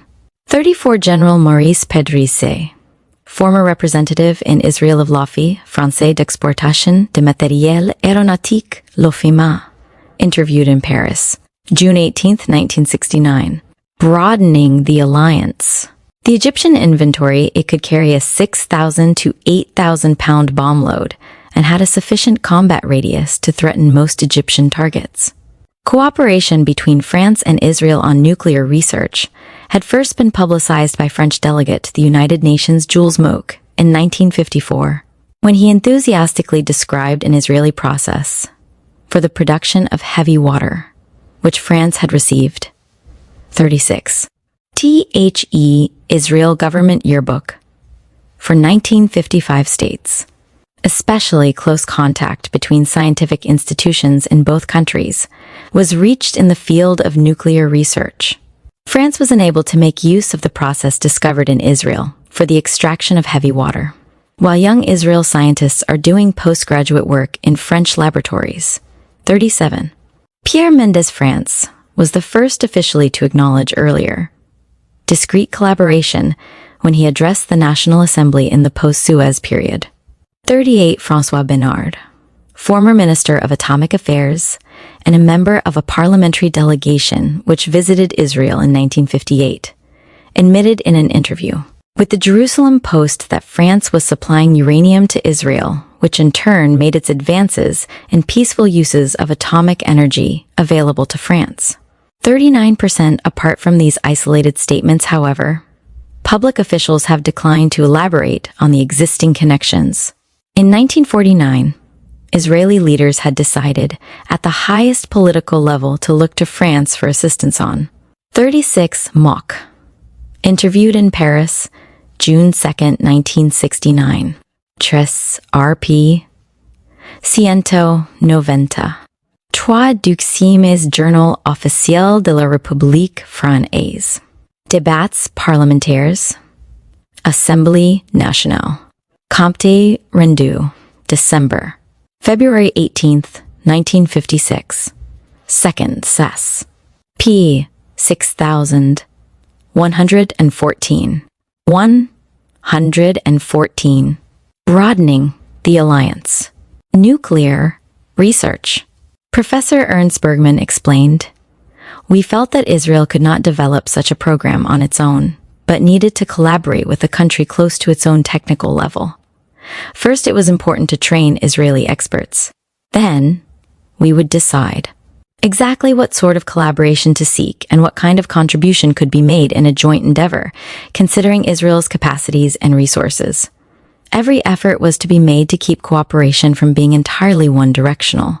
40. Since a large number of French atomic scientists in the postwar period were Jewish, numerous unofficial contacts were easily established over the years. Many leftist-leaning French scientists had close associations with leading members of the Socialist Party and with Léon Blum, who in turn had close ties with Israel.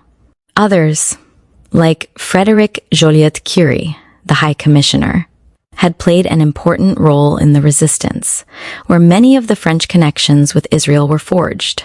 French physicist Bertrand Goldschmidt confirms that friendly relations existed between the French and Israel Atomic Energy Commissions in the early 1950s, and that from 1953 on, there were technical exchanges with the Israeli Atomic Energy Commission for the study of heavy water production and for the treatment of low-grade ores. 41. The Weizmann Institute. 40 et un Bertrand Goldschmidt, L'aventure atomique. SES Aspects, Politiques et Techniques, Paris, Fayard, 1962, P100, see also P252, and his article, The French Atomic Energy Program, Bulletin of the Atomic Scientists, Vol. 18, Sept. 1962, pp. 40, 47 to 48. See also Bar-Zohar, Gesher, P247. 5. Broadening the alliance. Institute of Science in Israel, a major source of heavy oxygen for scientific research, had developed a cheap method for producing heavy water without electrical power. At the tiny, the only other sources of heavy water were the United States and Norway, and American policy restricted access to fissionable materials. Jean Renou of the French Commissariat for Atomic Energy, CEA, confirms that 2 agreements on atomic research were signed with the Weizmann Institute, one for the exchange of information to develop a process for extracting uranium from Dead Sea low-grade phosphate ores, and the other a 10-year research contract for the product of heavy water. The first process was important at the time, because France had no other source of uranium. But, according to Renou, the process was never used because an alternative supply of uranium became available. The second accord, which was later renewed, was widened in 1955 to include British participation in mutual exploitation of the patent rights.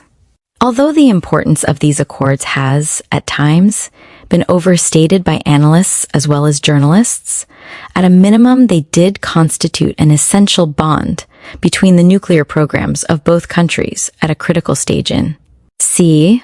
William B. Bader. The United States and the Spread of Nuclear Weapons, N.Y. Pegasus, for the Center of International Studies, Princeton, 1968, pp. 12. Tree Og T. N. Day. 27 to 31. And Jerusalem Post, July 6, versus see also Bar-Zohar, Gesher, P61, and Ruth Mertens, Israel's Burgeoning Science-Based Industries Business. Around the Globe. Report from Tel Aviv. Fortune, Vol. 77. April 1968. pp. 61. 64. Jean Renou, since 1959 head of the Department of Foreign Relations, Interior and Public Relations of the French Commissariat for Atomic Energy, interviewed in Paris, June 16, 1969. See also Hodrils, December, February 21, 1960. 116. Broadening the alliance. Their development. In addition, Israeli scientists were admitted to the Institute of Nuclear Science and Techniques at Saclay, near Paris, to work on non-military research, and were also allowed at the Marcoule reactor. From the establishment of the CEA on October 8, 1945, the top levels of command remained fairly stable, despite continual changes of government. Nuclear policy was effectively removed from political control and left in the hands of the Administrator General, the High Commissioner, and the CEA. Early efforts to develop an atomic program were taken without any actual decision at the cabinet level. In 1951, the military phase began with a decision in November to construct 2 high-power plutonium reactors. The CEA was reorganized, and the balance of control over atomic policies passed from the scientists to government administrators and, in particular, to the administrator. Anne Williams, for example, argues that the aircraft and arms subsequently delivered by France to Israel, as well as the 1954 visit of Dayan, were in direct return for the Israeli processes. There is no evidence of immediate cause and effect to back this assumption.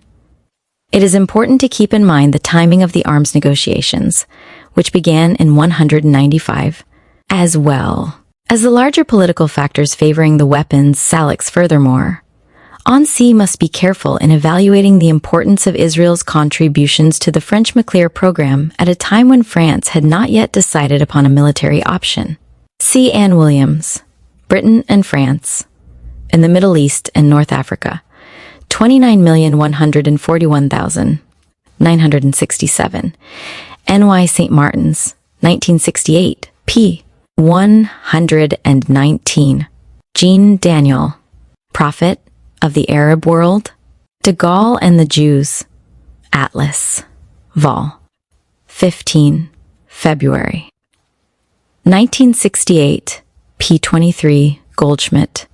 The French Atomic Energy Program, Vol. 18, October, 1962, p. 16. John Walsh, France, First the Bomb, Then the Plan Calcul. Science, Vol. 156, May 1st, 1967, p. 768. 117.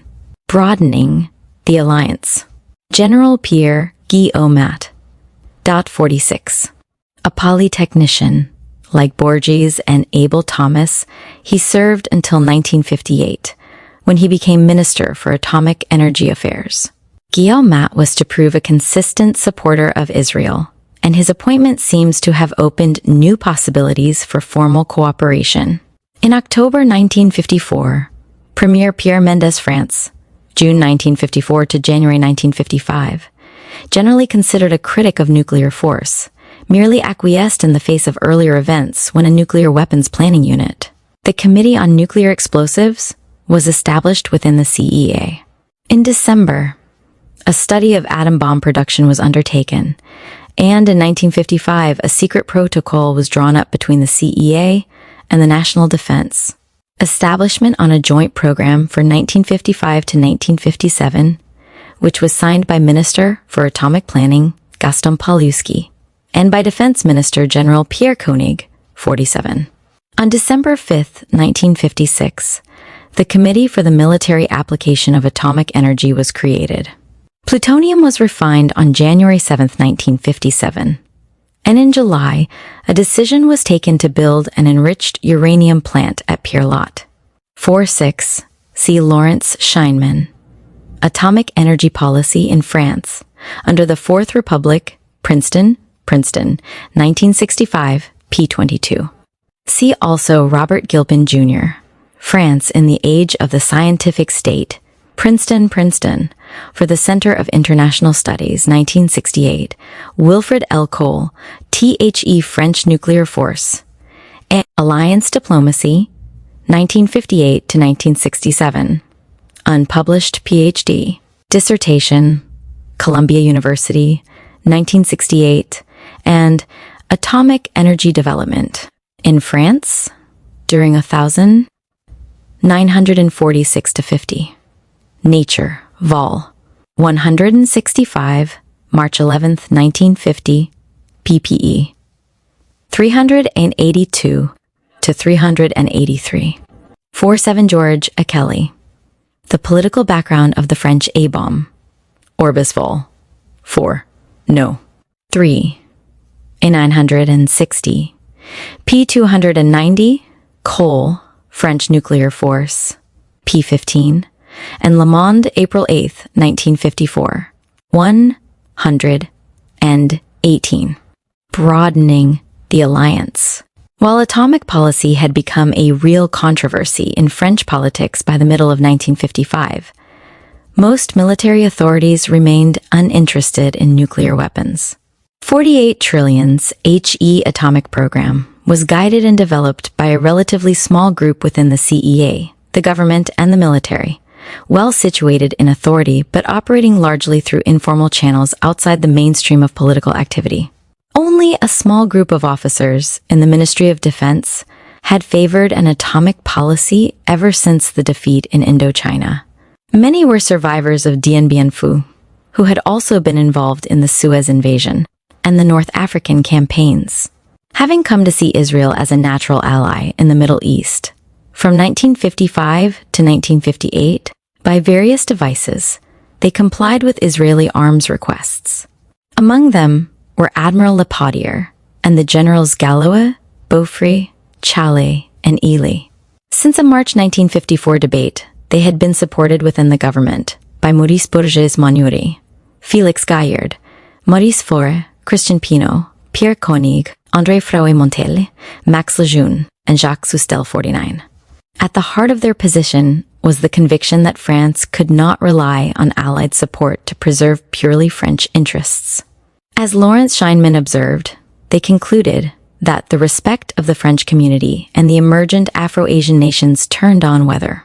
This analysis is based on interviews in Paris with General Paul Ely, cited above, and with Jacques Soustelle, Minister for Atomic Affairs, 1959 to 1960, May 27, 1969. See also Cole, French Nuclear Force, pp. 16 to 17, Kelly, Political Background, pp. 292 to 294. 9. Broadening the alliance. The mother country was endowed with a nuclear weapons capability. 50. Increasingly independent of governmental control. By early 1958, the French Army and the Ministry of Defense had complete responsibility for the conduct of the war in Algeria. As the officers and officials of the defense establishment intervened more and more directly in political life within metropolitan France, they pressed for an independent nuclear deterrent. It is conceivable that these men encouraged scientific cooperation with Israel to reinforce a military nuclear policy not formally approved, but one they considered essential to the survival of the non-communist world. In view of the military group's larger world strategy, Israel was extremely important not only for its scientific capacity, which might, in a small way, compensate for American refusals to share information, but as a trusted ally, and thus an ideal partner for sharing the tasks of nuclear research. In 1956, negotiations were begun for a new and important agreement between Israel and France in the field of nuclear research.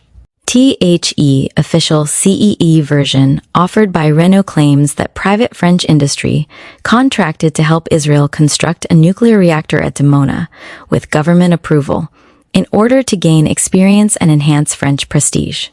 However, Abel Thomas insists that the agreement, signed by Louis Jacques and Yaakov Sur during the premiership of Bourges-Monuri, June-September 1957, was a political decision designed to enable Israel to protect itself independently of the vagaries of foreign aid. According to C. Hurwitz, the probable cost of the 120 broadening the alliance reactor reached somewhere near $75 million, which is high for a research project. 52. It is reasonably safe to assume, therefore, that the reactor was designed to offer Israel a military option. The only evidence that France may have hoped for some mutual technological benefit has come from Bourges-Monuri, who admitted the possibility of gaining from Israel's strength in pure and theoretical science. 53. 2. Middle East politics, the military dimension. N.Y. Prager, 1969, pp. 476 to 477. 53. Conversation with the author in Paris, June 23, 1969. Saxe, a return to orthodox diplomacy. YTH, the fall of the Mollet government in May 1957, the almost complete identification of interests that had characterized French relations with Israel during the socialist government ceased to exist. It became apparent that French political and diplomatic support for Israel would henceforth be confined to a few narrow areas. The continuation of earlier patterns of governmental behavior, however, enabled the defense establishments of France and Israel independently to broaden their contacts. In the fields of military technology and atomic research, as long as the architects of the Tacit alliance remained in power in the armed forces and the defense ministry. However, these were the same individuals who helped bring down the Fourth Republic. They installed, and then rejected, Charles de Gaulle, and finally they in turn were ejected by the new system under the Fifth Republic. Their exit from the scene and the ensuing tensions between the civilian and military institutions in France were bound to have a profound and adverse effect on French relations with Israel. From 1958 to 1962, far-reaching constitutional changes designed to consolidate de Gaulle's power were initiated. Administrative and political developments creating a powerful crisis executive permitted de Gaulle to curb the rebellious, resentful military establishment while he deliberately and cautiously proceeded to end. Return to orthodox diplomacy. The Algerian War, move toward a position of neutrality, and restore normal relations with the Arab world. The evolution of international and domestic politics in the Fifth Republic, and the style of government developed by General de Gaulle altered the content and operation and contributed to the decline of the special relationship with Israel. In the period of agony which accompanied the fall of the Fourth Republic and the appearance of the Fifth, French foreign and defense policies became increasingly vulnerable to internal political developments. Because rightist, pro-Algerie Frengaise politicians and high army officers had permitted de Gaulle to come to power, only a thin line divided foreign from domestic policy until the question of Algeria was settled. While de Gaulle's foreign policy rarely questioned any of the fundamental decisions of the Fourth Republic, even those taken in opposition to him, there was an essential difference in tone, style, ideological inspiration, and most of all in the mechanisms of decision-making. A strict reading of the French Constitution promulgated on October 4, 1958, limits the President of the Republic in foreign affairs. Under Article 52, he shall negotiate and ratify treaties. He shall be informed of all negotiations leading to the conclusion of an international agreement not subject to ratification. In practice, however, General de Gaulle interpreted this article, and the role of arbitrator and guarantor of national independence ascribed to him under Article 5, to mean direct responsibility for decisions on foreign policy. His broadcasts and public pronouncements left no doubt. 123. That he placed foreign policy within a reserved presidential domain. According to Dorothy Pickles, Foreign Affairs, the French community, Algeria, and defense were within that domain. 2. Pierre Maillard confirms that it was the general who determined policy on major United Nations votes, relations with Germany, Eastern Europe, and the superpowers, or decisions in principle on arms sales.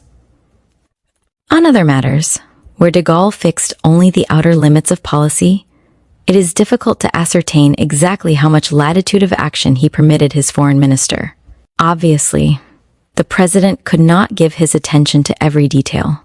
Unfortunately for Israel, as Ambassador Gilbert has explained, Middle East problems usually fell in the category of secondary issues, except in times of crisis such as April-May 1967-4. More often than not, they were left to the Quai d'Orsay, where traditionalist Maurice Couve de Merville and his staff consistently displayed a pro-Arab tendency, often interfering with the execution of decisions favorable to Israel. Since de Gaulle was generally thought to be pro-Israel, Israeli diplomats tried to bring important matters to the attention of the Élysée, rather than have them dealt with at the Quai d'Orsay. 3. Pierre Maillard, Deputy Counselor in the Secretariat General of the Presidency, 1959 to 1964, and Assistant Secretary of National Defense, May 1964 to November 1968.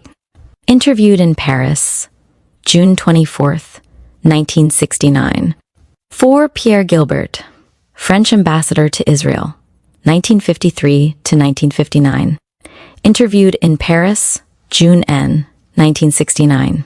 3. David Katarivas, Israel Ministry for Foreign Affairs, interviewed in Jerusalem, July 16, 1969.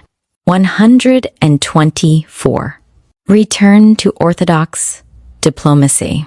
Prestigious individuals could be used as intermediaries to reach the president, but General Pierre Koenig recalled that it grew increasingly difficult to gain admission to the Élysée when it became known he was coming to plead Israel's cause. This was particularly true after September 1959, once the general's decision to opt for self-determination in Algeria was made known. Thereafter, de Gaulle's relations with these Fourth Republic Gaullists and resistance fighters who had supported close ties with Israel were hardly characterized by mutual trust. The right, which had brought de Gaulle to power, openly challenged him, while among those who were reported to be in sympathy with the January 19 Algiers revolt were his own premier, Michel Debré, André Maurice, Leon Delbecq, Jacques Chaban-Delmas, Roger Frey, Edmond Michelet, and Raymond Triboulet, all of whom were members of the Alliance France, Israel or the Pro-Israel Parliamentary Group. Other friends of Israel, among them Generals Juhaud, Celan, Chalet, and Minister for Atomic Affairs, Jacques Soustel, 1959 to February 1960, were led to treason as they disavowed Gaullist policies. If these developments altered the nature of ties with Israel, so also did changes in the Assembly's role. While most of the politics of the Tacit Alliance had been conducted in secret, in the past the parliamentary foreign affairs or defense committees could, in principle interviewed in Paris, June 16, 1969, See Le Monde, May 18 to February 19, 1958, Jerusalem Post, January. 25, Februar 1900, 59, January. So, May 4th, 1963, December 10, 1964, and Alexander Worth, The de Gaulle Revolution, London, Hale, 1960, pp. 2, 40 to 40. See also Philip M. Williams, The French Parliament, 1958 to 1967, London, Allen and Unwin, 1968, p. 99 to 1. 145. Return to orthodox diplomacy. Least, criticize administration and policy. In addition to drafting legislation, these committees, Philip M. Williams has pointed out, were now limited in duration, scope, and effectiveness as another object of Gaullist suspicion. From 1958 to 1962, parliamentary life was reduced to a rudimentary level. The government nearly always denied the Assembly an opportunity to vote on its own declarations of policy, and while Debré was Prime Minister, often refused to permit debate.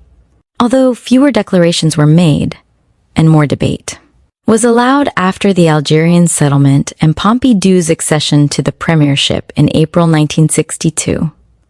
The minority was often frustrated and unable to use the Assembly effectively to appeal to public opinion. Senator André Montel noted that any concessions by the government were made in private, usually as a result of the influence deputies could occasionally exercise on budget matters by calling ministers for questioning before commissions and by threatening adverse votes. as a result of the constitutional provision making ministerial office incompatible with membership in parliament. Many of the key posts in the first government of the Fifth Republic passed to non-political technicians and bureaucrats who lacked the feelings for Israel that had characterized the Fourth Republic ministers. When politicians were appointed by Pompidou, they were relegated to obscurity, while the power of the technocrats to make policy on the operational level increased. 30.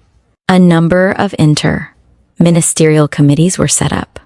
IBID, P50th, SEC, also, PP, 19,305,510. Interviewed in Paris, June 20th, 1969. 10. Pickles. The Fifth French Republic, PP, 121 to 183. See also P102, Note 3. 1 times 6. Return to orthodox diplomacy, in which, under General de Gaulle's presidency, policy was formulated on Algerian affairs, foreign affairs, and defense.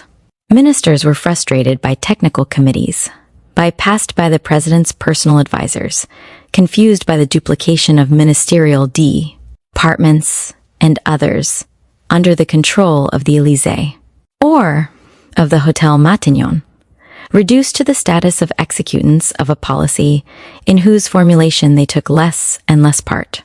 The trend was toward decision-making at the top, rather than the fragmented multi-level decision-making of the Fourth Republic, which had served Israel's interests. Thus, Israel could no longer benefit, as it had in the Fourth Republic, from independent-minded bureaucrats, influential deputies, highly placed ministers, or their cabinets. Israeli diplomacy was forced into more shadowy, often less respectable arenas, in order to reach the car of the president. David Catarivas recalls seeking out a friendly priest, confessor here, a mistress there, or an official open to other sorts of persuasion. 1. That de Gaulle faced the challenge of a generally hostile army explains the domestic and much of the foreign policy of the Fifth Republic. The military could exert pressure on de Gaulle in the early stages of the Fifth Republic because of its key role in the demise of the Fourth Republic. A high-ranking general states that when Finland formed his government in May 1958, he had asked the army chiefs for reassurance that they would support the government in the event of. The Hôtel Matignon is the premier's official residence. Ibid, p. 140. See also Gaston Jean Lavon, La délégation ministérielle pour l'armement, Revue militaire générale, décembre 1961, p. 617, January 19, pp. 5-14. Interview, cited. Return to orthodox diplomacy. National disorder. The resignation, first of General Ely, and then of General Guy Grout de Beaufort, permitted the Fifth Republic to come into being. However, as many of the officers who served under de Gaulle's presidency came to disapprove of the general's policies, they were effectively removed from office. During the succeeding power struggle and open rebellion, de Gaulle took measures to curb the military, inevitably affecting the functioning, if not the very substance, of the Tacit relationship with Israel. While he may not have deliberately forced a disengagement at any time before 1967, his actions gradually restricted the autonomy previously enjoyed by the military establishment. Although it is open to question just how effectively this reorganization reduced independent contacts between the French and Israeli defense establishments, it did place cooperation between the two countries along more orthodox lines. Article 21 of the Constitution of October 4, 1958, reinforced by the Ordinance of January 7, 1959, concentrated responsibility for defense in the hands of the President, who formally presided over the Superior Council of Defense. The council functioned as the major planning group, while the smaller Defense Committee, which could be activated by the Premier, had.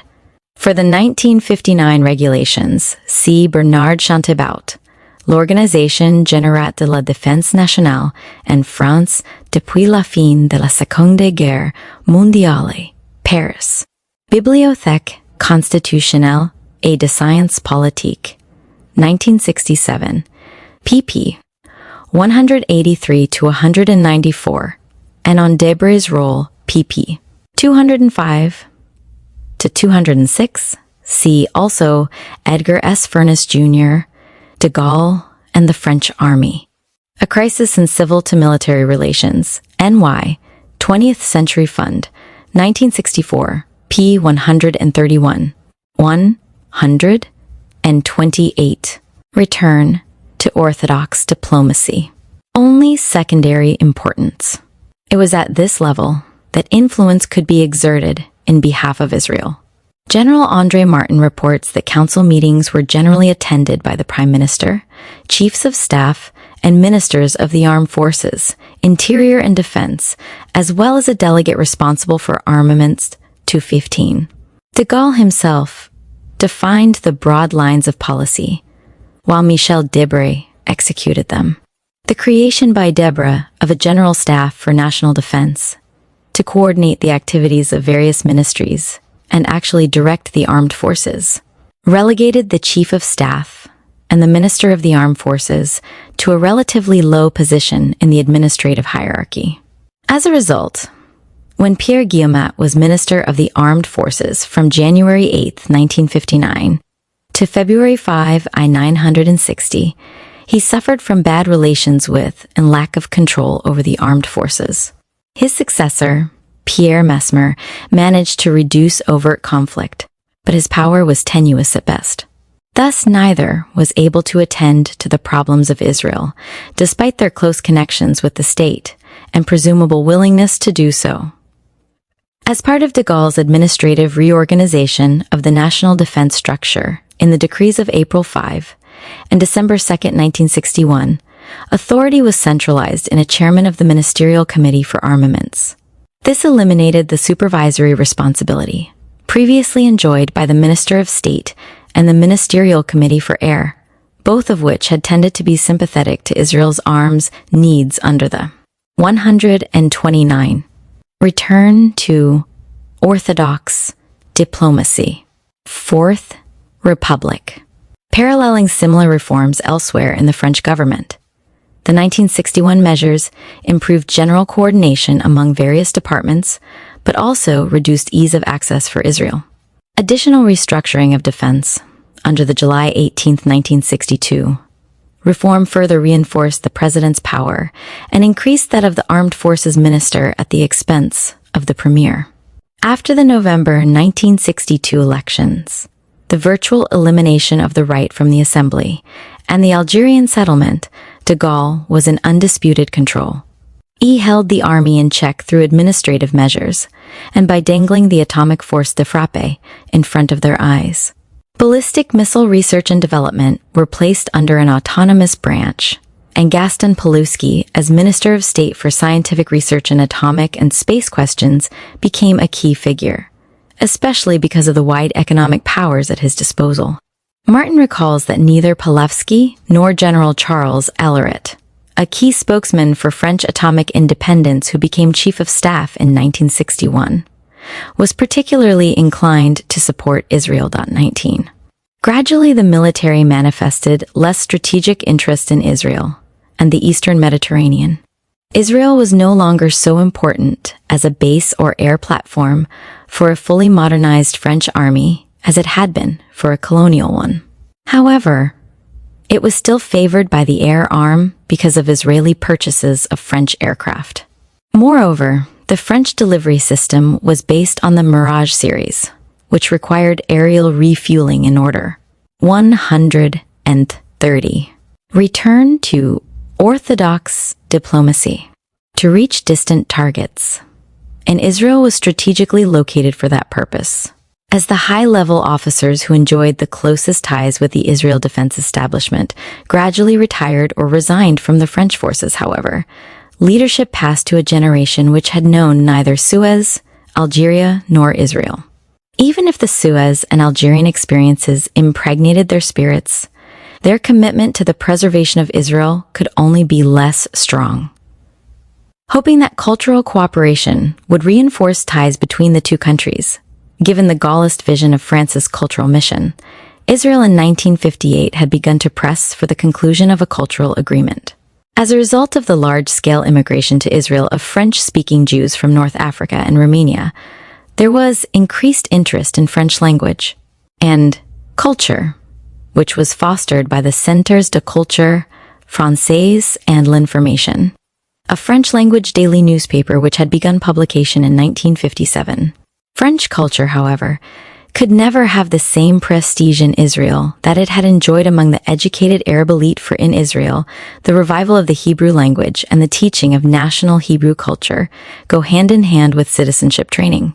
Moreover, while Israel book imports per head were the second highest in the world, French literature could not really compete with English. Not only were there more scientific, technological, and general works written in English, but French books were expensive. While Israel, as a gesture to the Fourth Republic, had permitted importers of French books to pay in local cur, this view is shared by General Gaston Jean Lavaux, Chief of Staff of the Army, February 1959, Ministerial Delegate for Armament, 1961 to 1963, interviewed in Paris, June 12, 1969. 3.1. Rent into a special bank account used by the embassy to cover expenses. There was no corresponding action by France designed to lessen their cost. On the other hand, France might have looked askance at Israel's overriding interest in seeing an expansion of the teaching of Hebrew within France, as opening the door to the dissemination of Zionist ideology and the encouragement of emigration. 21. David Catarivas recalls the endless French delays before November 30th, 1959, when Israel became the 36th state to sign a cultural agreement with France. Presidential pressure from the Élysée had to be brought to bear to bring about its signature, and, Catarivas asserts, only perfunctory formalities were elicited from the Quai d'Orsay officials. 22. Rather than producing closer ties, however, the cultural agreement seemed to cause disharmony. 23. The French were dissatisfied at the rate with which French was introduced into the Israeli school system, while Israel was disappointed to find that, instead of the wide study of Hebrew that had been envisioned, only the universities of Montpellier and Toulouse would establish chairs in Hebrew. While economic relations were of only marginal importance to the Tacit alliance, they were nonetheless a barometer measuring its development and decline. Espé. See Levi Eshkol's complaint that fewer Jews than non-Jews had chosen to study Hebrew in France. State of Israel. Divrei HaKnesset. Fifth Knesset. Vol.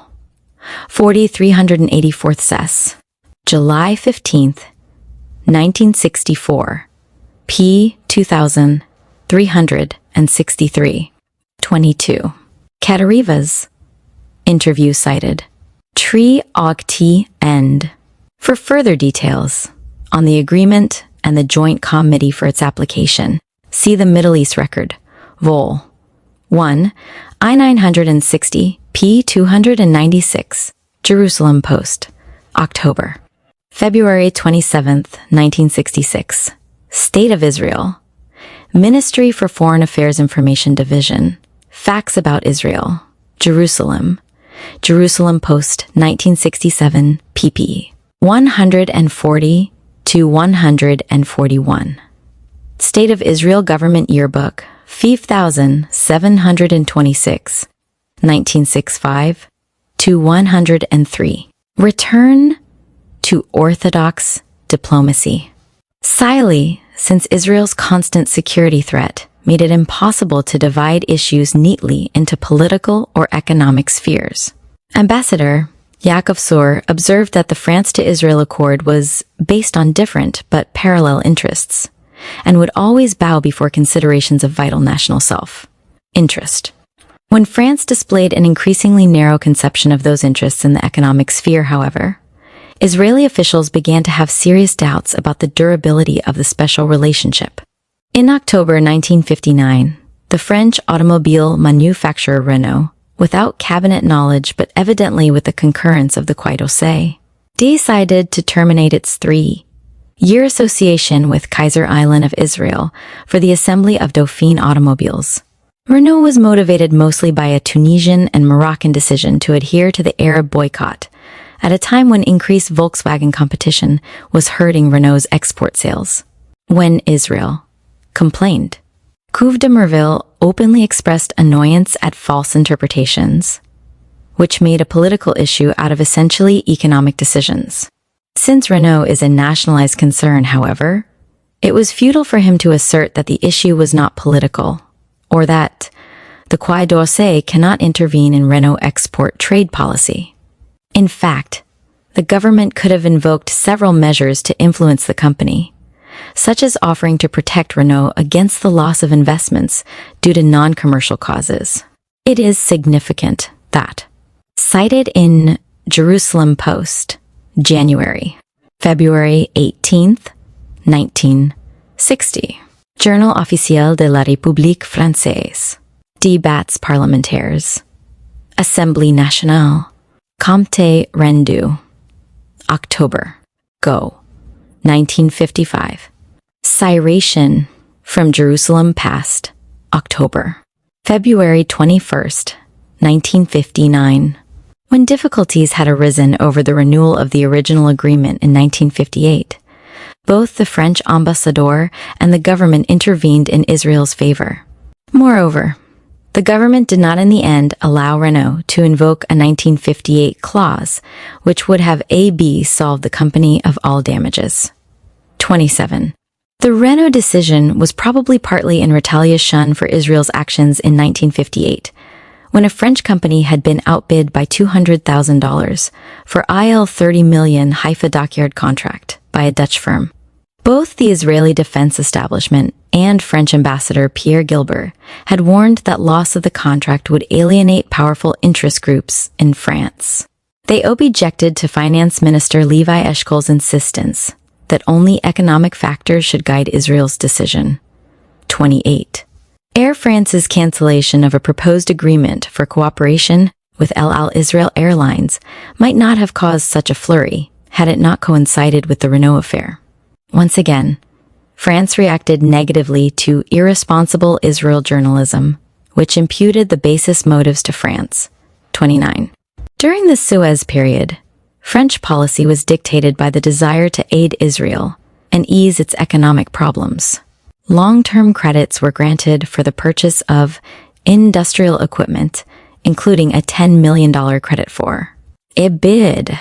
October 10 to February 26, 1959, and Maillard, interview cited. For the denouement of the affair and attempts to resume relations, see Jerusalem Post, November. 26. Mai 1963, Januar. 29, February. 12. May 7, 1964. 28. Jewish Observer and Middle East Review, Jomer, Vol. 8. October 30th, 1959, pp. 5-6, Jerusalem Post, April 22nd, 1959. 29. Ibid, Januar, 1, 5, 13, I-960, Jomer, Vol. 9, January. 8, I-960, pp. 4-5, L'Année Politique 1959, pp. 400-401. And Yaakov Sir, Ambassador to France, 1953-1959, interviewed in Jerusalem, August 13, 1969. J. 34. Return to Orthodox diplomacy. Chemical and chocolate factories. Repayment was guaranteed by the French government's foreign credits insurance scheme. In July 1957, a $30 million credit agreement was signed granting Israel short-term credits and goods for which France expended dollars, and longer-term credit of 2 to 8 years for others. Israel was to spend $5 million on cereals and African produce, coffee, cocoa, $5 million on semi-finished goods, $20 million on capital goods. A second $15 million loan was granted under easier terms for development projects to be carried out with French technical assistance. Private French interests had earlier presented tenders exceeding $100 million for the construction of the Haifa Carmelite subway, a beer, Shiva, Eilat Railroad, the ports of Eilat and Ashdod, a Haifa shipyard, and a central water supply and sewerage system for Tel Aviv. Once political factors no longer determined economic relations between the two countries, the imbalance in trade illuminated the harsh fact that the two economies were in no way complementary, as one Israeli analyst noted. In any case, the prevalent notion that political cooperation must needs be followed by commercial exchange, and vice versa, is borne out neither by facts, not by common sense. France. Israel trade relations will be largely influenced by factors quite distinct from mutual sympathy and common stand against pan-Arab conspiracies. The decisive factors determining trade relations were the extension of French credits, the amount and terms. To Jerusalem Post, April July 5, 1957. Ibid, July 8, 1957. See also July 11, 1957. January, February 26, 1958. Ibid, May 17, 1956. Moshe Attar in Jerusalem Post, July 14, 1957. Supplement.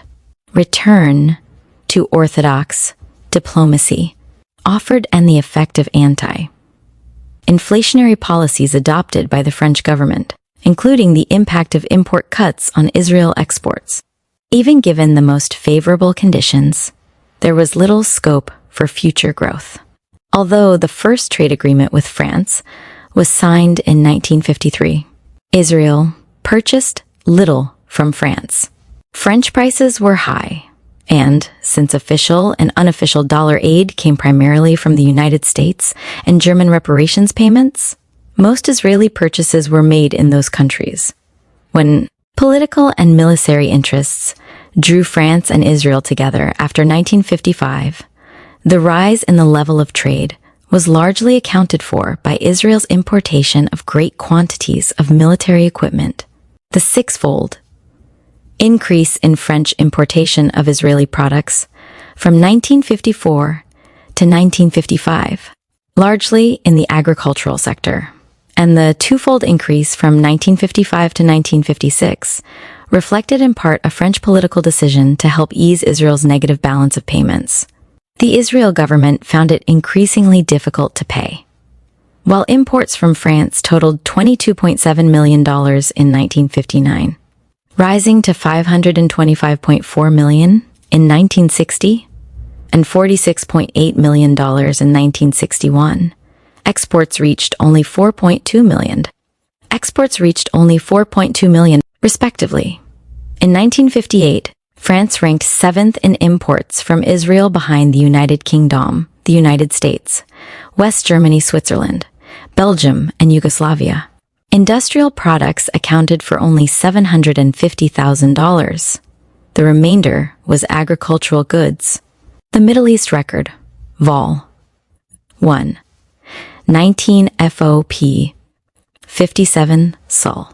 26 Febbraio 1961, pp. 82 a 8. For comparisons with French trade with other Middle East states, see also Middle East Affairs, Vol. 19, No. 1962, pp. 199 to 207. 196. Return to orthodox diplomacy, which faced stiff competition from other Mediterranean exporters. Although France reduced customs duties on Israel citrus and other agricultural products by 10%, possibilities for growth in trade were limited. High French production costs, aggravated by the devaluation of the franc, meant that French prices could be undercut elsewhere in Europe, while France had little need for Israel's high-quality specialty products. Moreover, certain economic interests in the oil and textile industries were actually opposed to closer ties with Israel. Trade talks were stalled throughout 1959, as Israel sought liberalized quotas along the lines of privileges granted to common market members. After prolonged negotiations, on January 21, 1960, a commercial agreement was signed which abolished some quotas, left nominal ones on certain categories, and continued to restrict imports of eggs, vegetables, orange juice, textiles, and other items. Payment for the unfavorable 1959 $2 million trade balance was to be arranged for by loan.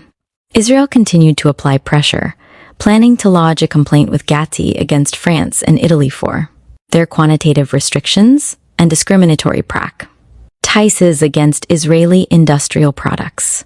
The 1962 trade protocol was a major breakthrough, for the first time freeing Israel to sell industrial products in France, and vice versa, without restrictions. Quotas remained fixed, however, on Israeli citrus and agricultural exports, as the French Ministry for Foreign Affairs prepared for the normalized relations with the Arab world which Jomer Vol. 8, October 30th, 1959, pp. 5-6, Jerusalem past January. February 18th, 1959. For details, see Jerusalem Post. January 21, 22, 1960, 35th, Ibid. March 12th, 1951. Return to Orthodox diplomacy. Would accompany a peace settlement in Algeria, it found its freedom of diplomatic action, especially in Cairo, complicated by Israel's conduct of diplomacy by rhetoric. Partly out of a sense of isolation, and partly out of a certain measure of parochialism, the Hebrew press fostered the notion that a little entente or unwritten alliance existed between France and Israel. 40. At every new development in French politics, headlines would nervously question whether the alliance remained intact, while Israel sources, usually in Paris, would trumpet a reassuring yes. To some degree, this may have been a form of pressure on France to formalize the illicit affair by a treaty, but internal Israel politics were also at play, with each party outdoing the other in a desire to appear pro-French. The opposition Harit Party, which made slight gains in 1959, seemed at times to be conducting its electoral campaign in Paris. Shortly after coming to power, General de Gaulle began discreetly to disengage France from the close ties with Israel, which had characterized the Suez period. In the future, there would be fewer mutual declarations of identity of outlook and community of purpose. The French would be less publicly committed to Israel, and the Israelis not expected to underwrite every French action, while de Gaulle directed that Israel's vital interests were not to be harmed, pledging his support in case Israel was menaced. Needless demonstrations of friendship, which could be misconstrued, were to be. S9 see French criticism in Jomer Vol. 9 October. I-960 Vol. 8 October. Go. 1959 pp. 5-6 for a typical example. See Golda Meir's remarks, cited by Eric Rouleau, Au Moyen-Orient, Diversification des amitiés dans la sauvegarde des intérêts nationaux. Le Monde Diplomatique, January 1968, pp. 8-9. 41. See Jerusalem Post. July 2007, 1958. February 5. July 3rd, 1959, and Le Monde, February 5, 1959. For a critical editorial. 138. Return to Orthodox diplomacy. avoided. The Giannini Commission's report, which reflected official thinking, argued that after 7 years' absence from the area, favorable conditions now made France more acceptable to the Arabs. The report cautioned France to maintain and increase its influence in the Middle East through benevolent neutrality by avoiding involvement with disruptive forces or regional quarrels, and by a necessary revision of certain marked attitudes of the last years. The Giannini report urged that French aid be centered upon Iran and Lebanon and widened to include Syria and Jordan. Credits were, in fact, ultimately extended to Iran, Syria, Turkey, the UR, and Iraq. By 1967, 21,153 French teachers and 577 technicians were in the Arab world majority in North Africa, while in Israel there were only 3 French teachers and no French technicians. The change in the French relationship with Israel was further underscored by the recall of Pierre Gilbert as ambassador to Israel and his replacement by J.A. Aboudelet in December 1959. When Walter Aitan replaced the popular Yaakov Sur in February 1960. Jerusalem Post, May 17, 1959. J.R. Theroux, Secrets d'État, Paris, Plon, 1960, p. 177. See also Jerusalem Post, March 7, 1960, and Jomer, Vol. 9, June 17, 1960, p. 1. On French anger at leakages concerning the sale of Mirages. For abbreviated French versions, see Rapport Jeanninet la politique de coopération avec les pays en voie de développement. UCIL 01, Paris. 1. Documentation Française. 196. See also Jomer, Vol. 3 February. 28. Agfi 4, p. Pierre Rondeau. Politique occidentale dans l'Orient arabe. Études, June 1962. 359 moins. 380. Vers en Orient sans lignes, l'Afrique et l'Asie. 4th, 96. pp. 41, 46. SEC Middle East Economic Digest. London, October 12, 1967. p. 696. The Middle East Journal Chronologies, 1962 to 1969, and Jerusalem Past October. 4. December 12, 1967. 159. Return to Orthodox Diplomacy. Suddenly, in 1961 and 1962, a rash of newspaper reports condemned Jewish support for and alleged Israeli involvement with the ultra-rightist terrorist organization in Algeria, the rebel OAs, claims that Jacques Soustelle had received support from Ben-Gurion, and that Israeli intelligence agents or extreme rightists were directly involved in OAS activities were based on a germ of truth. Soustelle's Committee of Democratic Defense did include Duhamel Koenig, André Sperry, and Solomon Friedrich Formoset, who represented the right-wing Harit in France. Soustelle's friendship with wealthy American Jews and the financial support he allegedly received from them during his exile fanned suspicions of Israeli involvement. In March 1961, an Algerian Jew and suspected OAS leader, John Ganassia, was arrested and charged with being in touch with Israeli agents who had supposedly been smuggled into Algeria by submarine in late December 1960 with the aid of the Secret Service and the Etzel or Stern Gang, a terrorist faction during Israel's pre-independence struggle for statehood associated with the Harit Party. The Jerusalem Post on January 11, 1962. Ibid. October. July 17, 1960. And see Jean Daniel. Prophet of the Arab World. De Gaulle and the Jews. Atlas. Vol. 15. February. 1968. I am indebted to Nicholas Wall for bringing to my attention the question of Soustelle's relationship with such individuals as Abe Spanel, former head of International Latex. Spanel published an anti-de Gaulle, pro-Israeli Israel-French newsletter in New York during the period of Soutel's OAS activities, Wall reported the whispered view that Soutel was being financed in his exile by the Israeli Secret Service and by wealthy contributors. To Israeli causes, Jerusalem Past, March 23, 26, May 16, 1961.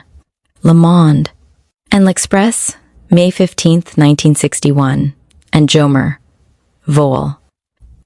11, February 2, 1962, Ra, 140. Return to Orthodox diplomacy. Ported an unsubstantiated but widespread belief that Jewish commandos in Oran were inspired by an Israel government policy which sought partition of Algeria. According to the article, the commandos were supposed to have the support of Maurice Schumann and Raymond Schmidtlein within the French government. Matters were further complicated by General Salin's mobilization order and threats to kill any non-Muslims leaving Algeria. This had a devastating effect on those Algerian Jews who wanted to emigrate to Israel, particularly after one of the highest-ranking Jews in the French police was murdered by extremists in Algeria. According to reports, he was executed because his involvement in Jewish emigration weaned the youth away from extremist local politics. Israel's role in the Algerian developments was probably exaggerated by the reports and rumors that circulated in the press and by word of mouth. Nevertheless, it is difficult to ascertain to what degree they were based on fact. At his treason trial after the abortive Algiers coup of 1961, General André Zeller gave fuel to the allegations of Israeli involvement by testifying that the rebels expected support from Portugal, South Africa, South America, and perhaps Israel. However, General Chale has emphatically denied any Israeli in 49 Sierra Leone and Leones, Procès de Géniaux Chale et Zeller.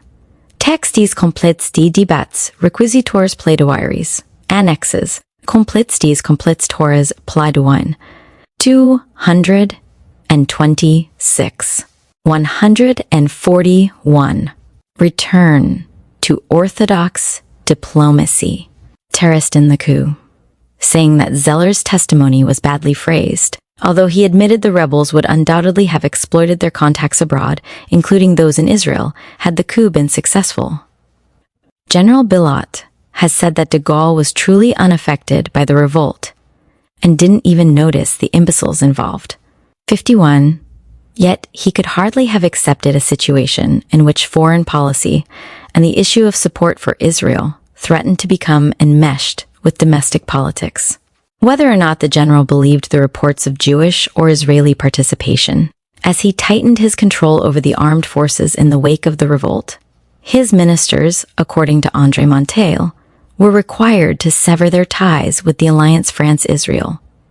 After the upheavals in Lebanon, Iraq, and Jordan in 1958 and 1959, there was a fundamental difference in the French and Israeli interpretations of events in the Arab world. The Israelis, fearing Arab encirclement, called for the construction of a defensive line to contain Nasserism, to be drawn from Ethiopia and the Sudan through Libya, Israel, Turkey, and Iran. De Gaulle's preference for a multilateral approach to Middle East problems was strengthened by Nikita Khrushchev's call in July 1958 for a summit meeting. But when in East, General Pierre Bilot, vice president of the UNR group in the National Assembly, 1962 to 1966, interviewed in Paris, May 29, 1969, 142. Return to Orthodox diplomacy. West Détente failed to materialize. Ben Gurion, in 1959, began once again to sound out Western capitals on the long-standing issue of freedom of passage through the Suez Canal. He had little success, for from 1959 to 1961, Abd al-Nasir was involved in a bitterly polemical anti-Soviet press and radio campaign. Thus, the Western powers were reluctant to provoke him. Besides, the Soviet government was unlikely to cooperate with any Western action. Instead, de Gaulle urged Israel to rely on the personal intervention of the Secretary General of the United Nations, which came to naught. From 1959 on, confiscation at the Canal of Cargoes destined for Israel became the rule, although it was at first not followed consistently. In 1960, however, the Danish Inge and the Greek Astapelae, bound for Haifa, were forced to unload their cargoes.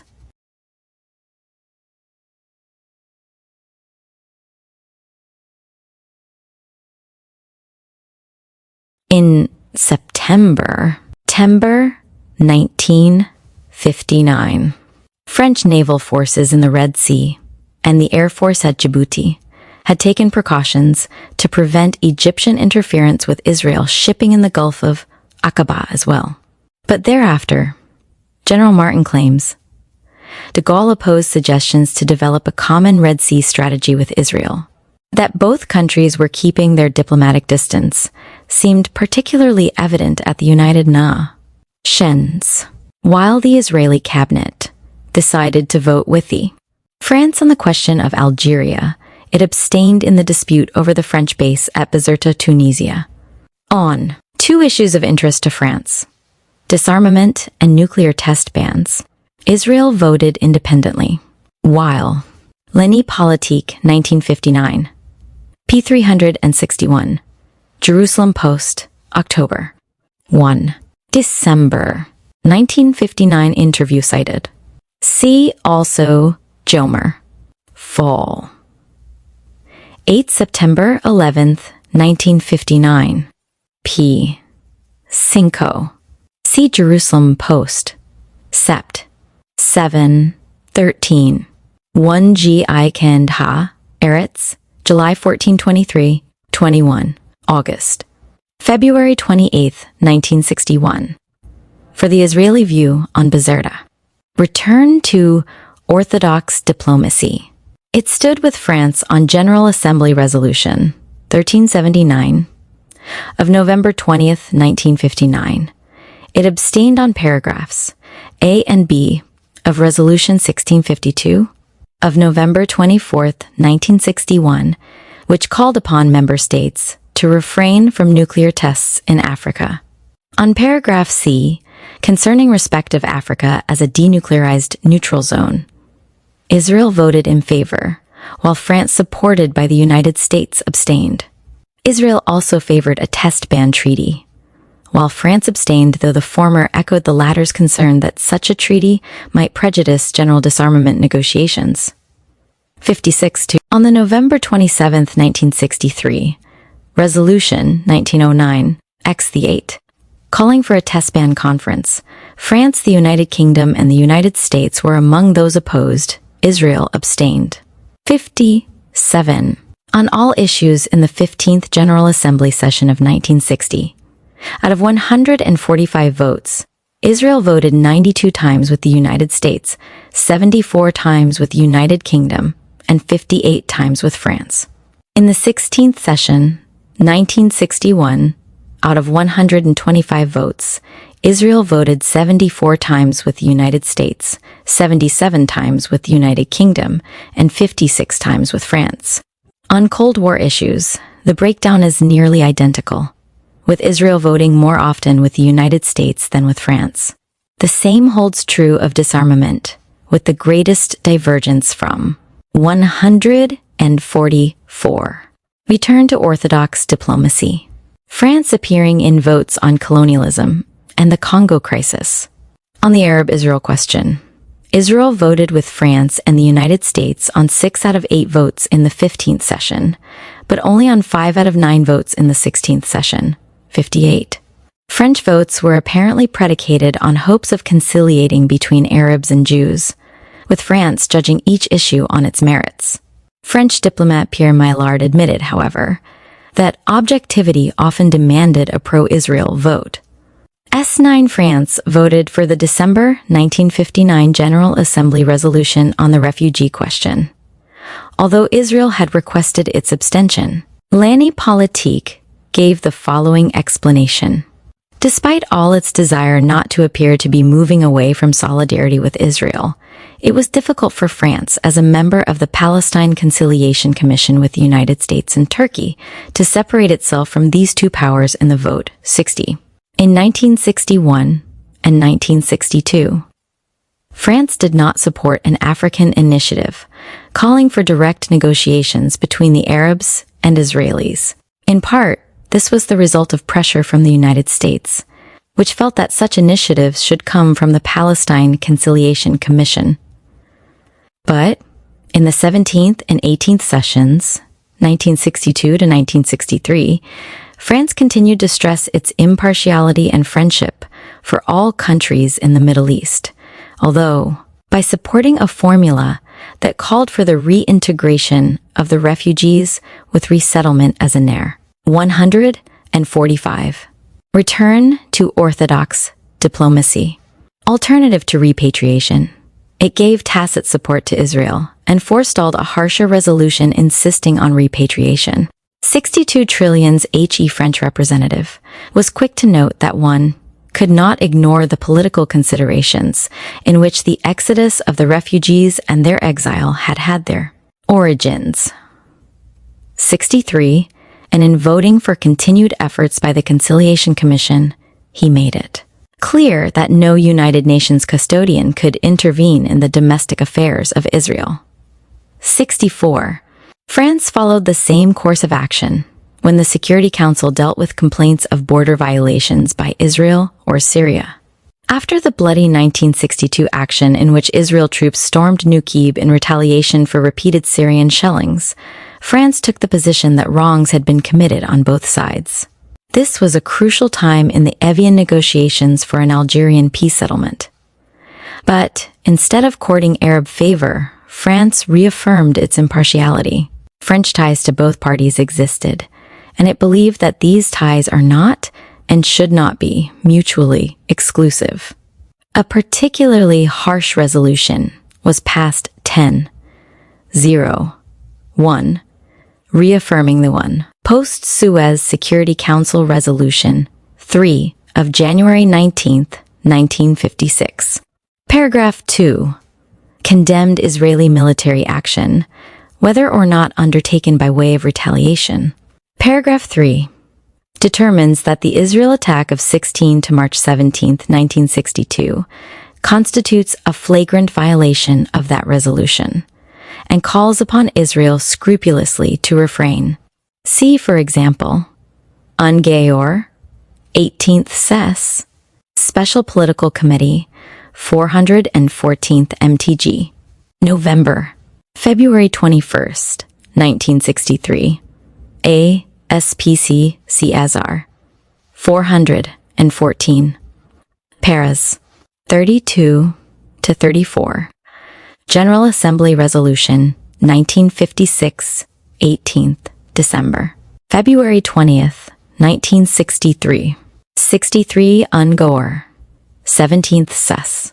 Special Political Committee, 374th MTG. December. February 17th, 1962.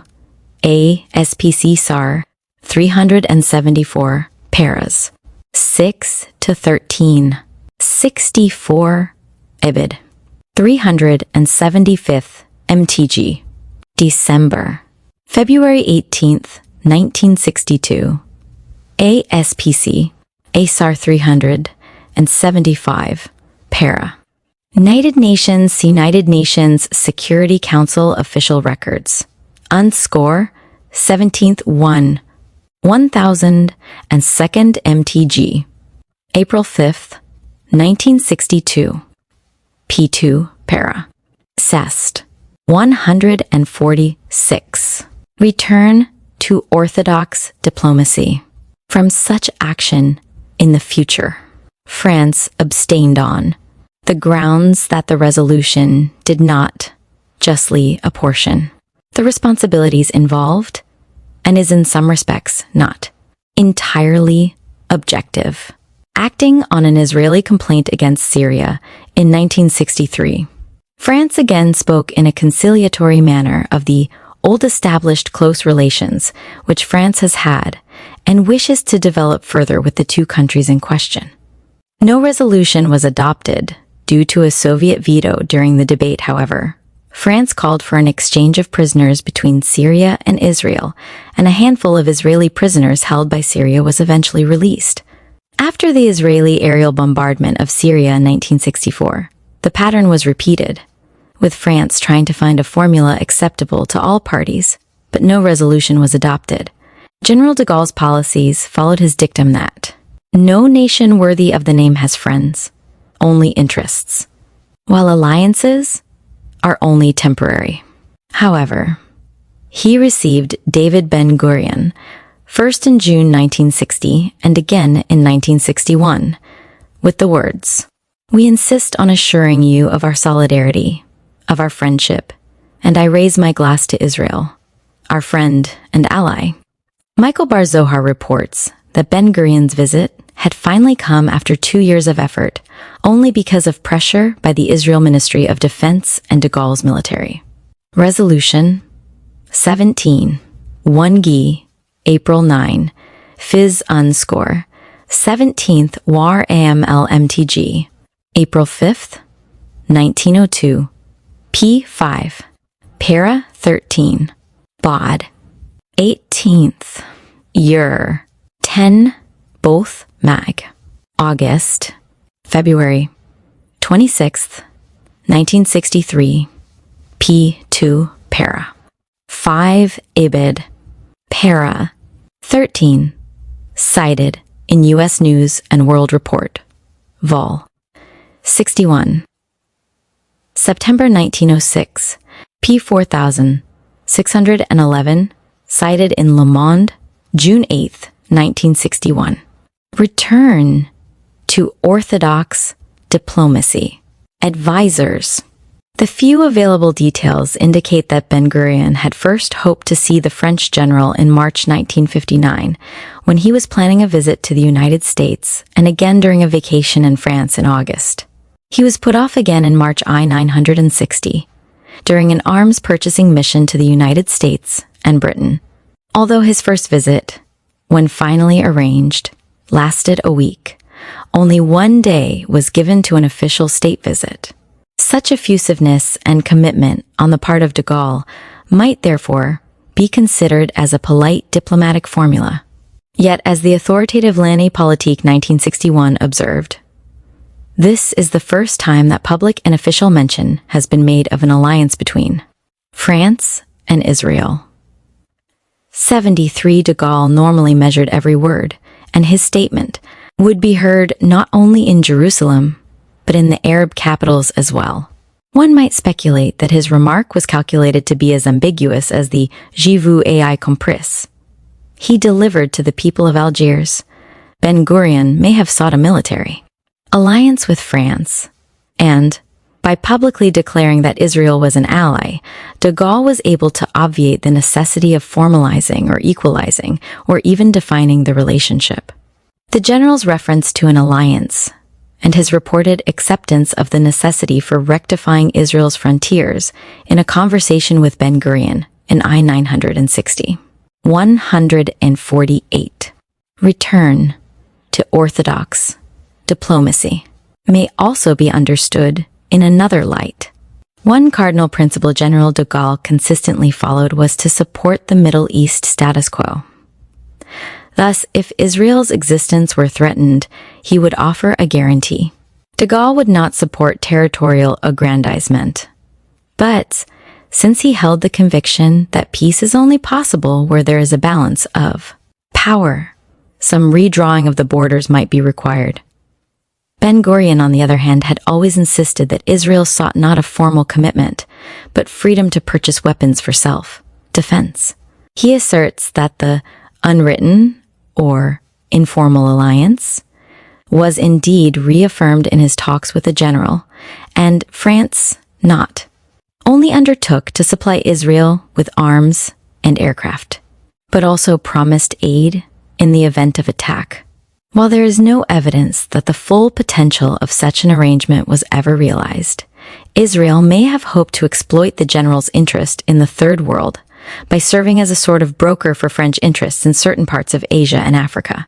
With the rapid growth of Israel's program of cooperation with the developing countries, Israel might well have been a means by which France could retain its presence in newly independent countries without the risk of arousing fears of neo-imperialism.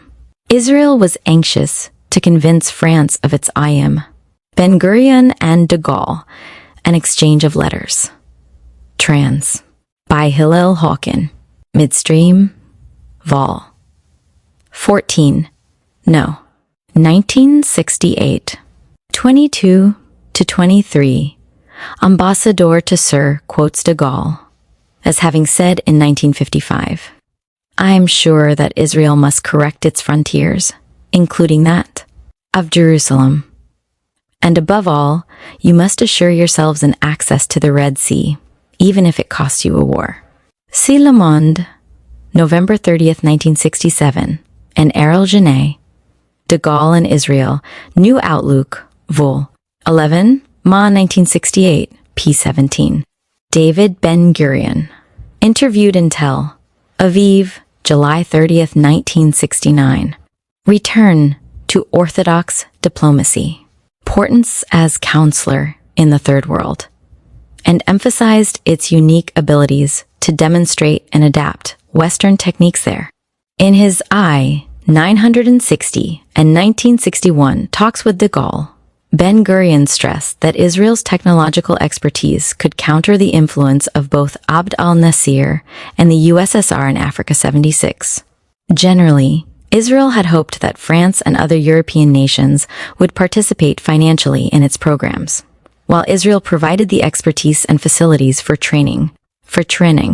Ben-Gurion received support for Israeli efforts from the Élysée, and especially from Jacques Faucart, the president's special advisor on African affairs, despite initial suspicion of Israel's motives on the part of some individuals in the government. 78. Without French acquiescence, Israel would certainly have faced difficulties in former French dependencies, particularly where local French interests could hardly be expected to react favorably to an expansion of Israeli export trade with these territories. In fact, Israel was unable to benefit materially from its aid program, managing to export very little to French-speaking Africa. David Catarivas emphasizes, moreover, that Israel did not compete with efforts in the spheres reserved to France. Education and military training. 79.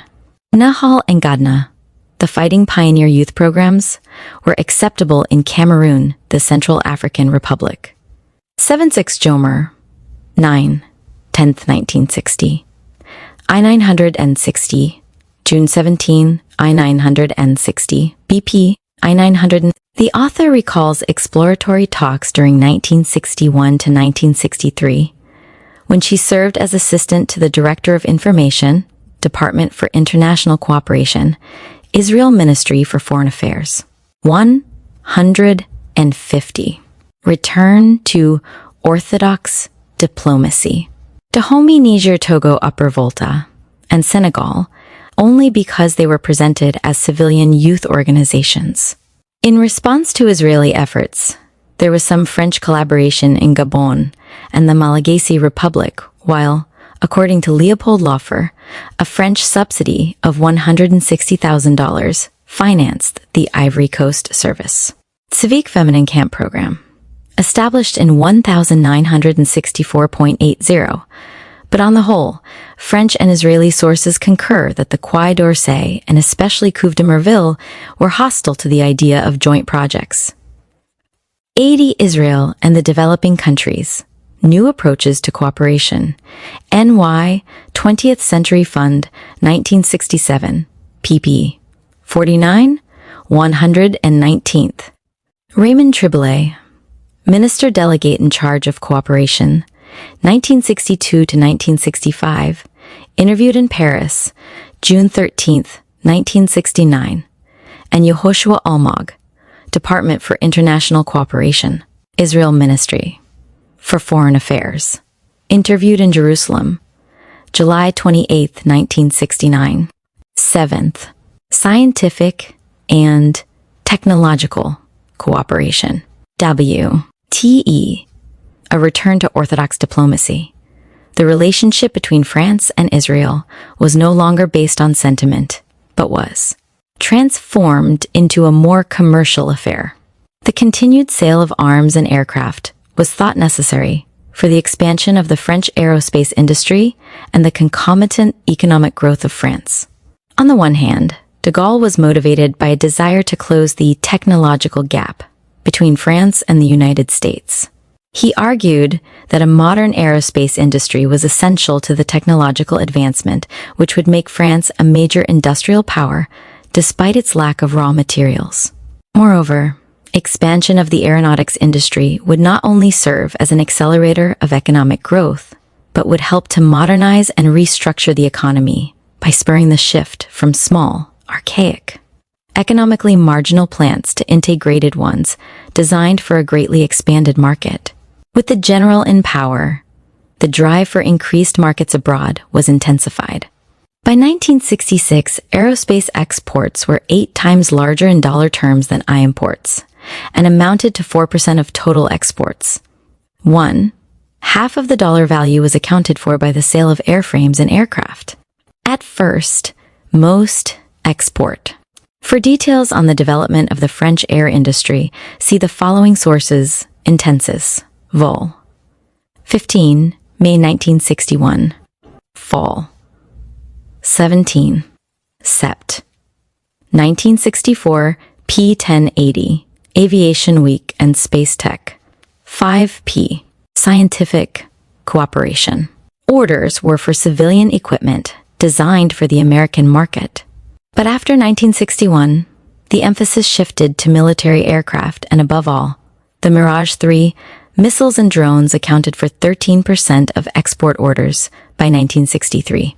Among them was the widely used Nord Aviation SS-10 anti-tank missile, which was first employed by the Israel Army against Egypt in the 1956 Suez War, and a 2-stage anti-tank projectile, the SS-11.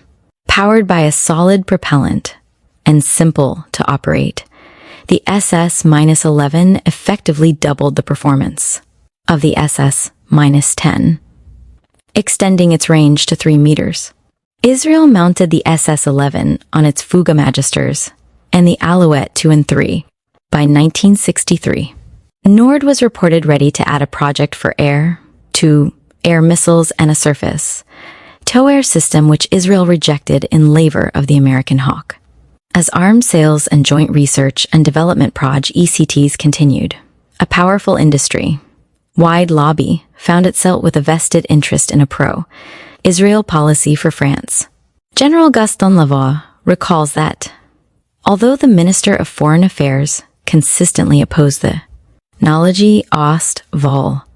74, June 5, 1961, p. 21, Vol.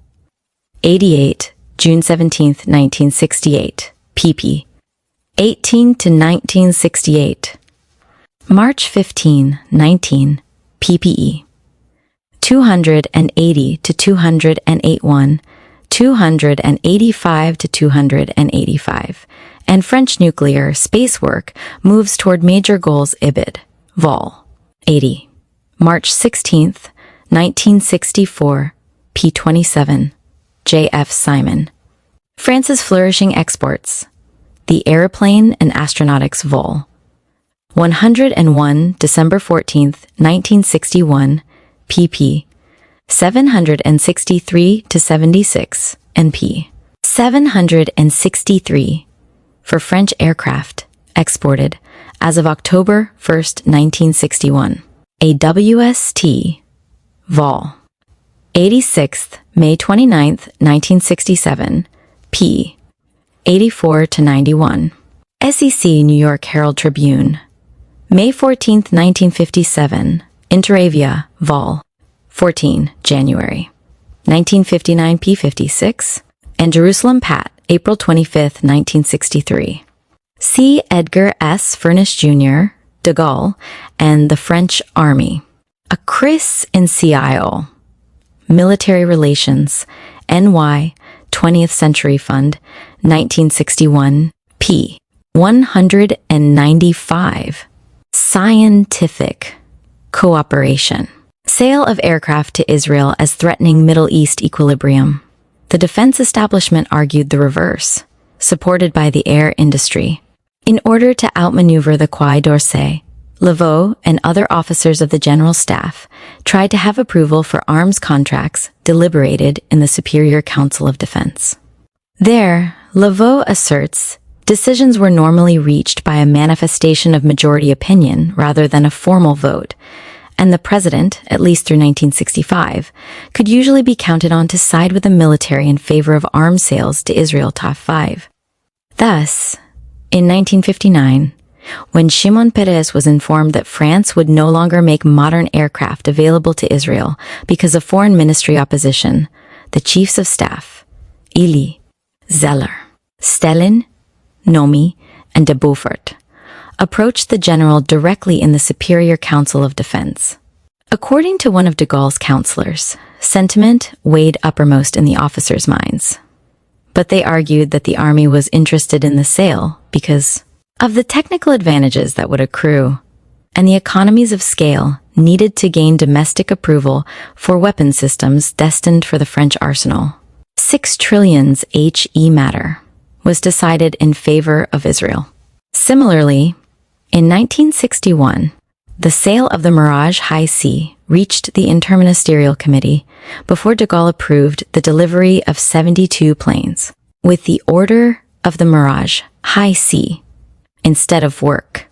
3 General Gaston-Jean Laveau, Army Chief of Staff, 1959, and Ministerial Delegate for Armaments, 1961, interviewed in Paris, June 12, 1969. 6 confidential source attached to General de Gaulle, January 1959 to April I 960, interviewed in Paris, June 14, 1969. See Ben Porat and Uri Dan, Mirage Center MiG, Paris, La Font, 1967, p. 84. Israel bought 96 planes at a cost of $1 million each. Jerusalem Post, April 25, 1963. 154.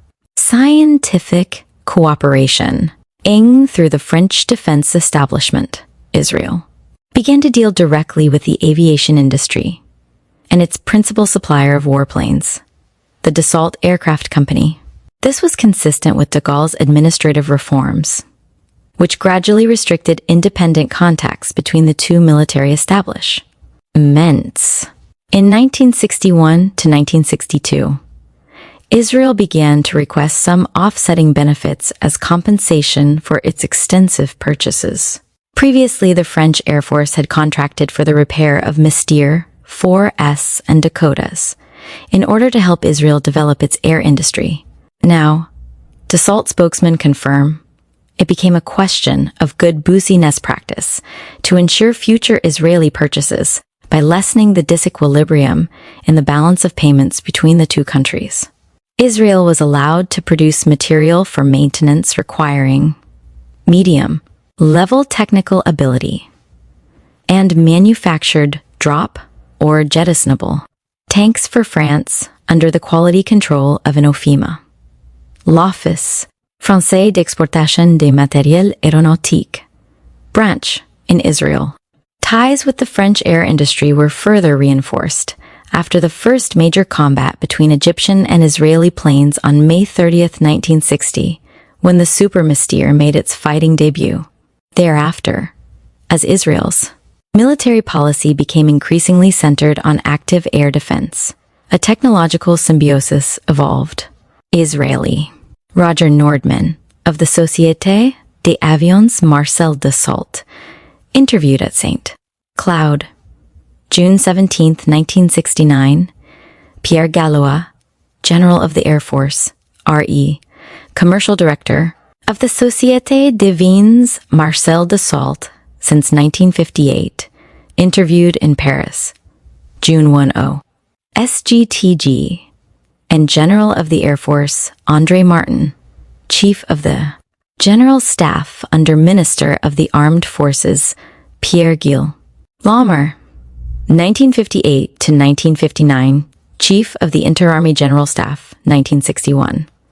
and Inspector General of the Air Force, 1969 to 1967. Interviewed in Paris, June 12, 196. Scientific cooperation. Pilot sent continuous performance reports and flight photos to the Dassault Company, and, as noted above, many of their recommendations, especially on radar, electronics, and the use of 30mm cannon, were to find their way into the Mirage. Israel also rendered a unique service in interpreting and enlarging the missions for which French arms were originally planned. The Mirage, to cite one example, was initially conceived as an interceptor designed to penetrate a Soviet radar system based on the SAM missile. In response to Israel's needs, it came to be utilized as a bomber. Israel was also particularly adept at developing maintenance procedures and was strong in practical, tactical areas, designing new bombing techniques and maneuvers to exploit the vulnerability of the MiG's fuel tanks, or the SAM missile's weakness at low altitudes and against planes undertaking evasive maneuvers. This was to prove useful in June 1967. For while some electronic devices may have been used, it is generally believed that Israeli aircraft eluded the Russian-built Egyptian radar by a low-altitude approach and slow speeds attained by lowering the planes. Landing gear. Israel continued to be a laboratory for French experimentation, especially after 1962, when it was the only country where French equipment was being tested in combat against Russian-made arms. On the basis of the Mirage 3's encounters with Arab-piloted MiGs, for example, Dassault decided to include a simple visual fire control system as a backup in new models designed for non-industrial countries. Israel also offered France a unique service as a showroom for French merchandise. CPP 110 to 111 above, and Poret and Dan, Mirage Contre, MiG, P95, AWST, Vol, 86, May 29, 1987, P269, Scientific cooperation, and arms purchasing agents from other nations often consulted their Israeli counterparts. Shimon Peres recalls that, although he anticipated the growing centralization of European arms industries and recognized the need to diversify Israel's arms purchases, France was nonetheless the only reliable source for a certain range of arms lying between less sophisticated weapons and advanced long-range ballistic missiles. The United States had refused their sale, and the United Kingdom had renounced their manufacture.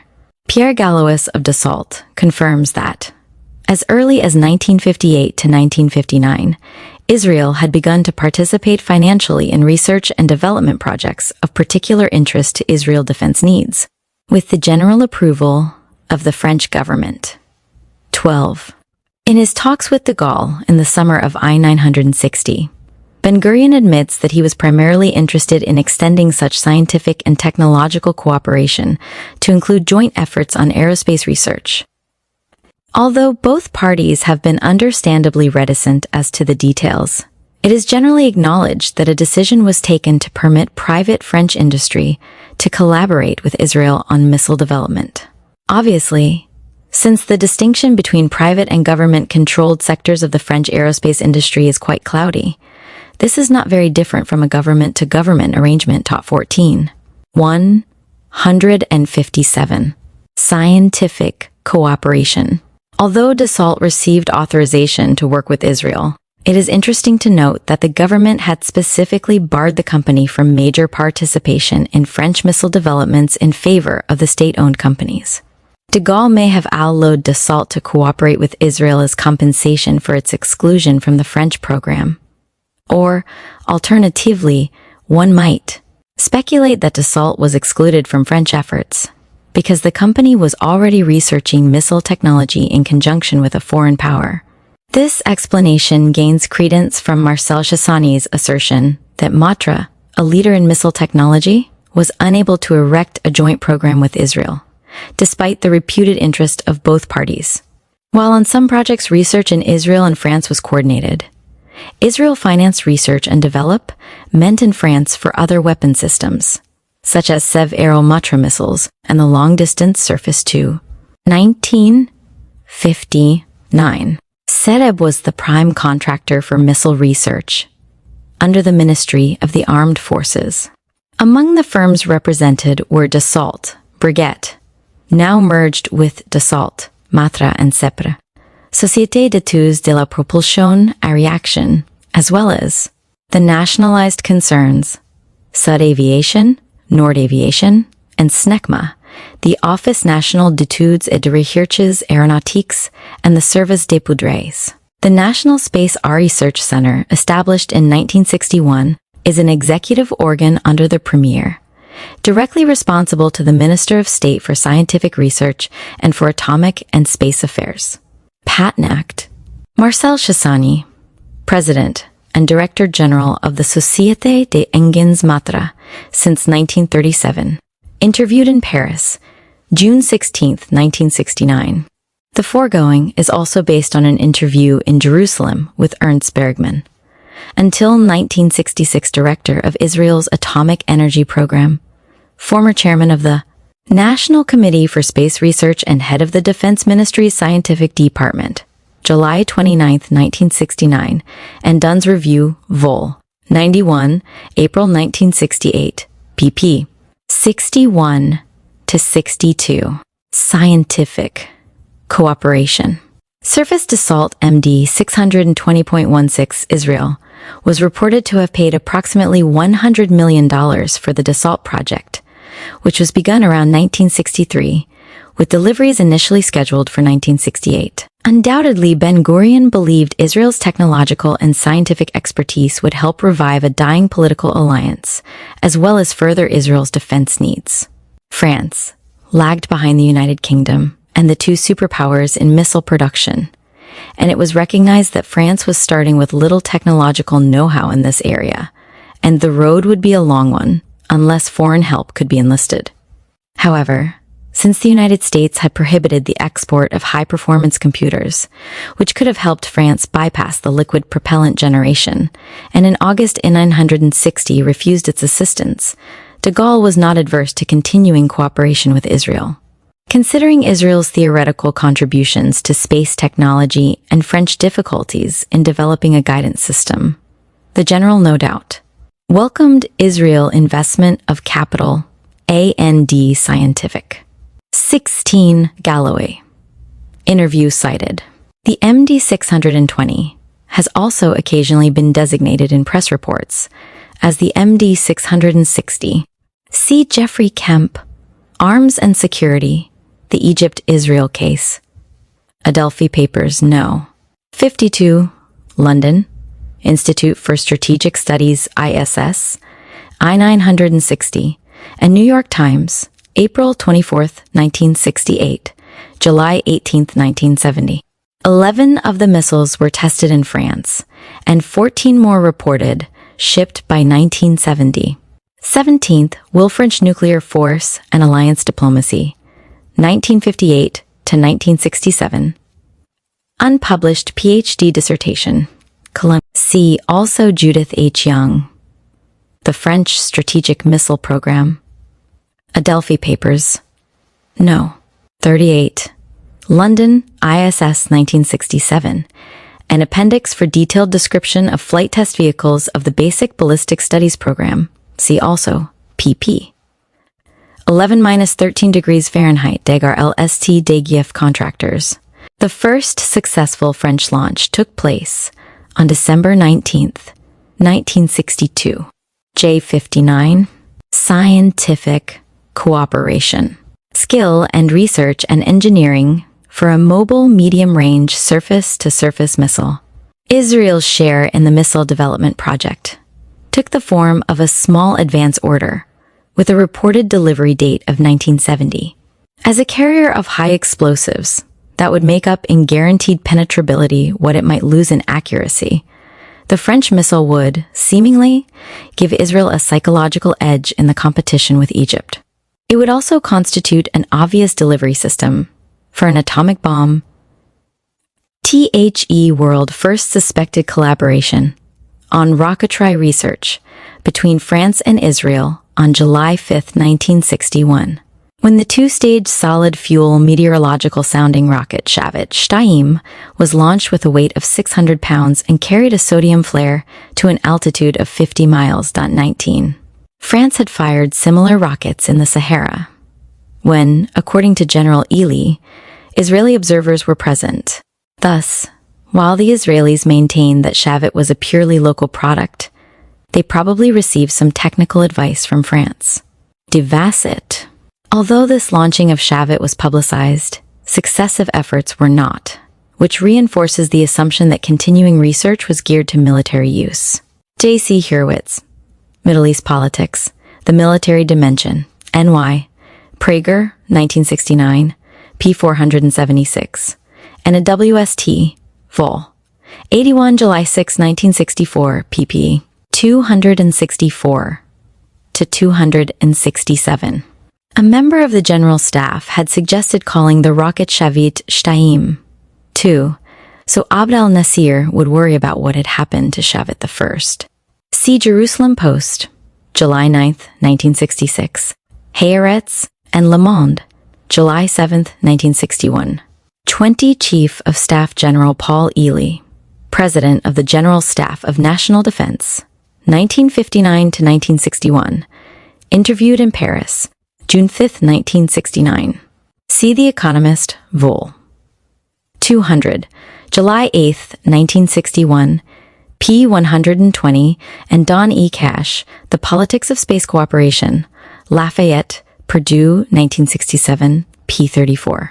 160. Scientific cooperation. Although the construction and principles involved would be different on a military instrument, the solid fuel developed by the scientific department of the Israel Ministry of Defense could also be used for a weapon system.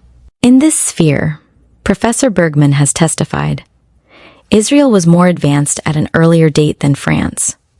21. Up to 1966, the French had been having trouble developing a lightweight warhead for the medium-range diamond, and this is another area in which joint research may have operated.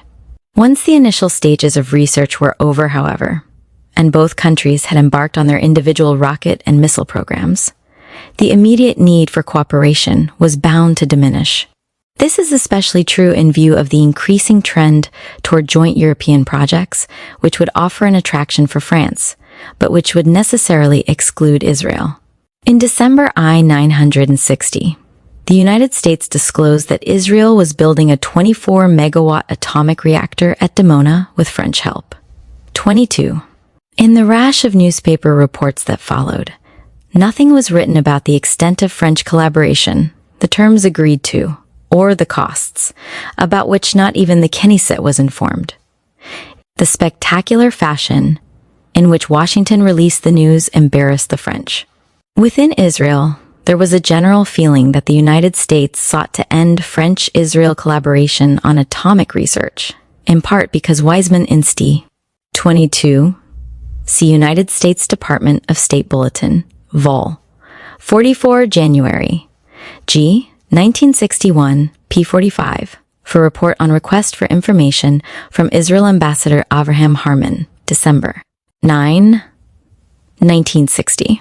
161. Tude research was integrated with American science. A sizable proportion of the Institute's budget came from the National Institutes of Health, United States Air Force funds, and from West Germany's Ministry of Scientific Research. The Institute was also engaged in classified nuclear physics research for the United States Air Force and Navy 24. It is also possible that the United States government was reacting to disclosures 2 months earlier that Egypt was building a reactor with the probable assistance of the USSR and was trying to forestall domestic pressures for similar aid to Israel. 25. Washington could argue that Israeli needs in the nuclear field were already amply supplied by France. There might also have been some degree of pique, since, in response to American queries, the Israelis had called the Dimona reactor everything from a pumping station to a textile plant. There were very real fears in Washington that the secrecy surrounding the project obscured a weapons program. From its inception, Israel's atomic program had been closely allied with the defense establishment. The first discoveries of uranium in Negev bitumen, limestone, and phosphates in 1948 were made by a scientific unit of the Defense Forces. The Negev reactor was not placed under the IAEA, but under the jurisdiction of the Army, HEMED, the scientific branch of the Israel Army, which succeeded in developing a light armaments and munitions industry, also had the 2-5 Gottlieb, Israel, and the A-bomb, P-96, 162. Scientific cooperation, high explosive experts needed for detonating atomic bombs. The small Nahal Sorik enriched uranium research reactor was under American safeguards and could be ignored for weapons purposes, except insofar as nuclear technicians received invaluable experience. However, the United States was alarmed by announcements in I-960 of a cheap German technique for separating Fi-signable material with a gas centrifuge. While not necessarily suitable for the needs of large countries, the technique could have caused a glut on the uranium market and made it possible for the smallest states, such as Israel, to produce enough fissile material each year for 1 or 2 bombs. Moreover, a centrifuge could more easily be hidden than a gaseous diffusion plant, and the process could already be known to Israel. Germany had already exported 1 centrifuge to Brazil and 1 to the United States before American pressure had it classified as Secret 26.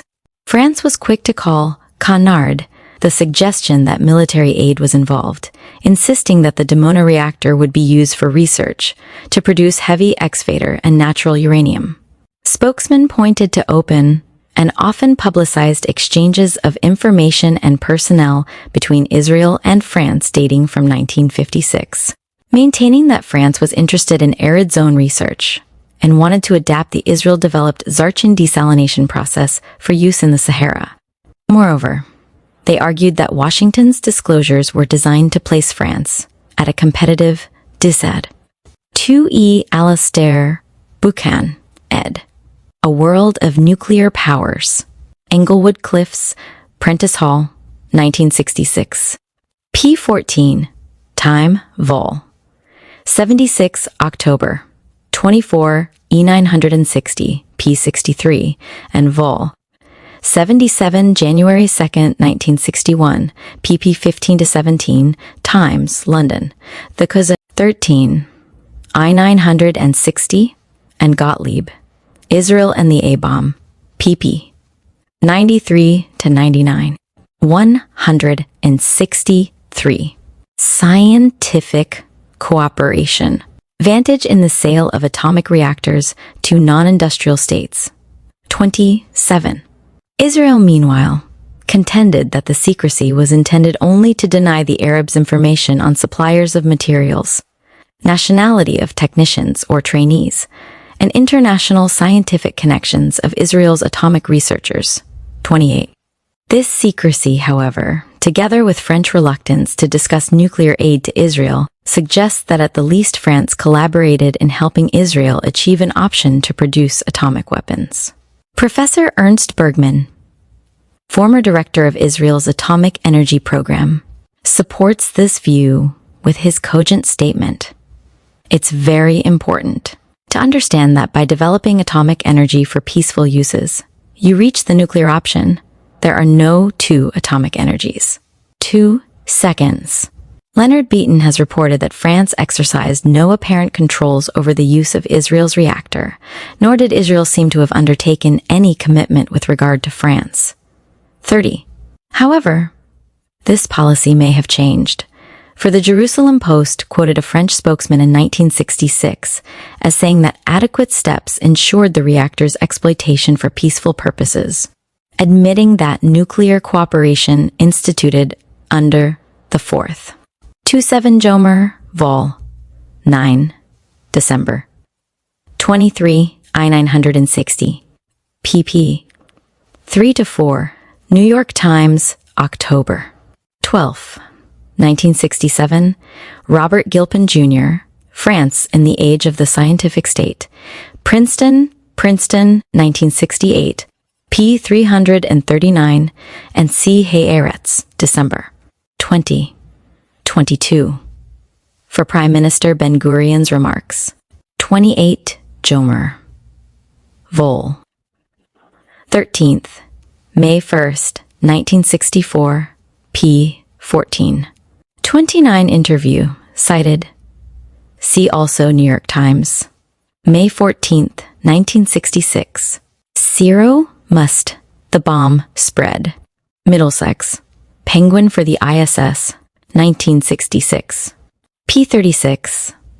And with John Maddox. The spread of nuclear weapons, NY. Prager for the ISS, 1962, P43.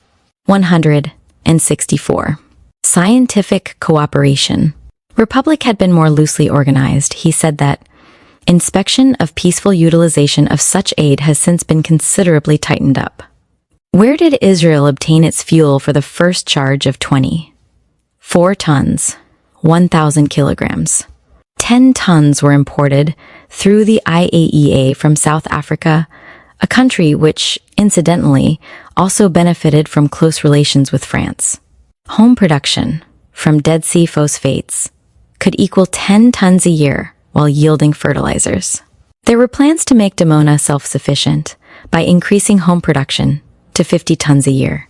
However, refining uranium from phosphates costs as much as 10 times more per ton than does uranium on the world market. Since the market is flexible and subject to loopholes, it is likely that domestic medium-grade ores in the Negev would be exploited only in an emergency. Some fuel is known to have been supplied by France, the leading uranium producer in Western Europe.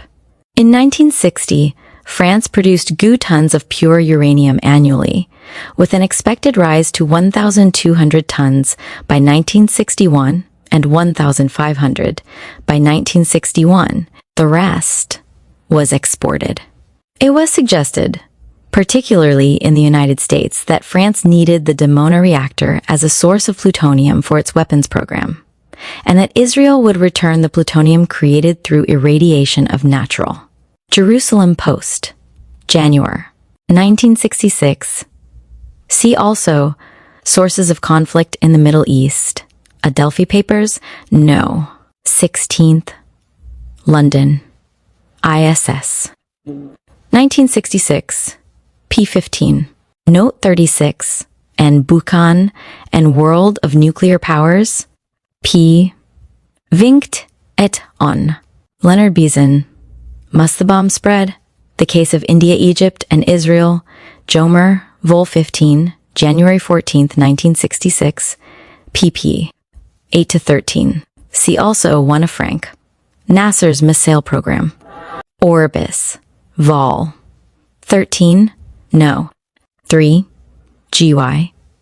P74, and Bergman, cited by New York Times, May 4, 1960. 165. Scientific cooperation. Uranium in the reactor core. The Israelis have denied this. The preferred fuel of the Israel Atomic Energy Commission is natural uranium, with about 3% plutonium added. This is based on scientific considerations, but creates a valuable technical position from which Israel has an option to produce atomic weapons. If operated at full capacity, the Dimona reactor could produce enough plutonium a year for several small nuclear bombs. In 1960, the Israel chemical engineering industry was not considered capable of separating plutonium, and there was little evidence of plans to build a plant. If Israel did not build a chemical separation plant, the military value of Dimona would be negligible, and Israel would be dependent upon France for separation. Israel reportedly would have been able to achieve a prototype fission device, most likely of U-235 design, by 19%. France would gain useful experience from helping in the construction of an Israeli reactor, especially in the period before it achieved its first nuclear explosion in 1960. Moreover, in view of de Gaulle's overriding desire, 33rd Beaton, Jomer, P12, Jerusalem Post, December 26, Agio, and New York Times, December. February 19th, 1960. See also Beaton and Maddox, The Spread of Nuclear Weapons, p. 172.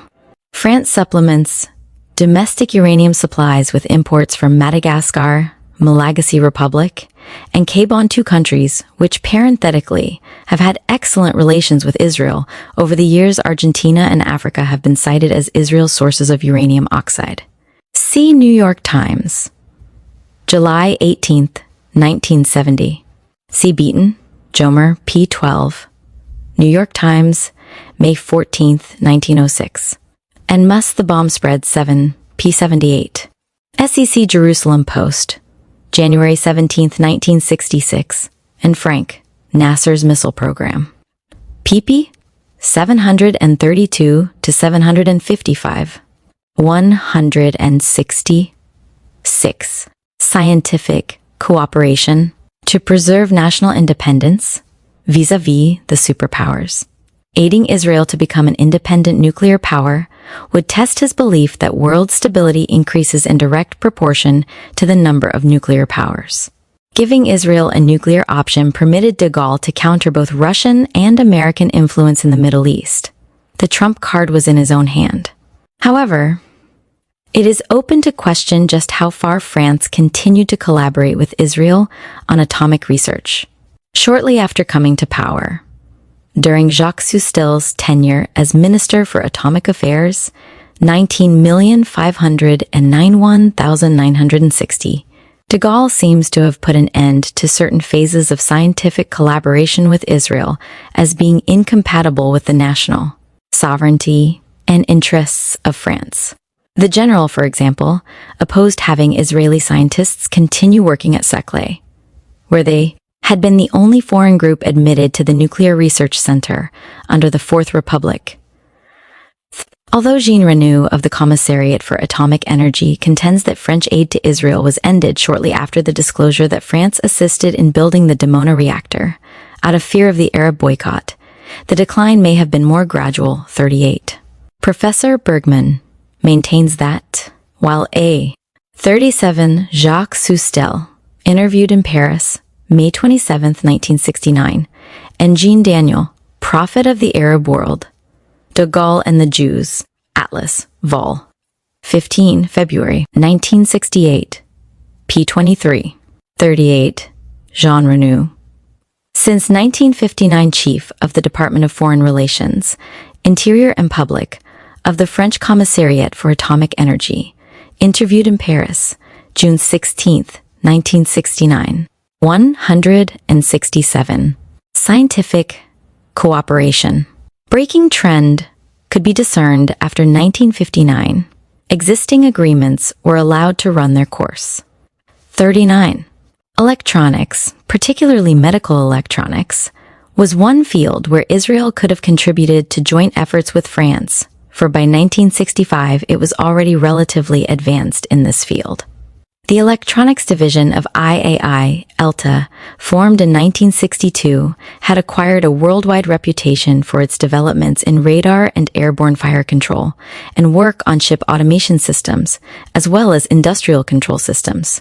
ELTA produced advanced flight instruments for the Magister, in addition to new avionics packages, airborne radar test equipment, communications equipment, medical defibrillators, pulse monitors, cardiac pacemakers, and transistorized radio compasses and nuclear test equipment. 40.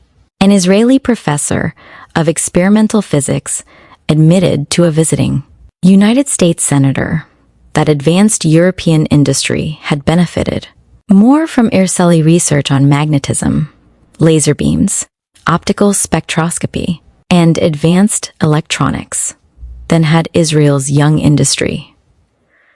41. The decline of French interest in collaboration with Israel was probably in part due to changing circumstances. At first, France had sought mutual cooperation with Israel on arid zone research and desalination, but with the loss of the Sahara, this need and interest sub. 40. Cecil Brownlow, Israel Aircraft Planning Major Reshuffle, a WST Vol. 80, June 15, 1964, P-104, see also Jomer, Vol. 13, March 13, 1964, pp. 12 to 13, and New York Times, April 33, 1971, 168. Scientific cooperation. Cited. France had itself begun an activist era in science around 1958, exploding its first bomb in I-960. As it sought to forge an international system of scientific and technological alliances that could effectively balance American expertise, supplementing national programs with cooperation through the common market and bilateral arrangements, France had less need of the kinds of skills and limited finances Israel could offer, and more need of the financial and technological resources that could be obtained through European-scale efforts. This was especially true after 1966, once the technology gap had become a major issue in Europe. Correspondingly, from 1962, Israel turned increasingly to European agencies, the United Kingdom and the United States, for help in desalination projects. Finally, one must also consider the role of the United States. General Paul Ely blamed American pressure for the decline in French cooperation with Israel, for France could benefit from United States advances in research only if it refrained from passing on the information received. This, and de Gaulle's notion of sovereignty, might explain why France continued to permit nuclear technicians to work in Israel, but closed the doors to further joint efforts within France. 42. Eighth, the collapse of the alliance. Shimon Peres had been the architect of the partnership with France under the Fourth Republic. It was Ben-Gurion who bound Israel to the Fifth. The Israeli premier was as Gaullist as de Gaulle in his suspicion of United States, involvement in world and Arab affairs, and in his distaste for American arms policies. Throughout his long tenure, he operated in a Gaullist manner, limiting debate and making major policy decisions, although he did at the same time allow his assistants in the defense establishment wide latitude at the operational level. Ben-Gurion's replacement with Levi Eshkol in 1963, and Shimon Peres' eventual removal from government in 1965, were bound to have an effect on relations with France, especially as the events coincided with an ongoing domestic debate concerning the role of the defense establishment in Israeli politics. Since the Lavu affair of 1960, the workings of the Defense Ministry and the Secret Services were the object of violent controversy. The ministry wielded immense. This chapter relies heavily on interviews with Mordechai Bar-O, formerly Chief Educational Affairs Officer of the Israel Defense Forces, in Jerusalem, July 22, 1969, Shimon Peres, Deputy Minister of Defense 1959 to 1965, in Tel Aviv, July 31, 1969, and General Paltiel Meiklef, Director of Elia, Electronics Industries, as Israel Aircraft Industry near Lydda, August 14, 1969. 170. Collapse of the alliance. Power in industry, science, and technology. 2. Under the direction of Shimon Peres, it had pioneered the new aviation industries, and the board of directors of Bedek Israel Aircraft Industry included Peres and Colonel Moshe Kashti of the defense establishment. While the ministry was the major client of Israel's science and technology, and next to Histadrut, General Federation of Labor, and the Civil Service, Israel's chief employer, the Weapons Development Authority, was involved in the mechanical, chemical, physics, and electronics industries. As Ben-Gurion sought to insulate the defense establishment from criticism in order to preserve its role as an instrument of nation-building, he, Moshe Dayan, and Shimon Peres became the focus of concern about the issue of civilian control over the military. The danger was not so much from too much power in one person's hands, but of partisan politics in defense and security affairs. In particular, the need for political bargaining in order to form a government coalition could threaten the momentum of decision-making just at the point where decisiveness was at a premium. When Ben-Gurion resigned on January 31st, 1961, the price demanded by Ahadut Avoda for its cooperation in a new cabinet was the establishment of a ministerial security committee under the premier.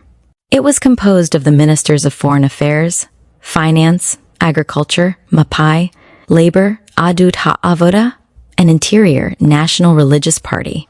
While the committee's power of investigation was circumscribed in that only those officers and officials authorized by the 171 collapse of the alliance, defense minister might appear before it, and it lacked policy, making authority. This advisory body could request information on and discuss all aspects of security, from military planning and operations to arms purchases and weapons development, on the initiative of the defense minister, the cabinet, or a member of the committee, in contrast to the situation in France under the Fifth Republic, where centralization of defense matters reduced avenues open to Israel, decentralization in Israel opened France, Israel relations to the vagaries of coalition politics, a process that could only have deleterious effects when discretion, maneuverability, and rapid decisions were essential to success. When Ben-Gurion lost control of the situation and resigned in June 1963, he was replaced by Levi Eshkol as premier and defense minister. In contrast to Ben-Gurion, who considered himself an expert on military matters, Eshkol relied more heavily on his chief of staff. As finance minister prior to 1963, he had often intervened in defense matters, cutting the budget, especially for nuclear research. However, as defense minister, Eshkol regularly complied with his army chief's requests for expensive new weaponry and continued to expand the defense establishment's scientific and industrial empire.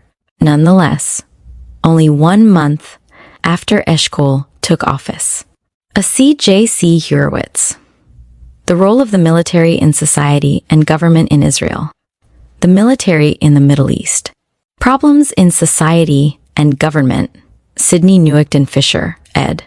Columbus, Oban. 1963, p. 91. C. Perlmutter Chal.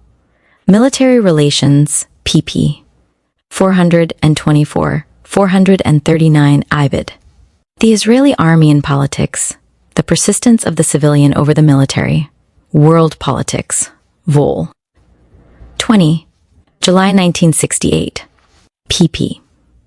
606 to 645, and Nadav Safran, From War to War, the Ara Jali Khan.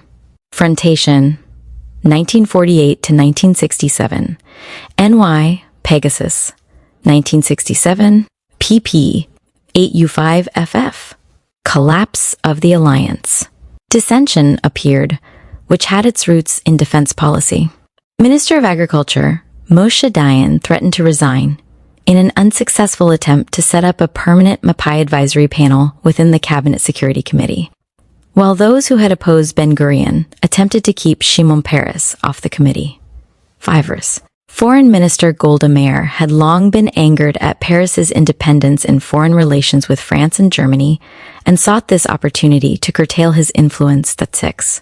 Eshkol tended to favor a neutral position, with a slight shift toward the United States, and with looser ties with Germany, than Ben-Gurion advocated.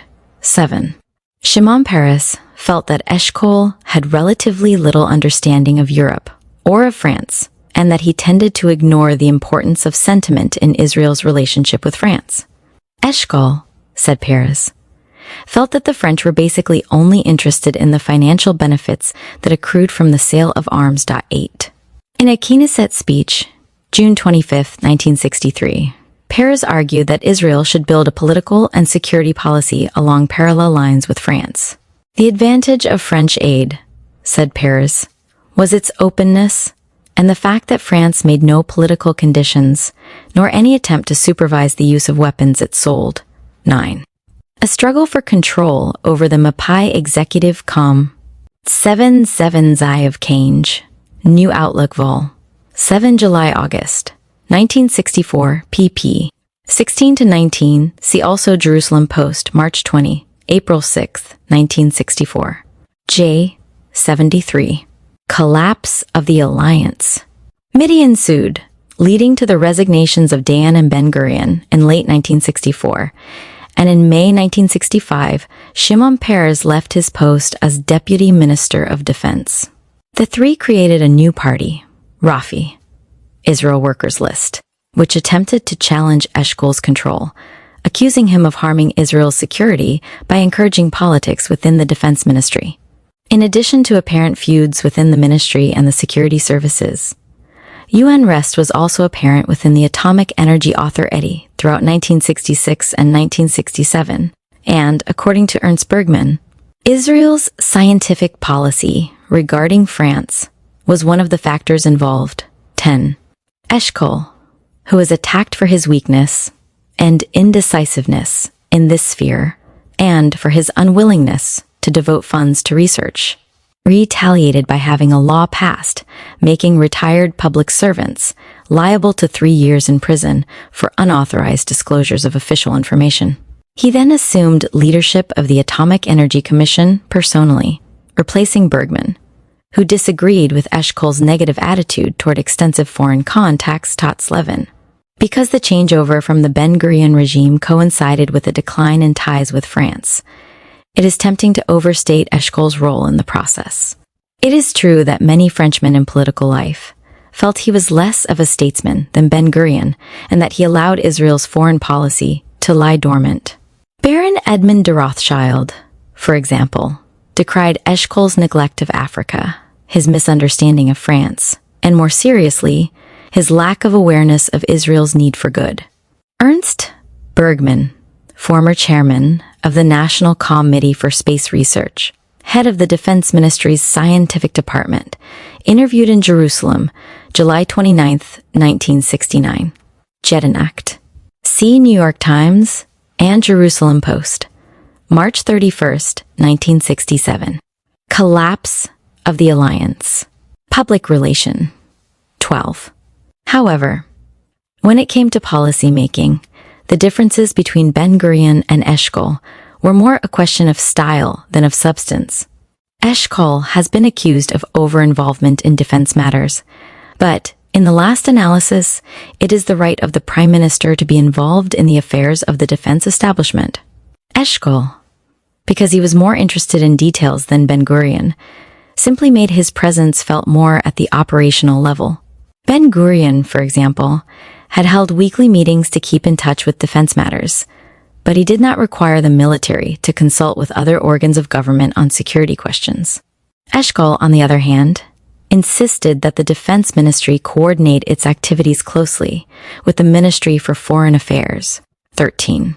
While it is true that the Ministerial Security Committee, created in 1961, had wider powers under Eshkol than during his predecessor's tenure and suffered from a resulting loss of decisiveness, this was rarely felt in relation to foreign policy with France. In the last analysis, about all that can be said with any degree of certainty is that internal political developments in Israel further aggravated strains already apparent within the alliance with France. France's diminishing interest in Israel played a larger role than did any penchant for disengagement on Eshkol's part. France continued to display coolness in its economic relations with Israel during the latter's negotiations with the Common Market. Israel had sought an agreement with the EEC ever since early 1959. For almost one-third of its exports by 1960 to 1961 went to the COM. 175. Collapse of the alliance. Mon market countries. Teen. It was expected that by 1970, Israel would feel the full impact of common market tariffs and would be particularly vulnerable if Britain joined. Ben-Gurion raised the issue in his talks with de Gaulle and again asked for French support in November 1961. Israel had no success, however, despite pressure from influential quarters.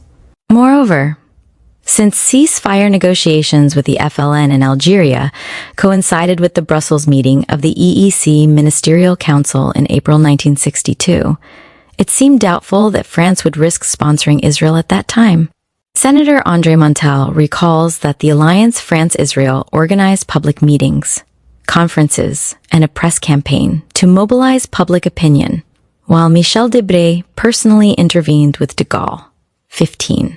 Maurice Schumann, chairman of the National Assembly Commission for Foreign Affairs, also appealed for support of Israel's bid in the name of the UNR, the Socialists, Radicals, MRP, and Independents, Tot 16. Finally persuaded, General de Gaulle and the Prime Minister's office managed to overcome Quai d'Orsay opposition to action on Israel's behalf. In September 1962, talks were initiated after unofficial French insistence that Israel's economy was threatened by the EEC. Although negotiations with the EEC failed to produce full association for Israel, they did result on November 26, 1962, in tariff and quota concessions on 176. Collapse of the alliance. Some 40 groups of items and duty-free entry for goods manufactured from raw materials imported into Israel from common market countries. On August 16, 1963, Israel became the first non-OECD member admitted to the scheme for the application of international standards to fruits and vegetables, and, with support from Paris, the EEC Council of Ministers offered Israel a 20% tariff suspension for 3 years on 23 products and concessions on 15 others. There were still problems concerning oranges, eggs, and semi-finished goods. Finally, on May 9, 1964, the Council of EEC Ministers instructed the EEC Commission to conclude a trade agreement with Israel effective July 1, 1964-17. The agreement, covering 37 products, included substantial tariff cuts on grapefruit, avocado pears, and 23 other items. Italy agreed to ease its quota on bromides.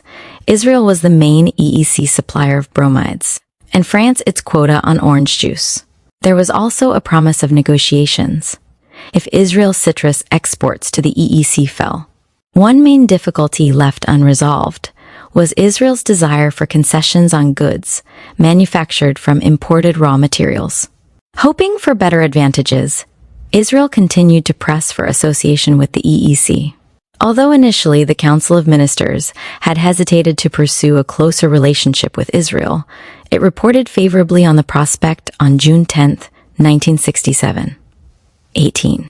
While France did not oppose any of the concessions granted by the EEC, its official support for Israel could not compare with the staunch attitude of Belgium and the Netherlands. Most sources agree, however, that this 177 collapse of the alliance disinterest reflected France's preoccupation with North Africa and de Gaulle's overall hesitations with regard to the EEC, rather than any negative policy decision concerning Israel. The two countries had simply diverged to the point where France no longer felt a need to protect Israel's economic interests. Paris continued to serve as a neutral meeting ground. However, Levi Eshkol and Ismet Inonu met there in July 1964. Golda Meir and the Lebanese president were simultaneously in the French capital, suggesting the possibility that France might mediate on the Jordan Waters dispute. Although there is no evidence of French intervention, Lebanon did ultimately delay action on the diversion scheme. Couve de Merville promised to speak to Moscow on behalf of the status quo in the Middle East, and an agreement was signed whereby dual citizens could serve in either the French or Israel army. When Israeli spy Eli Cohen was captured and executed by Syria in 1965, France made several attempts to intercede. But these and similar episodes were really only superficial amenities. Expressions of support for Israel, emanating from Paris, were less and less enthusiastic, despite the reassurances that occasionally appeared in the press of both nations. Eshkol's trips to the French capital did little. Pierre Gilbert, ambassador to Israel, 1958 to 1959, interviewed in Paris, June 11, 1961, Pierre Maillard, deputy counselor to the Secretariat General of the President, 1959. Sply Q, interviewed in Paris, June 24, 190 grams General Pierre Belot, Vice President of the UNR Group in the National Assembly, 1962 to 1966, interviewed in Paris, May 29, 196 G, and Yakov Tissot, Ambassador to France, 1953 to 1959. Interviewed in Jerusalem, August 13, 1969. Jomer Vol. 15 February. 1966, pp. 34, Gensi Alam Past, June 3194. See André Siamama in Le Monde, October. February 20, 1st, 1965. 128. Collapse of the alliance to revive dying French ardor. Despite a reiteration of the formula, Israel, our friend and ally, during Eshkol's 1964 visit, and a reputed guarantee to protect Israel even if it meant destroying Cairo, relations were no longer as intimate as they had been.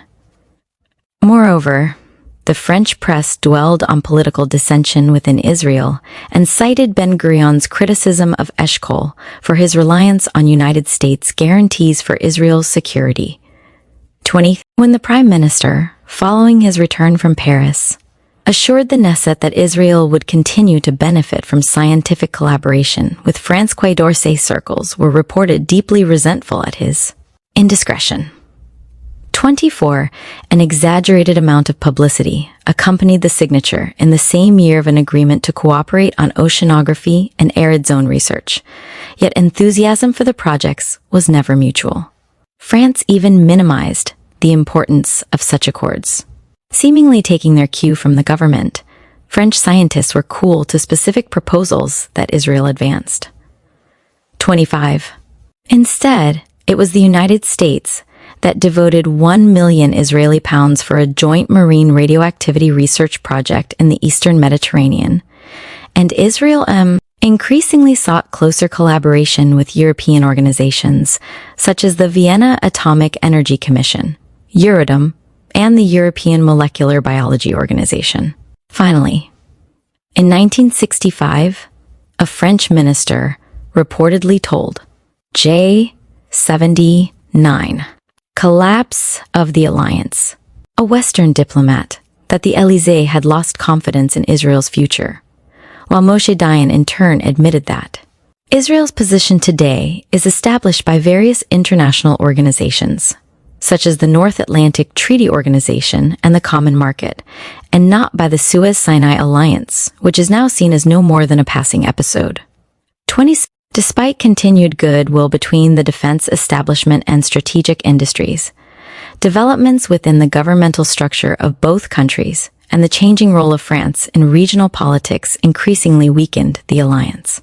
Under General Charles Ailleret, named Chief of Staff in 1961, the annual staff-level meetings between the two armed forces were discontinued.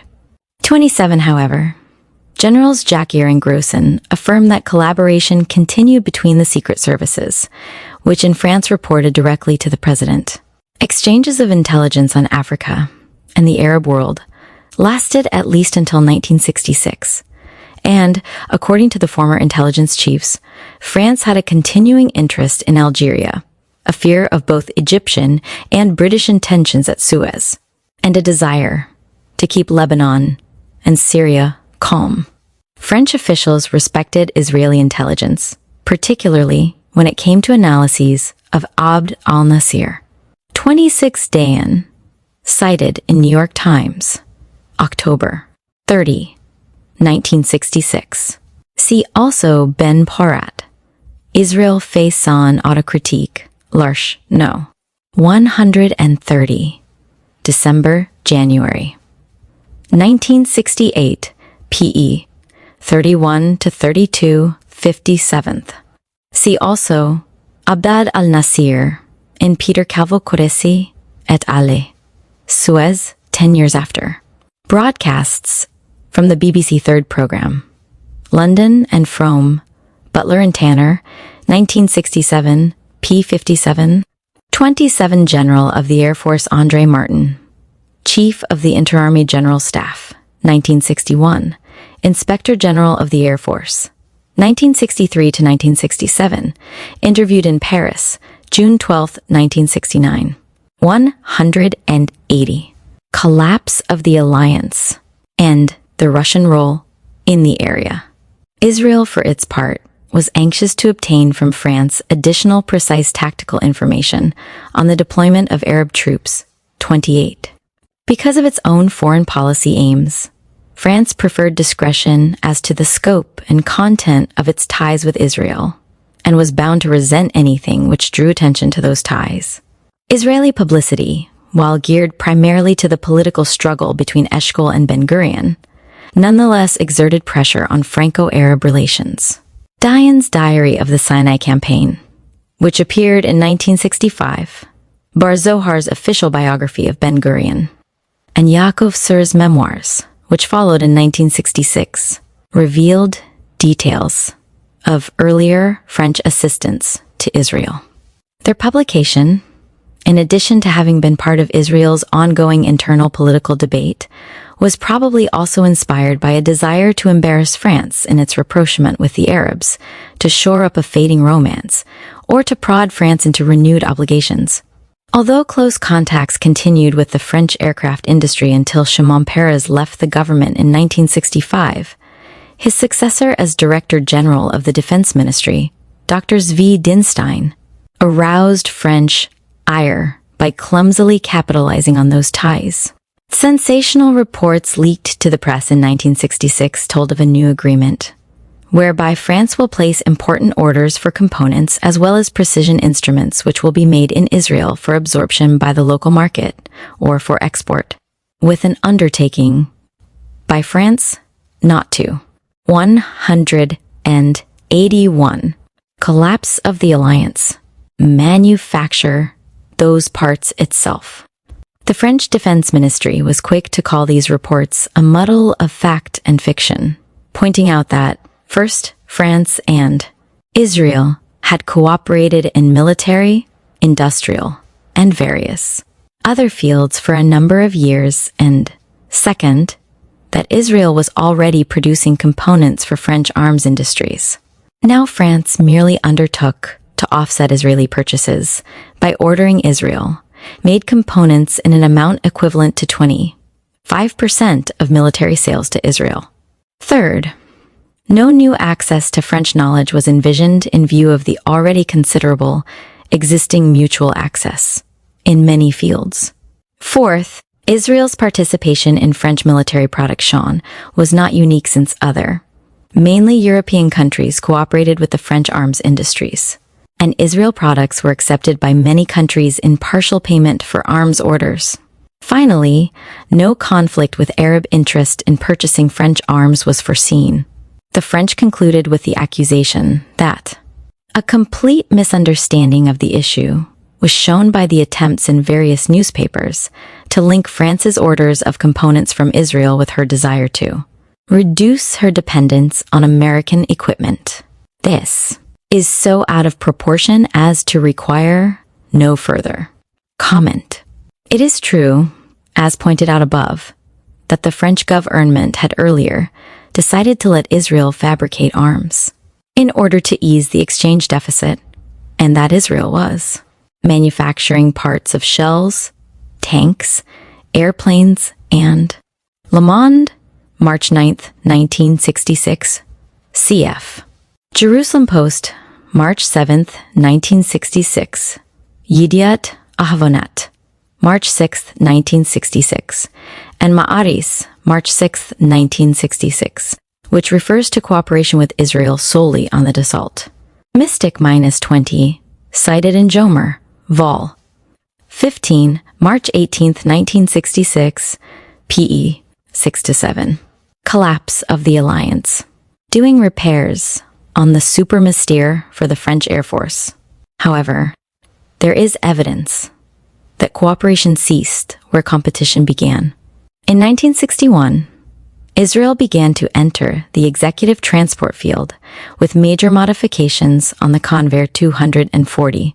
Its low labor costs enabled IAI to offer a competitive selling price, 31 The same year, plans were being drawn for a 6 or 9 passenger light twin-jet executive transport, the B-101C.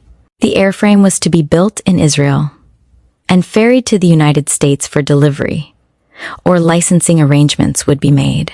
Wind tunnel testing would be done in France, and the CSF Compagnie Générale de Télégraphie CNFH of France, which shipped airborne radar to Israel, and which licensed IAI to produce a transistorized radio compass for the Magister, would manufacture the electronic equipment. 32. In 1964, IAI suddenly abandoned the B-101C project because of parallel plans in other countries and its inability to get financial support for the project. The fact that Dassault had just decided to enter the executive transport market was more than a coincidence. In 1965, perhaps in partial compensation for IAF's cooperation in withdrawing the B-101C, Israel was awarded a flap subassembly contract for the Dassault Mystere 20 twin-jet executive aircraft 34. Thereafter, II. 32. Irwin J. Bulben, Israeli aircraft, surveying B-101C market. IBID. PP. 108 to 110. IBID. March 6, 1961. PP. 87 to 91. Business Week, December 1962. PP. 61 to 62. Arnold Sherman. Israel Aircraft considers private financing for B-101C development, a WST, Vol. 77 July 23, 1962. P-71. 33. Cecil Brownlow. Israel Aircraft planning major reshuffle. IBID. 15. June 15, 1964. P-105. 3. IBID. Vol. 89. July 8, 1969. PP. 73 to 76. 183. Collapse of the alliance confined itself to projects overlooked by United States and European firms such as the Arava Stoll, a 22-passenger twin-engine propeller-driven plane particularly suited to non-industrial countries. The Arava Stoll, powered by a Turbomoka Astazu -16 engine or a Canadian PT a -27 power plant, was to be manufactured from raw materials imported from the United States and would eventually be produced in a military version as well. General Lavoie revealed that the Dinstein Agreement had included a provision to help Israel toward the gradual fabrication of French planes from component parts. Publicity about these arrangements infuriated the Quai d'Orsay, as did erroneous reports appearing in the press in September 1964 that General Itzhak Rabin was negotiating in Paris for the Mirage 4 atomic bomber. Israel was actually interested in purchasing the Mirage 5 series, a stripped-down cheaper version of the Mirage 3 particularly suitable for good key mates. French negotiators, however, according to Lavoie, began to feel somewhat more reserve on the part of Israel, and particularly after 1965, saw Israel's. See the Intel Digest, Vol. 14, June 11, 1971, and on the Arava's inaugural flight, April 9, 1970. See New York Times. April 10, 1970. General Gaston Jean Lavoie, President of the Conseil. Administration of the Office National d'études et données. Churches Aerospatiales, ONERA, interviewed in Paris, June 12, 1909. See Jerusalem Pool and Le Monde, January. Sieben, February. 11, Sept. 15. February 18, 1964, and Safran, From War to War, Appendix B, P444. The Mirage 3 is a single seat-all weather interceptor with advanced electronics which allow for low-to-altitude flying, computer bombing, and fire control. The Mirage 5 is considered competitive with the United States Northrop Aviation F-5 and costs on an average, between $1.30 and $1.5 million. 184. Collapse of the alliance. New option of purchasing American aircraft as a threat to business. 38. Despite Israel's 1966 orders for the Mirage 5 and its purchase of the Superfrelon, the French arms industry must have been reluctant from a purely commercial point of view to see their exclusive customer buy elsewhere. Israel lost interest in the AMX-30 tank. Once Washington offered a less expensive means of reinforcing Zahal's armor, United States M-48 Patton tanks were delivered via West Germany in accordance with a 1964 agreement. The French also noted that American cooperation with Israel on nuclear desalination lessened the chances that Israel might purchase another French reactor. Finally, because Israel rejected the French Triton trainer in 1966, several other air forces turned it down as well. This coincided with a series of Israeli moves to lessen its dependence on France in the aerospace field. The Potez Agreement had prohibited the sale of the Magister to former French colonies, and each sale had to be negotiated separately, with Potez receiving royalties from every export. Beginning in 1962, Israel attempted to penetrate the African market and to satisfy African needs for a bush-type craft, with export models of the Magister, which could be readily converted from jet trainers to ground attack fighters. IAI also built its own jigs, ground handling equipment, modification kits, and tooling for the Magister, which was superior in some ways to the original and was simplified to 185. Collapse of the alliance. Fleet a lower rate of production. The fuselage was built in a single horizontal jig, rather than 3 separate vertical sections, which, according to the French design, had to be joined. This saved 4 assembly jigs overall. Optical tooling replaced the mostly manual tooling in the French model. 2 starter generator units, 1 for each engine, replaced the single unit of the French design, saving weight and eliminating the gearbox in the middle. Other modifications included larger ailerons for augmenting roll rate, and the use of glass fiber in the airframe, tail cone, engine intakes, opaque parts of the canopy, to facilitate manufacture and save 10% in weight below the original design. Georges Volland has admitted that Potez was largely unaware of the changes made by IAI, and apart from the Boit Bediti accessory units developed in Israel and purchased by Potez, considered a relatively minor contribution, none of the modifications was placed on the French assembly line. 41. Moreover, manufacture of the parts designed for the Magister was not undertaken by the French firm, but by the Breeze Corporation of New Jersey 42. Without French approval or foreknowledge, the Israelis loaned 2 Magisters to Uganda prior to sales negotiations at the governmental level. Meanwhile, Nigerian trainees were in Israel receiving instruction in airframe, engine, and Douglas DC-3 maintenance, possibly as a prelude to further sales. 3. In 1965, IAI's engineering division purchased a new $400,000 jet test cell to check the Snecma Atar G power plant for the Mirage 3, eliminating the cost of air. 186. Collapse of the alliance. Freight to France for service and overhaul and reducing ground time. IAI also pioneered a way to test aerodynamic shapes without a wind tunnel and developed a clean room for testing guidance systems, further increasing its aerospace independence. In 1965, ELTA, the electronics division of IAI, set UP a plant to make servo mechanisms and hydraulic systems for aircraft, and joined with an American firm, Austin Instruments, Inc., of Syosset, New York, for the manufacture of precision gears in Israel 44. ELTA, incidentally, had produced a defibrillator, which was being sold through French outlets. Coranti, Schink.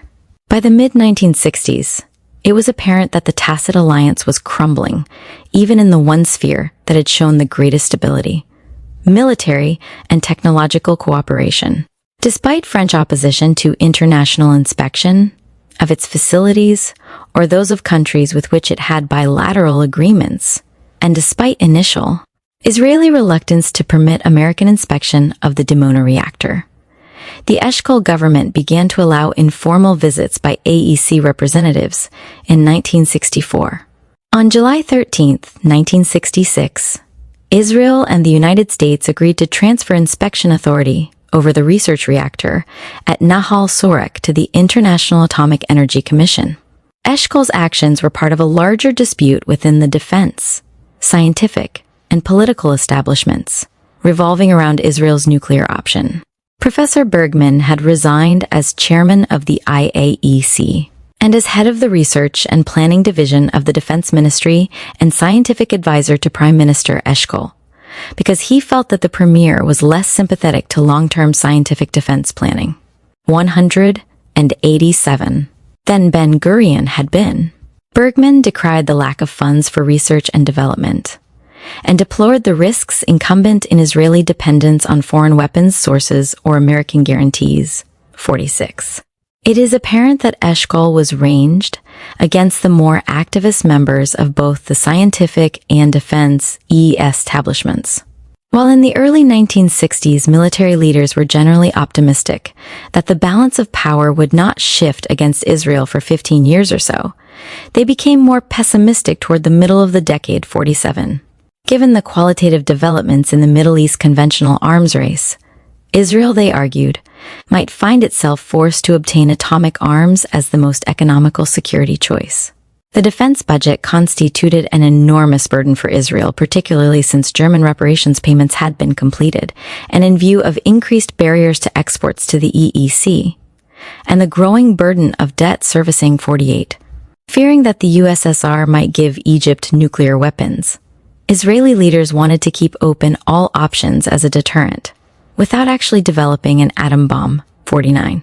Israel may well have accumulated a plutonium stockpile without testing, or deciding to fabricate a weapon, and, as Leonard Beaton asserts, Israeli scientists would no doubt have mastered the theoretical basis of Sest-Nacht. Interview cited. See also New York Times, May 14, 1966. 47. See Leonard Beaton. Must the bomb spread? The Case of India, Egypt, and Israel, Jomer, Vol. 15, January 14, 1966, pp. 10-11. 48. See the Military Balance, 1968-1969, London, Institute for Strategic Studies, ISS, 1968, and William B. Bader, The United States and the Spread of Nuclear Weapons, N.Y. Pegasus, for the Center of International Studies, Princeton, 1968, P91. Defense expenditures totaled $498 million in 1967, $628 million in 1968. The 1966 defense budget was 23% of the total budget. C.F. Hurwitz, Middle East Politics, pp. 106-107. Bader, Us and the Spread of Nuclear Weapons, p. 93. Collapse of the Alliance. Plutonium separation and the design of plutonium bombs just in case that knowledge were needed. 50. Now too, for the first time Israel had a delivery capacity in the A4, although the missile and electronics industries might also have been able to provide an important delivery system. Israel signed the Partial Test Ban Treaty, which France had refused to sign. But there is little evidence that France in any way resented Israel's actions. Israel, like many small nations, does not have adequate territories in which to test, and underground testing is not feasible. As for the Non-Proliferation Treaty, which the United States wanted if Israel refused to sign, holding out for a bilateral defense treaty with the United States as its price, it could keep its options open and its Arab adversaries uneasy. 51. Eshkol appears to have concentrated his efforts on creating a bargaining position vis-à-vis the United States by holding out Israel's nuclear option in the hopes of obtaining clear-cut security guarantees. The activists would have preferred to exercise that option. Dayan, for example, was reported opposed to denuclearization as long as the Arab world refused to recognize the State of Israel. Together with Shimon Peres, he pleaded with the premier to preserve Israeli ties with France and to create a nuclear capacity jointly 52. Eshkol ignored them. 51 C. Bader, Us and the Spread of Nuclear Weapons, pp. 61, 94, and New York Times, November. February 20th, 1968. 52nd, C. Le Monde, May 13 to February 18th, 1966. Bergman, in the interview cited, maintained his belief that Israel could produce an independent nuclear capacity, but he underlined a crucial shortage of technicians. C. Bader, Us and the Spread of Nuclear Weapons, P91, and Semaflapan, Swords Across the Sea, Atlas, Vol. 8 Sept. 1964, P90. 9th. The End of Illusions, the Six-Day War, and its aftermath. As events moved toward a new Arab-Israeli confrontation in 1967, General de Gaulle remained silent during the series of crises that preceded the outbreak of hostilities. 1T. Some observers felt that he was trying to preserve his impartiality, because he hoped eventually to be called upon to mediate the dispute, as if to underscore de Gaulle's position. Hervé Alfand, Secretary General of the Foreign Ministry, was careful to signal his country's non-alignment in regional affairs at a conference of French ambassadors to Middle East countries held in Beirut on May 11.2. Tensions heightened during the month and, following the troop mobilizations along the Egypt-Israel border, the Egyptian takeover on May 21 of UNEF positions at Sharm el-Sheikh, and the closing of the Gulf of Aqaba to Israeli shipping on May 22. The Israel government decided to send Minister for Foreign Affairs Abba Eban to the three Western capitals to garner support. If Britain, France, and the United States could give assurances of diplomatic action to overturn Egypt's blockade, then, it was hoped, Israel might be able to avoid a recourse to arms. Eban arrived in Paris on May 24 and met with General Ciento Noventa. End of Illusions. Charles de Gaulle. While no complete record of the conversations has been made public, and there is some question of what actually was said during their 35-minute meeting, most sources agree that the interview was a cold one. Israeli officials referred to General de Gaulle's sharp warning against initiating hostilities as a diktat, and said that the general seemed ill-disposed toward Israel at the outset. Evidently, de Gaulle and Eban had completely opposing views as to the seriousness for Israel of the present situation. Eban explained the menace to Israel posed by the concentration of Arab troops along its borders, described the increased acts of terrorism and sabotage actively encouraged by the Arab governments, and most essential, outlined the threat posed by Egypt's closing of the Gulf of Aqaba. Finally, he reminded de Gaulle of France's 1957 commitment to view any attempt to close the Strait of Tiran as a casus belli. De Gaulle rejected Eban's contention and made it quite clear that France would not aid Israel in forcing open the Gulf of Aqaba. He feared, given the world situation, that a local conflict thus engendered might lead to global warfare. Moreover, he advised Israel that France would not favor any purely Western action, but would work for an accord supported by the four major powers. He warned Israel not to be the first to make war. Eban retorted that, given Israel's precarious strategic position, the war had already begun, and Egypt had fired the first shot when it closed the Strait of Tiran. The interview terminated on a note that ended once and for all any illusions that Israel's favored relationship with France had survived. J. 9. I. End of Illusions. As the crisis entered its final phase, General de Gaulle suspended deliveries of war materiel, first unofficially on June 3, then officially on June 5. The Six-Day War and Israel's overwhelming victory seemed to reaffirm his view that Eban had exaggerated the menace. Israel faced hardening his stand and leading to his condemnation of Israeli aggression and expansionism at a press conference November 27, 1967, and his unfortunate recourse to a racial stereotype in denouncing the Jews as an elite people, self-assured and domineering. A complete ban on January 3, 1969, on all military supplies to Israel followed a reprisal raid on the Beirut airfield. France continued to refuse to deliver the 50 Mirage 5S ordered in 1966. Even after Israel completed payments in April 1968. In his correspondence with former Premier Ben-Gurion, December 30, 1967, de Gaulle admitted to having earlier made solemn promises with regard to Israel. And you cannot doubt that, if necessary, we would have been opposed to its being annihilated, as guaranteed by our official conversations of former times, and by the fact that in them I had publicly called Israel a friendly and allied state. 4. Yet his statement during the November press conference that he had assured Abba Eban in May that France would come to Israel's aid in the event of an Arab attack is not supported by any evidence. At most, such.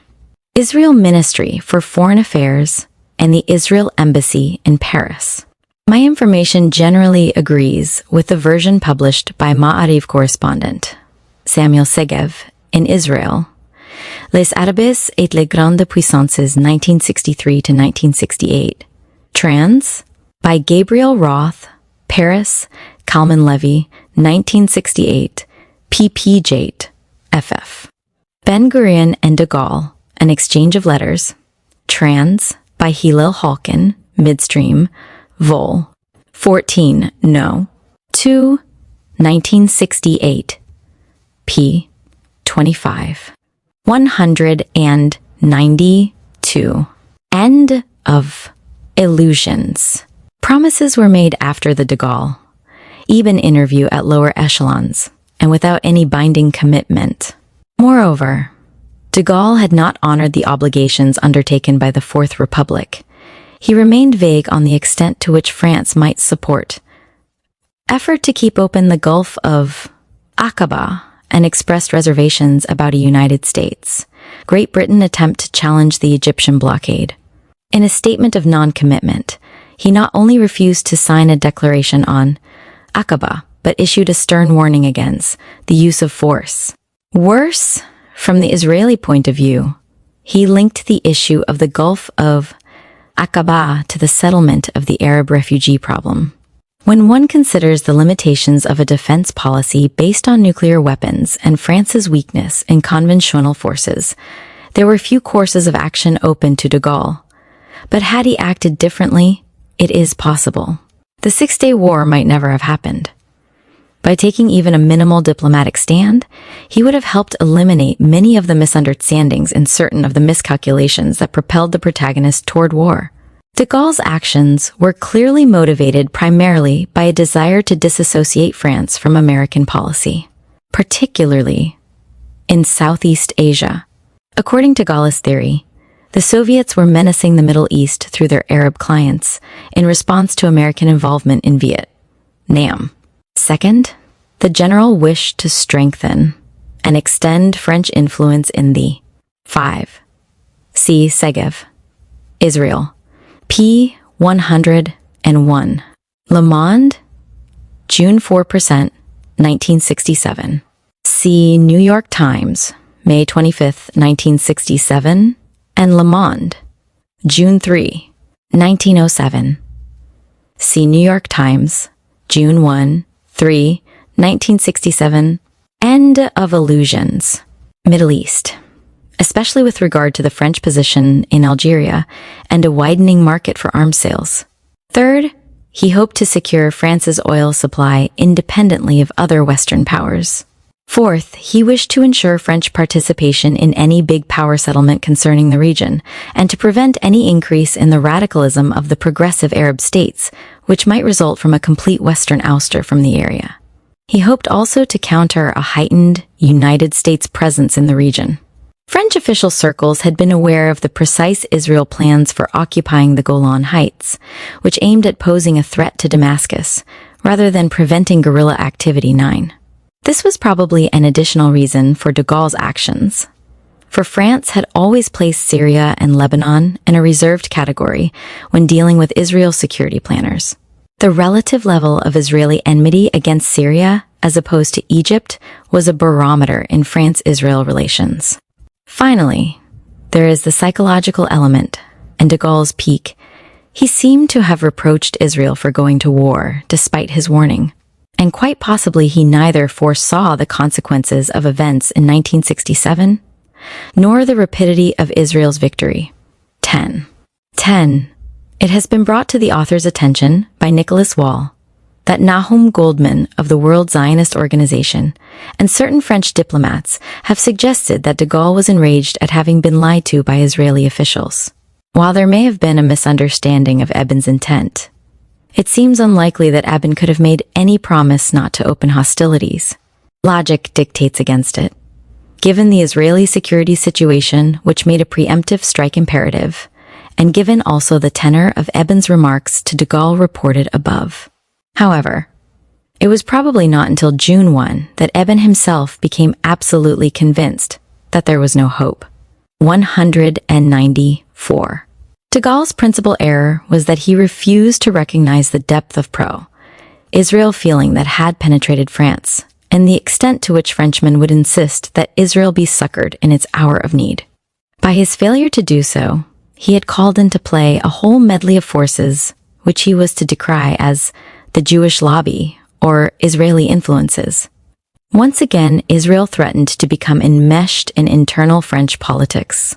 56% of these polled pronounced themselves pro-Israel on June 6, 1967, against 20% who were pro-Arab and 28% who favored neither, with 14% having no comment. In September 1967, the figures were 68% pro-Israel, 6% pro-Arab, 16% neither, and 10% no comment. 4% blamed the Arabs for starting the war, 6% blamed Israel, and 4% had no comment. Through the organizations of Jewish war veterans, or deportee groups, pressure was brought to bear on the government, while the committees for solidarity with Israel held public meetings and demonstrations to dramatize their stand, enlisting prominent non-Jewish personalities as members. The strength of Jewish families in French finance, the press, advertising, and public relations eased their task. To illustrate for diplomatic action to break the blockade on the part of the United States and other maritime powers. Thus it is possible that his hopes on Tla Israel might yet avoid a military confrontation may have been misinterpreted by de Gaulle, as an Orange Israel would do so. The public opinion poll conducted by l'Institut Français Opinion Publique reported in Le Monde October 29 to 30, 1967. Interviews in Paris with Solomon Friedrich, Director General of the Alliance France. Rel. June 18, 195G, and Baron Edmund de Rothschild, July 1, 1969.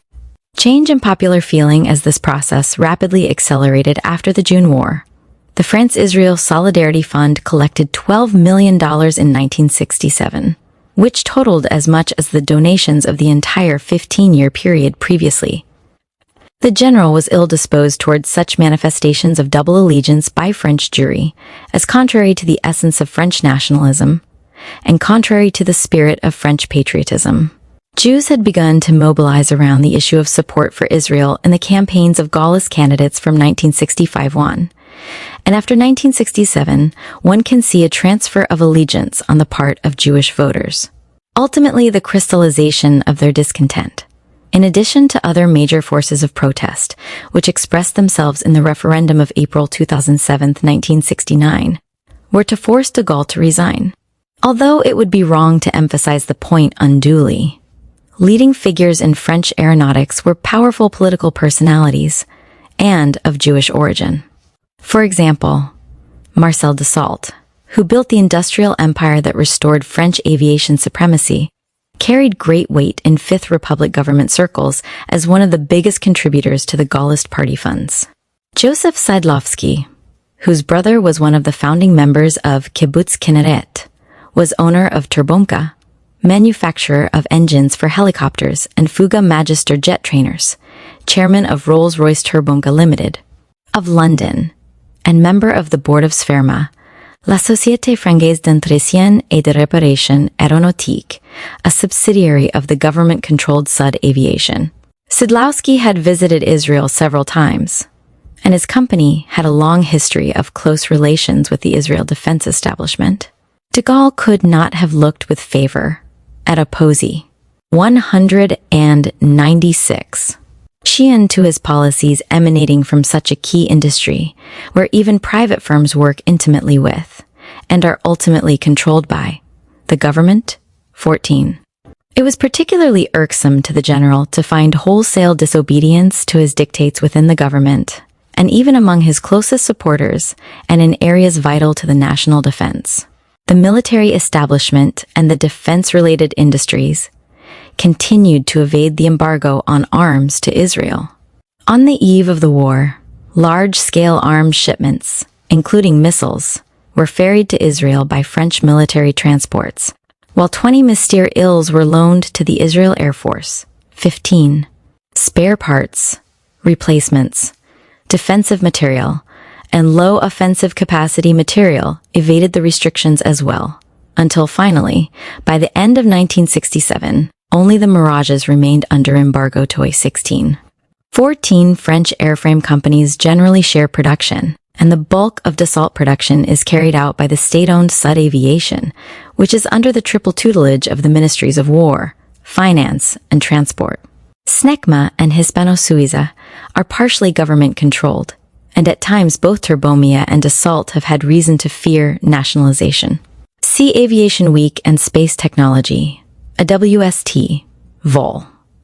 86, January 16, 1967, p35, and The Economist, Vol.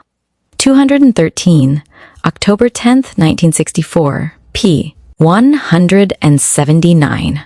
See also Flight, Aircraft, Spacecraft, Missiles, Vol.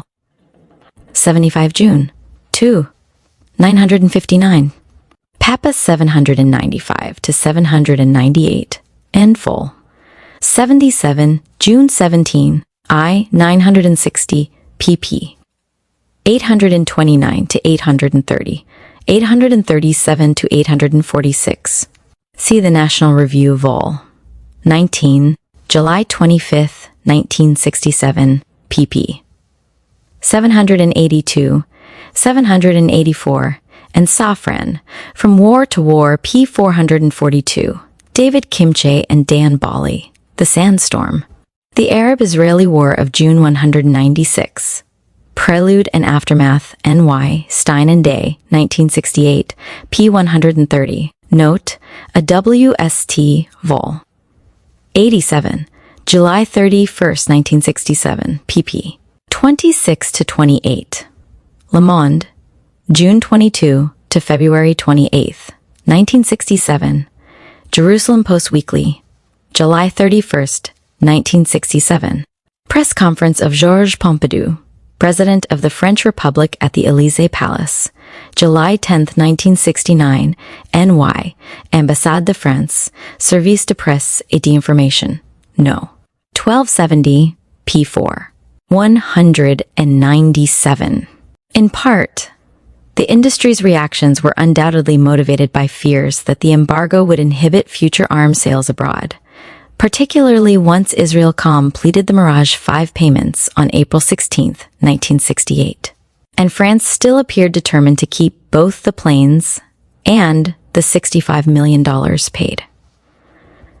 A major appeal in the purchase of French equipment had always been its apolitical character. Dassault and Sud Aviation suffered as Belgium, Denmark, Switzerland, and other prospective customers hesitated to place orders. Dassault tried to get the embargo lifted, making both informal and formal protests, while the aerospace industry as a whole made at least 2 formal protests to the French government. It would be an exaggeration, however, to claim, as did the Paris correspondent of the Jerusalem Post on October 4, 1967, that France's aircraft industry, which depended on Israeli orders, is now threatened by a serious recession by the embargo, which is hurting its own manufacturing and technological potential. Despite an initial wariness after the war, Brazil, Argentina, Nigeria, the Netherlands, Belgium, and Pakistan soon bought French arms. Rewards from the Arab world followed as Iraq in February and April 1968 spent $150 million for 52 Mirage 5S and 70 AMX 30 tanks to be delivered in 1970. Saudi Arabia ordered AML GOs for about $200 million and light armored cars for $96 million, with delivery scheduled for 1,969.1, 969.17. New York Times, March 4th, 1970. On an agreement to terminate Israel's order, see Ibid. February 7, 1972. Oz. M. Nact. Dunn's Review. Vol. 91. April 1968. pp. 61-62. AWST. Vol. 88. April 22, 1968. p. 22. Devat and Nact. See the Military Balance 1968-1969. London. Institute for Strategic Studies IS 1968. p. 58-59. A WST. Vol. 80. End of Illusions. Chile, Venezuela, and Argentina. Australia was reported ready to switch its production licenses to the Mirage 5. New Zealand was thought about to choose the Dassault jet, and South Africa ordered 30. Special Mirage 3 Zulus continued to purchase the Alouette and Super Frelon helicopters and Panhard armored cars, and was reported anxious to buy the civilian Falcon to replace Britain's blockaded Beagle. Much of the French success was due to tempting payment terms and offset agreements.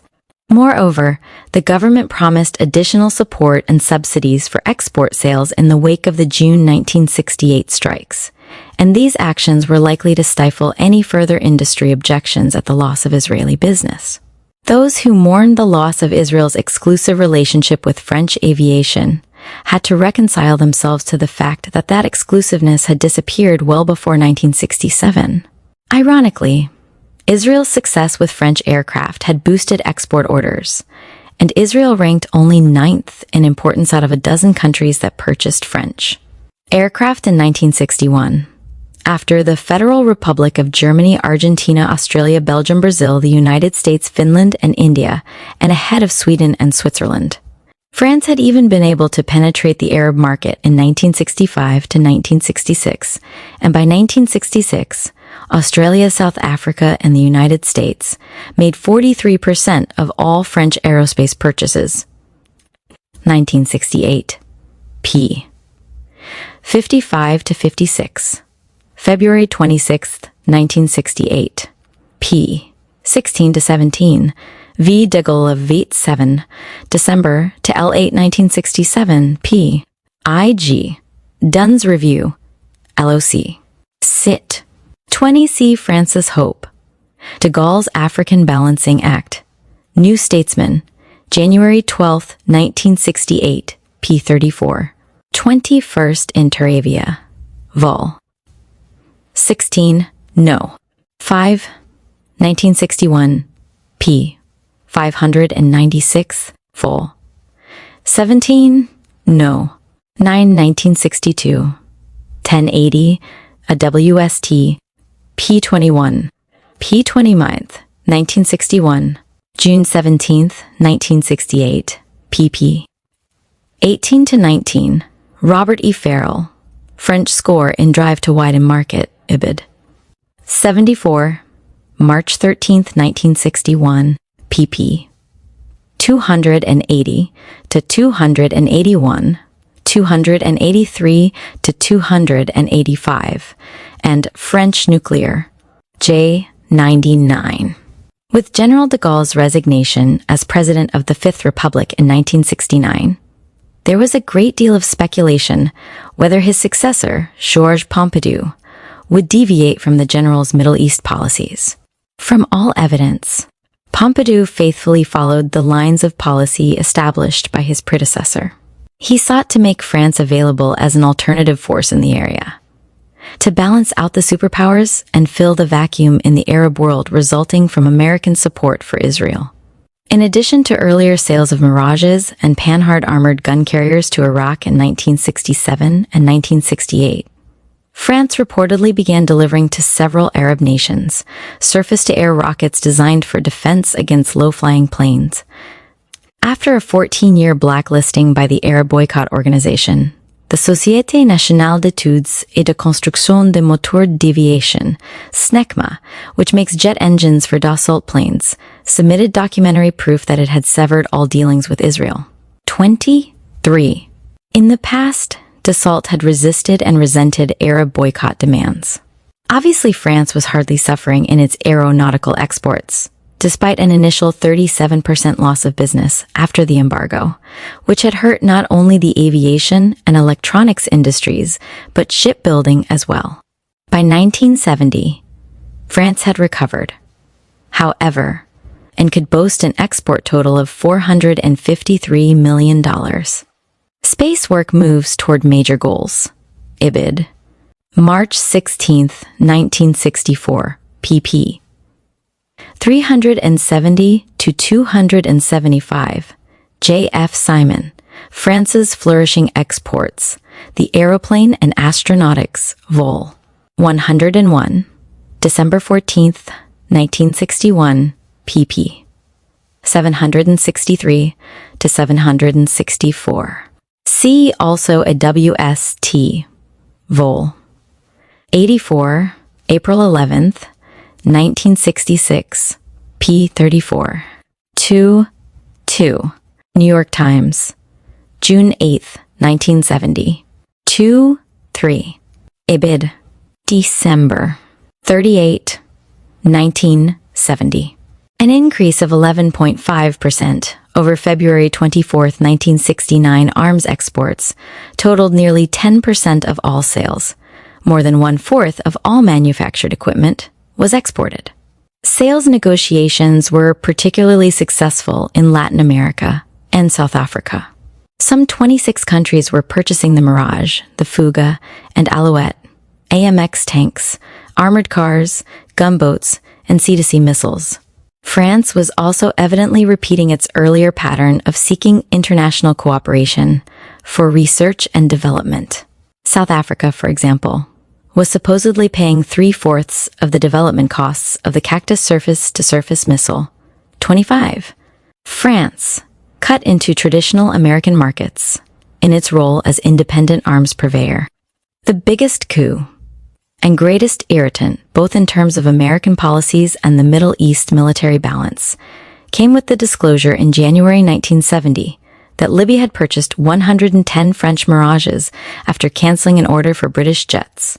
While France offered reassurances that the aircraft would be used for self-defense only and not be available for transfer to third parties, the participation of UR officials in the Libyan negotiations and Libya's membership in the proposed federation with Egypt boded ill for stability in the local arms race. French policy was motivated not only by the desire for greater weight in regional affairs, but also by the simple economics of arms sales and expected return benefits from oil-rich countries. Libyan oil constituted approximately 17% of French oil imports in 1970. While France, after losing out in North, to Ambassade de France, Service de Presse et d'Information, France, April 1, 1971, and Christian Science Monitor, January 971. 21. Rumaila won some concessions in southern Iraq for its government-owned L'Entreprise de Recherche et d'Activités Pétrolières, with France no longer serving as the major supplier of modern weaponry to Israel, the United States was forced to fill the vacuum. It was ironic that the Americans, after long resisting the role, had become by 19,671,968 the world's principal arms supplier, and although British sources had opened, practically Israel's sole outside source of sophisticated equipment. This carried certain disadvantages for the United States, which found itself increasingly isolated from the more radical states of the Arab world.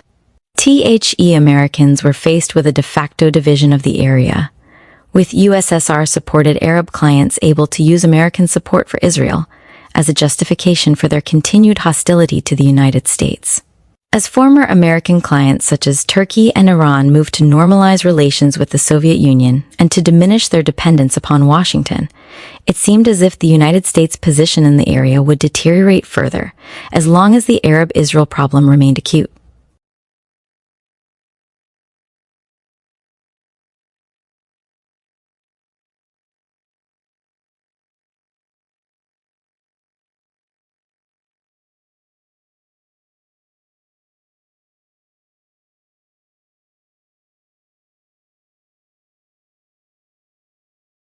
Israel's first direct purchase of American weapons had been in 1962 to 1963, when the Hawk missile launchers were made available. As noted above, Israel bought the Hawk not because of cooling French ardor, but because of Israel's changing weapons needs. After 1965, Israel was making large-scale purchases of American arms, including some 200 M48 Patton tanks, 84 Skyhawk bombers purchased in early 1966 at a reported cost of $52 million, 80 Hawks, and some 50 F-4 Phantom fighter bombers, sold by the Johnson administration in December 1968 at a cost of approximately $3 to $4 million. 22 apiece. Additional Skyhawks and Hawk missiles having been approved earlier in the year. 27. One has only to compare the composition of the Israel Air Force in 1968 and 1971 to see the change. In 1968, a majority of the 273 combat aircraft in Israel's air arm were of French manufacture, with only 48 of 4 Skyhawks in service. The backbone of the combat force was still the 65 Mirage ILs, 15 Super Misters, 35 Mystere IVs, 45 Oregons, and 65 Magisters. Faced with continuing losses averaging 40 to 50 jets a year in the war of attrition on the Suez front, Israel had desperate need of a plane suitable for the kind of defense role the Skyhawk could not fulfill. Since 1968, both the Johnson and Nixon administrations agreed to sell a total of 80 Phantoms, plus 6 reconnaissance models. Deliveries started in the fall of 1969 and were reportedly completed by 1971. Thus, on April 20th, 1971, the New York Times assessed Israel's air strength as being based upon 70 degrees Fahrenheit force, 100 A4S, 50 Mirage ILs, 20 Mystere 4S, and some 150 miscellaneous older jets. The benefit offered by the greater sophistication and maneuverability of American aircraft may have been offset by their higher cost as compared to their French counterparts, and the likelihood that the United States may have placed some restraints on their use, 29%. Unlike the French, who, after the Suez episode, were careful to. 27. New York Times, October. February 25th, 1967, October. February 13th, 1968, March 8th, 1970, February 7, 1972. Military credits from the 1950s to 1967 were reported in the neighborhood of $24 million. Non-military aid in agricultural commodities totaled about $30 million annually. See IBID, August 4, 1967. DVAOSM, IBID, October, February 13th, 1968. 29. The Mirage 5 Snecma engine had been considered weak and troublesome. Dassault, however, was generally able to produce a prototype for 50% less than any American company. Divorce military cooperation with Israel from political and diplomatic aims. The United States generally tended to use military aid as a political instrument. There was the constant possibility that the American government would hold up future deliveries to obtain Israeli concessions in the negotiations underway for reopening the Suez Canal and for Israeli withdrawal from the occupied territories. Whether or not this would enhance prospects for peace in the region remained unclear. While the United States might pressure Israel into temporary concessions, without some permanent settlement of the larger issues which met with Soviet acquiescence, Israel might merely be placed in what it conceived of as an untenable position militarily. In the past, when it considered itself threatened, Israel had countered with the first military blow. Conscious of the dangers inherent in its reliance on the United States, Israel continued to develop an independent deterrent by strengthening its aeronautics and electronics industries. Since the French arms embargo of January 1969, Israel's weapons manufacture had increased by 50%, with special emphasis on airplane armaments, small computers, electronics and communication systems, explosives, fuses, aerial bombs, and rocket propellants. In May 1970, the Gabriel, a sea-to-sea missile, made its appearance in the Israeli arsenal, the first major weapon to be developed entirely in Israel. The Gabriel was designed to overcome some of the weaknesses of the sticks.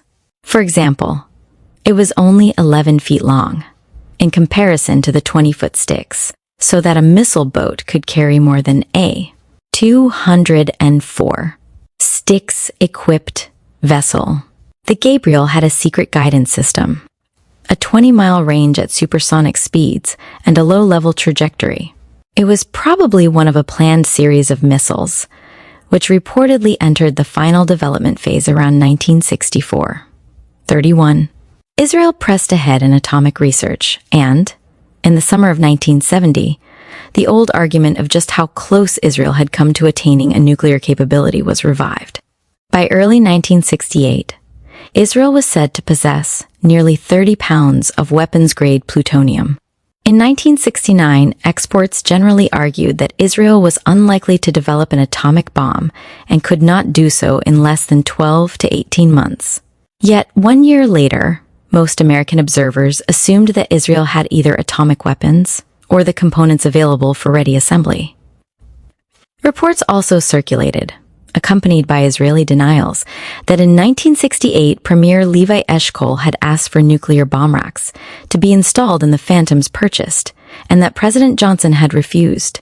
Then there was the matter of the 25 French-built surface-to-surface MD-620 missiles, also designated in some press reports as the MD-660, produced for Israel by Dassault.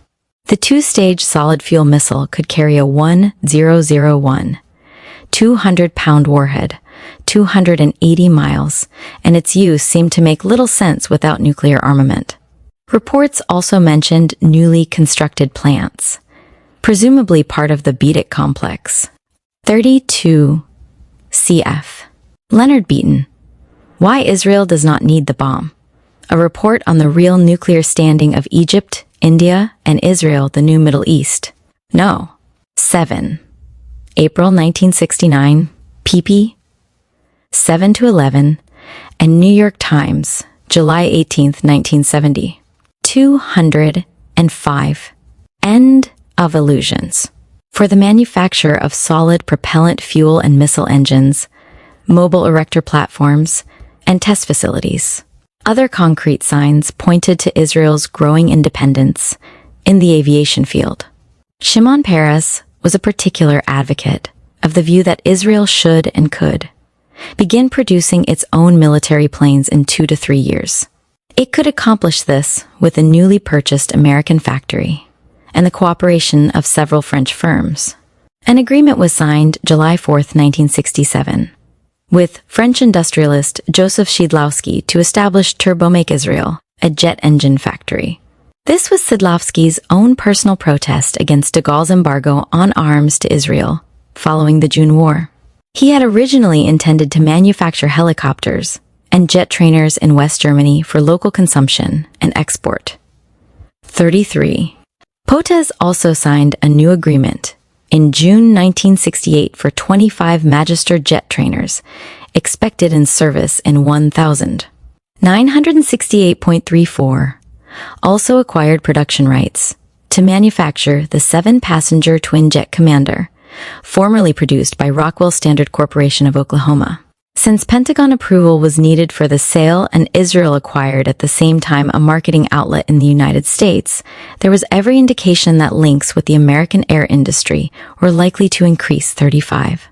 In addition to the Arava Stol, which had its inaugural flight on April 9, 1970, and the Commodore, the redesigned Jet Commander, there were reliable reports that Israel would, by early 1971, have ready a 35 Business Week, October 7, 1967, p. 127. Jerusalem Post, Sept. February 14th, 1967. 206. End of Illusions.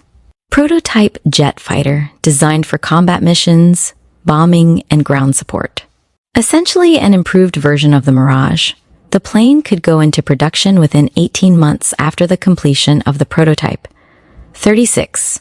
These reports were given added credence at the time by the disclosure that a Swiss aeronautical engineer, Alfred Frauenicht, had been convicted of selling Israel blueprints for the tooling for the Mirage 3rd SX, currently manufactured for the Swiss Air Force under French license by Sulzer Brothers Company of Switzerland. 2 new factories for the production and reconditioning of jet engines were opened in 1971. Miskobit Shemesh, which produced components for jet aero engines, gas turbines, and electronic computers, and Turbochrome Limited, which conditioned and coated jet engine parts of local and foreign airlines. 37. Since 1967, Israel has been attempting to forge even closer ties with Germany, while a curious rapprochement with Romania has been in progress. Although there is too little information available to attempt a detailed analysis of those ties at this time, in many respects, one is reminded of the genesis of the France-Israel alliance, which occurred while France was something of a pariah, embarked on an independent course within the Western camp. Romania is in a somewhat analogous position within the Soviet bloc. While a complete parallel may not be tenable, one might also note that under Golda Meir's premiership, Israel has experienced a return to more centralized leadership and a reduction in the factionalism characteristic of the Eshkol period. This might make it easier for Israel to pursue new avenues for unorthodox diplomacy. 207. End of Illusions. Can one discern any remnant of the special ties that had characterized France-Israel relations before 1967? The gunboat affair might raise the question whether the old pattern of tacit, direct military connections might not have persisted despite political disengagement. Israel had initially purchased 12 gunboats as missile launchers at a cost of $2 million apiece, after the German arms shipments ceased in 1965.38. France had not outbid, but the Israel embassy reportedly argued that political considerations should outweigh pecuniary advantage. After a visit by Cherbourg Mayor Dr. Jacques Hebert to Jerusalem, the order was placed with the Chantier de Constructions Mécaniques de Normandie, which secured a loan to cover the 2/3 of the costs outstanding. 5 boats were delivered in 1968, and 2 more were spirited away, just as the total embargo was imposed after the January 3, 1969, Beirut raid. When the remaining 5 completed gunboats slipped out of Cherbourg in December 1969 and made their way to Israel, it was obvious that high government officials were implicated in the subterfuge. Not only had the mayor and the press of Cherbourg withheld news of the boat's departure, but evidence pointed to complicity within the government in the matter of the dummy company that had been established to shield Israel's intentions. The Interministerial Commission on Arms Sales had approved an export permit for the boats without close scrutiny and without restrictions as to third-party transfers. The French Navy must have been involved, especially if one considers the general irritation that branch 208 end of illusions of the armed forces had long felt in the face of General de Gaulle's bias in favor of the force de frappe and subsequent shortchanging of the Navy. The Navy was also most likely to be concerned about the Soviet buildup in the Mediterranean and anxious to have its old friend and ally strong at the eastern end. Lower-level officials, military and civilian, would also have had to be involved to ensure Israeli success in the venture. Doubtless, the Ministry of Finance was anxious to receive full payment for the boats to cover its loan to the Cherbourg builders, and thus likely to go along with the plot. There, such old friends of Israel as Jacques Piet could be found in high positions. Whatever the case, the gunboat affair led to the dismissal of the two men involved in the Interministerial Commission's approval of the sale, General Errol Bernard Cazelles, Secretary General of the National Defense Council, and Louis Bonte, an aeronautical engineer, head of the foreign section of the government arms agency. The incident led Michel Debré to admit the difficulty of imposing a total embargo. 39. Fragmentation was evidently still a reality in the French government, and sympathies for Israel undoubtedly persisted at various levels. The situation, however, was if anything more analogous to that obtaining in the immediate post-war period before the rise of the Tacit Alliance. At the beginning of 1970, there were few members of Pompidou's inner circle who might conceivably have favored a pro-Israel policy.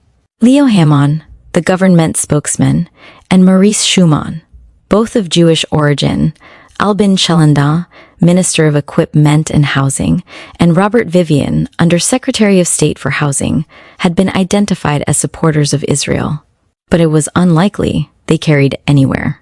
3-9. Ibid, January, February 22nd, 1970. End of Illusions. Near the weight of Michel Debré or Chaban Delmas, neither of whom displayed any signs of favoring a resumption of the Tacit Alliance. Occasionally, the pro-Israel Senator André Monteil of the Foreign Affairs Committee, Paul Stalin in Parliament, or Michel Poniatowski, Secretary General of the Independent Republicans, might question the government's stand on Middle East issues. However, their voices were faint on the whole, and the French public seemed reconciled to a neutral, even pro-Arab position. There were also fears that since de Gaulle's infamous press conference, the large-scale dismissal of Jewish civil servants and radio and television personalities, and the demonstrations that met Pompidou during his 1970 visit to the United States, anti-Semitism might once again become an issue in France, and, at the time, there seemed to be a flood of virulent anti-Jewish books and articles and anti-Semitic demonstrations at the universities. Pompidou was widely quoted as saying that Israel should cease being a racial and religious state, and seemed to be warning the 550,000 Jews in France, the largest Jewish population in Western Europe, to choose carefully between loyalty to France and support for Israel. The implication was that the issue was one of dual and incompatible loyalties. Pompidou also continued to follow de Gaulle's diplomatic example with regard to regional affairs, projecting France's image as a potential mediator in the Arab-Israel dispute, while often striking what appeared to the Israelis at least as a pro-Arab stance in key Security Council votes. As de Gaulle had done, Pompidou consistently pressed for Israeli withdrawal from occupied territories, opposed Israel's administrative unification of Jerusalem, and evinced a reluctance to condemn out. End of illusions. Rightly either hijackings by Arab guerrillas or sabotage within Israel, on the grounds that such terrorism might be called legitimate action by an occupied people against a foreign power. At the same time, the French president rejected Israeli demands for direct negotiations with the Arabs, arguing for some four-power guarantees as a solution to the regional issues and insisting that the inclusion of France was indispensable to such a solution. 40.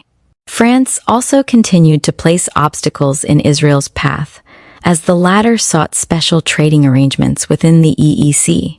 Instead, France had been spearheading efforts to open contacts between the EEC and Lebanon and Egypt. Only in February 1970 was a preferential 5-year trade pact completed, as a result of a Netherlands-inspired compromise. 41. The Tacit Alliance was a fact of Middle East politics from 1956 to 1967. Once it disappeared, one might have expected major changes in the position of the regional contenders in the Arab-Israel dispute and in their relations with outside powers. Yet, because the relationship had been withering over a period of years, the final break merely accelerated and consolidated trends already in progress. There were no new radical departures from patterns already apparent in the mid-1960s.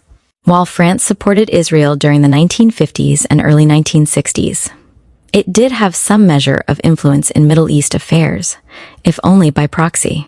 By military disengage. End of illusions.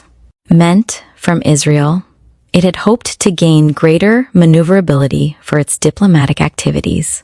There is little evidence, however, that France has been able to play a meaningful role in the area. While there were scattered reports in 1970 of French successes in having dissuaded Iraq from intervening in Jordan, of having negotiated for the release of airplane hijacking hostages, and of having arranged the release from prison of some 80 Egyptian Jews, France seemed to have relatively scant influence on any of the more important regional issues. Moreover, for each gain, as in Libya or Iraq, there seemed to be setbacks. As in the Iraqi oil concessions, or in Lebanon, where a prominent representative of the French state-owned oil company was asked to leave in reaction to difficulties over irregularities in French-sponsored community projects. In short, while French actions could still have nuisance value for its Western allies, and while at the regional level French actions might be of importance to individual states on a bilateral basis, there was little evidence of any third force being created.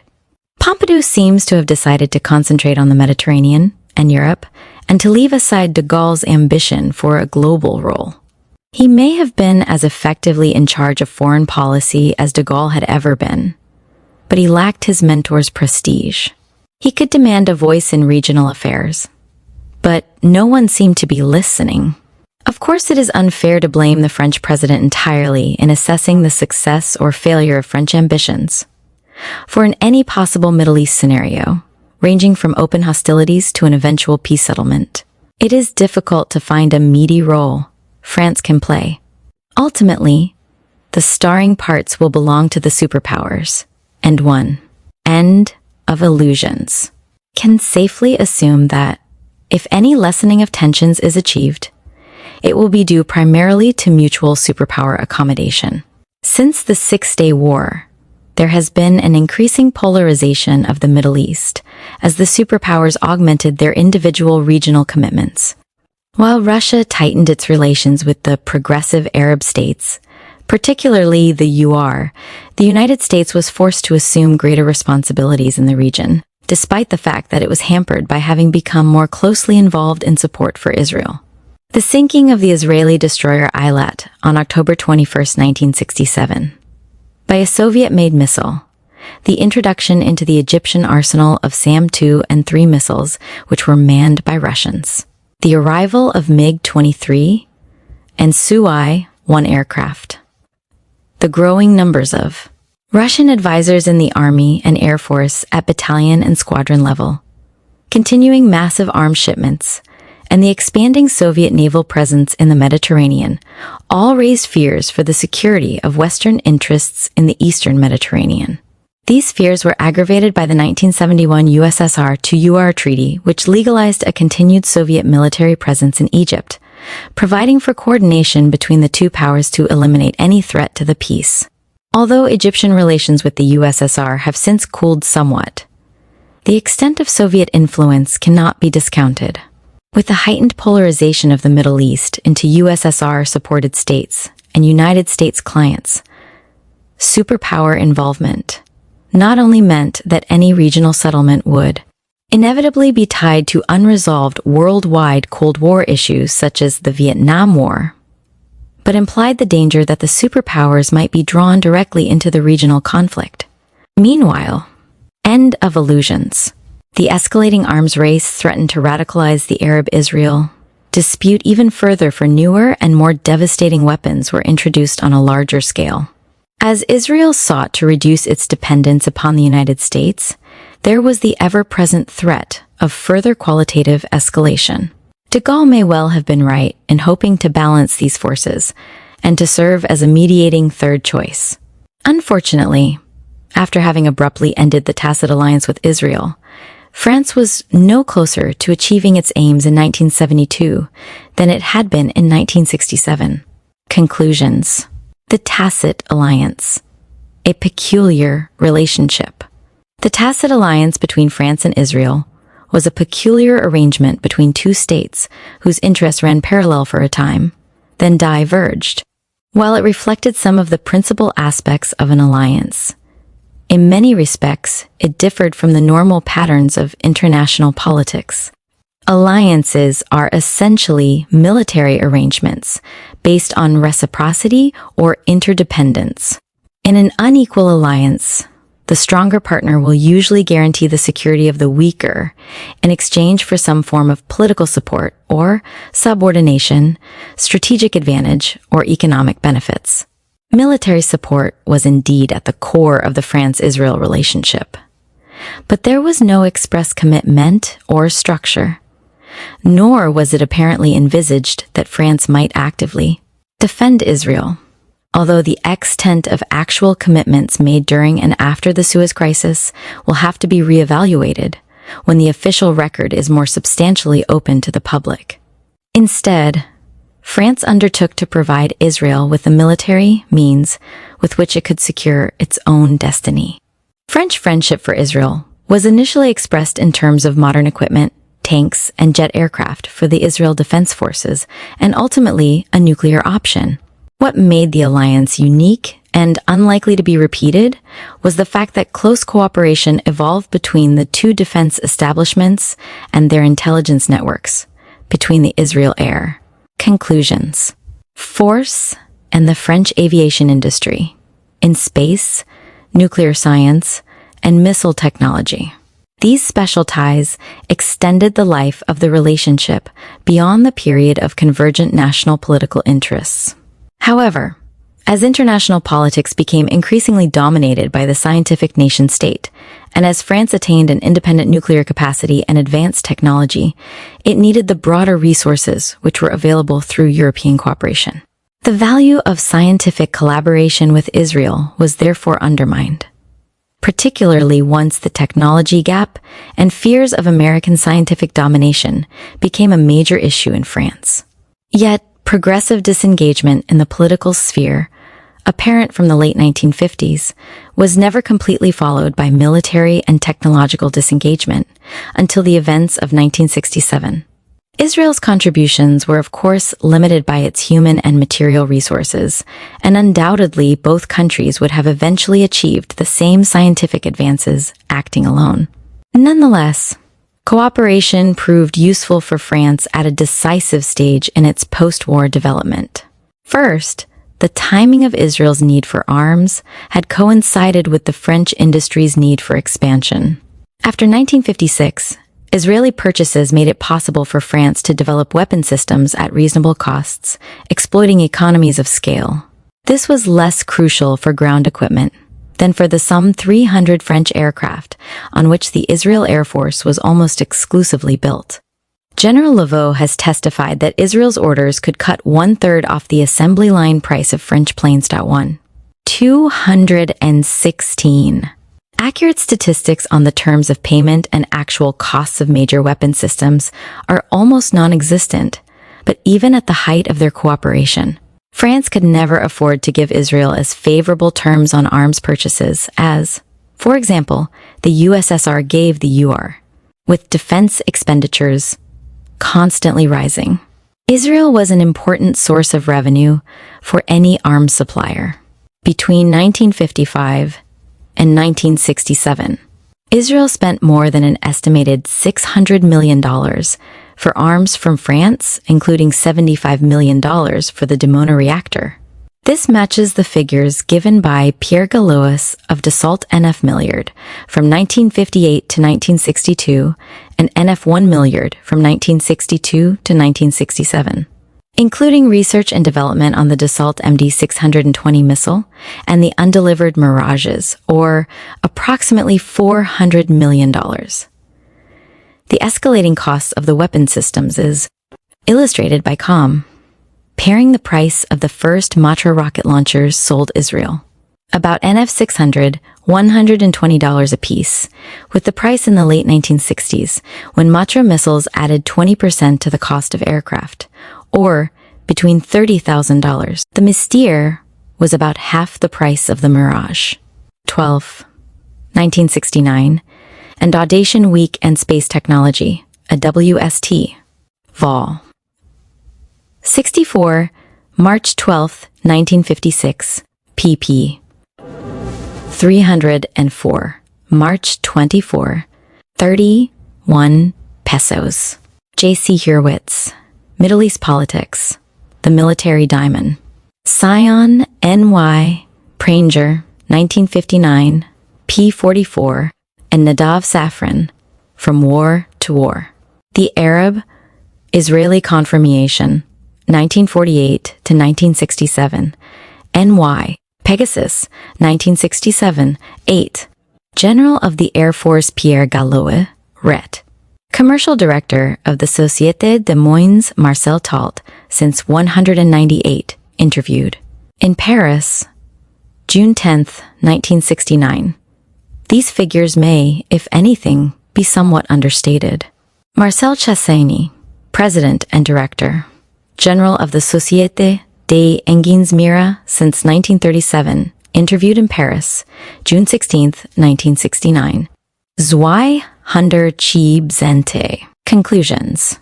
It is one of the ironies of the Tacit Alliance that, while Israel could offer France relatively little in the realm of technology during the first half-decade, by the time it had advanced in military technology to the point where it could make a major contribution, the relationship was unilaterally ruptured by France. By 1967, the Israel defense industries had, for example, developed a new special concrete blasting bomb for use on enemy runways during low-to-level attacks. This bomb was fitted with retroactive rockets to give a vertical descent, and thus ensured maximum destruction of the airfields during the June War. Matra later advertised its own bomb, Freni, with broad hints that this was the bomb that had won the Six-Day War. As for cultural and economic ties, they were surface reflections of the underlying strength or weakness of the Tacit Alliance. Although it might be interesting to study the economic relations between the two countries and the obstacles which arose as a result of the special nature of Israeli socialism and the unique character of the French capitalist, the purely economic aspects of the France-Israel-Tacit alliance are relatively unimportant. There was an extremely narrow rationale for close economic ties. After 1962, once French responsibilities and influence in North Africa had diminished, larger quantities of Estasi citrus were imported, but the only other considerable Israel export to France was polished diamonds. In addition, France bought small quantities of industrial products, chemicals, medicines, paints, AWST, Vol. 87, July 17, 1967, p. 85. The following relies upon intervices in Paris with Menahem Meir, Economic Counselor of the Ferial Embassy, May 27, GFG, Francois Perishier of the Rothschild Bank, July 5, Feigenbaron Edmund de Rothschild, July 1, 1969. 218. Textiles and clothing and, in the agricultural sector, token amounts of eggs. Although France was not Israel's main supplier, it nonetheless derived considerable economic benefit from the Israel market. Production inputs and investment goods were the two largest categories, but the long list of French exports to Israel included food and live animals, beverages and tobacco, crude and synthetic rubber, wood, textile fabrics, fertilizers and minerals, petroleum products, chemicals, medicinal products, manufactured goods, printed matter, machinery, appliances, vehicles, aircraft, and aircraft parts. In the few instances where economic relations were particularly successful and close during the period under review, it seems a case of personal pro-Israel biases in key industries or financial circles. The long-term credits granted Israel for shipbuilding led to closer ties between the two merchant navies, and important contracts from the French point of view. It is significant that a leading role in this development was played by the French Minister for Foreign Trade, Gilbert Grandval, later Minister of Labor as well, a former Secretary General of the French Merchant Navy. Grandval was one of the two Jewish ministers in Pompidou's cabinet, the other being Minister for Industry Marcel Maurice Bokanowski. However, when later Israeli contracts were awarded to Japanese firms which offered easier terms, some of Israel's friends were alienated, causing further strains in the relationship with France. On the Israel side, it was those industries largely under the aegis of the defense establishment, which managed to strengthen their contacts with France.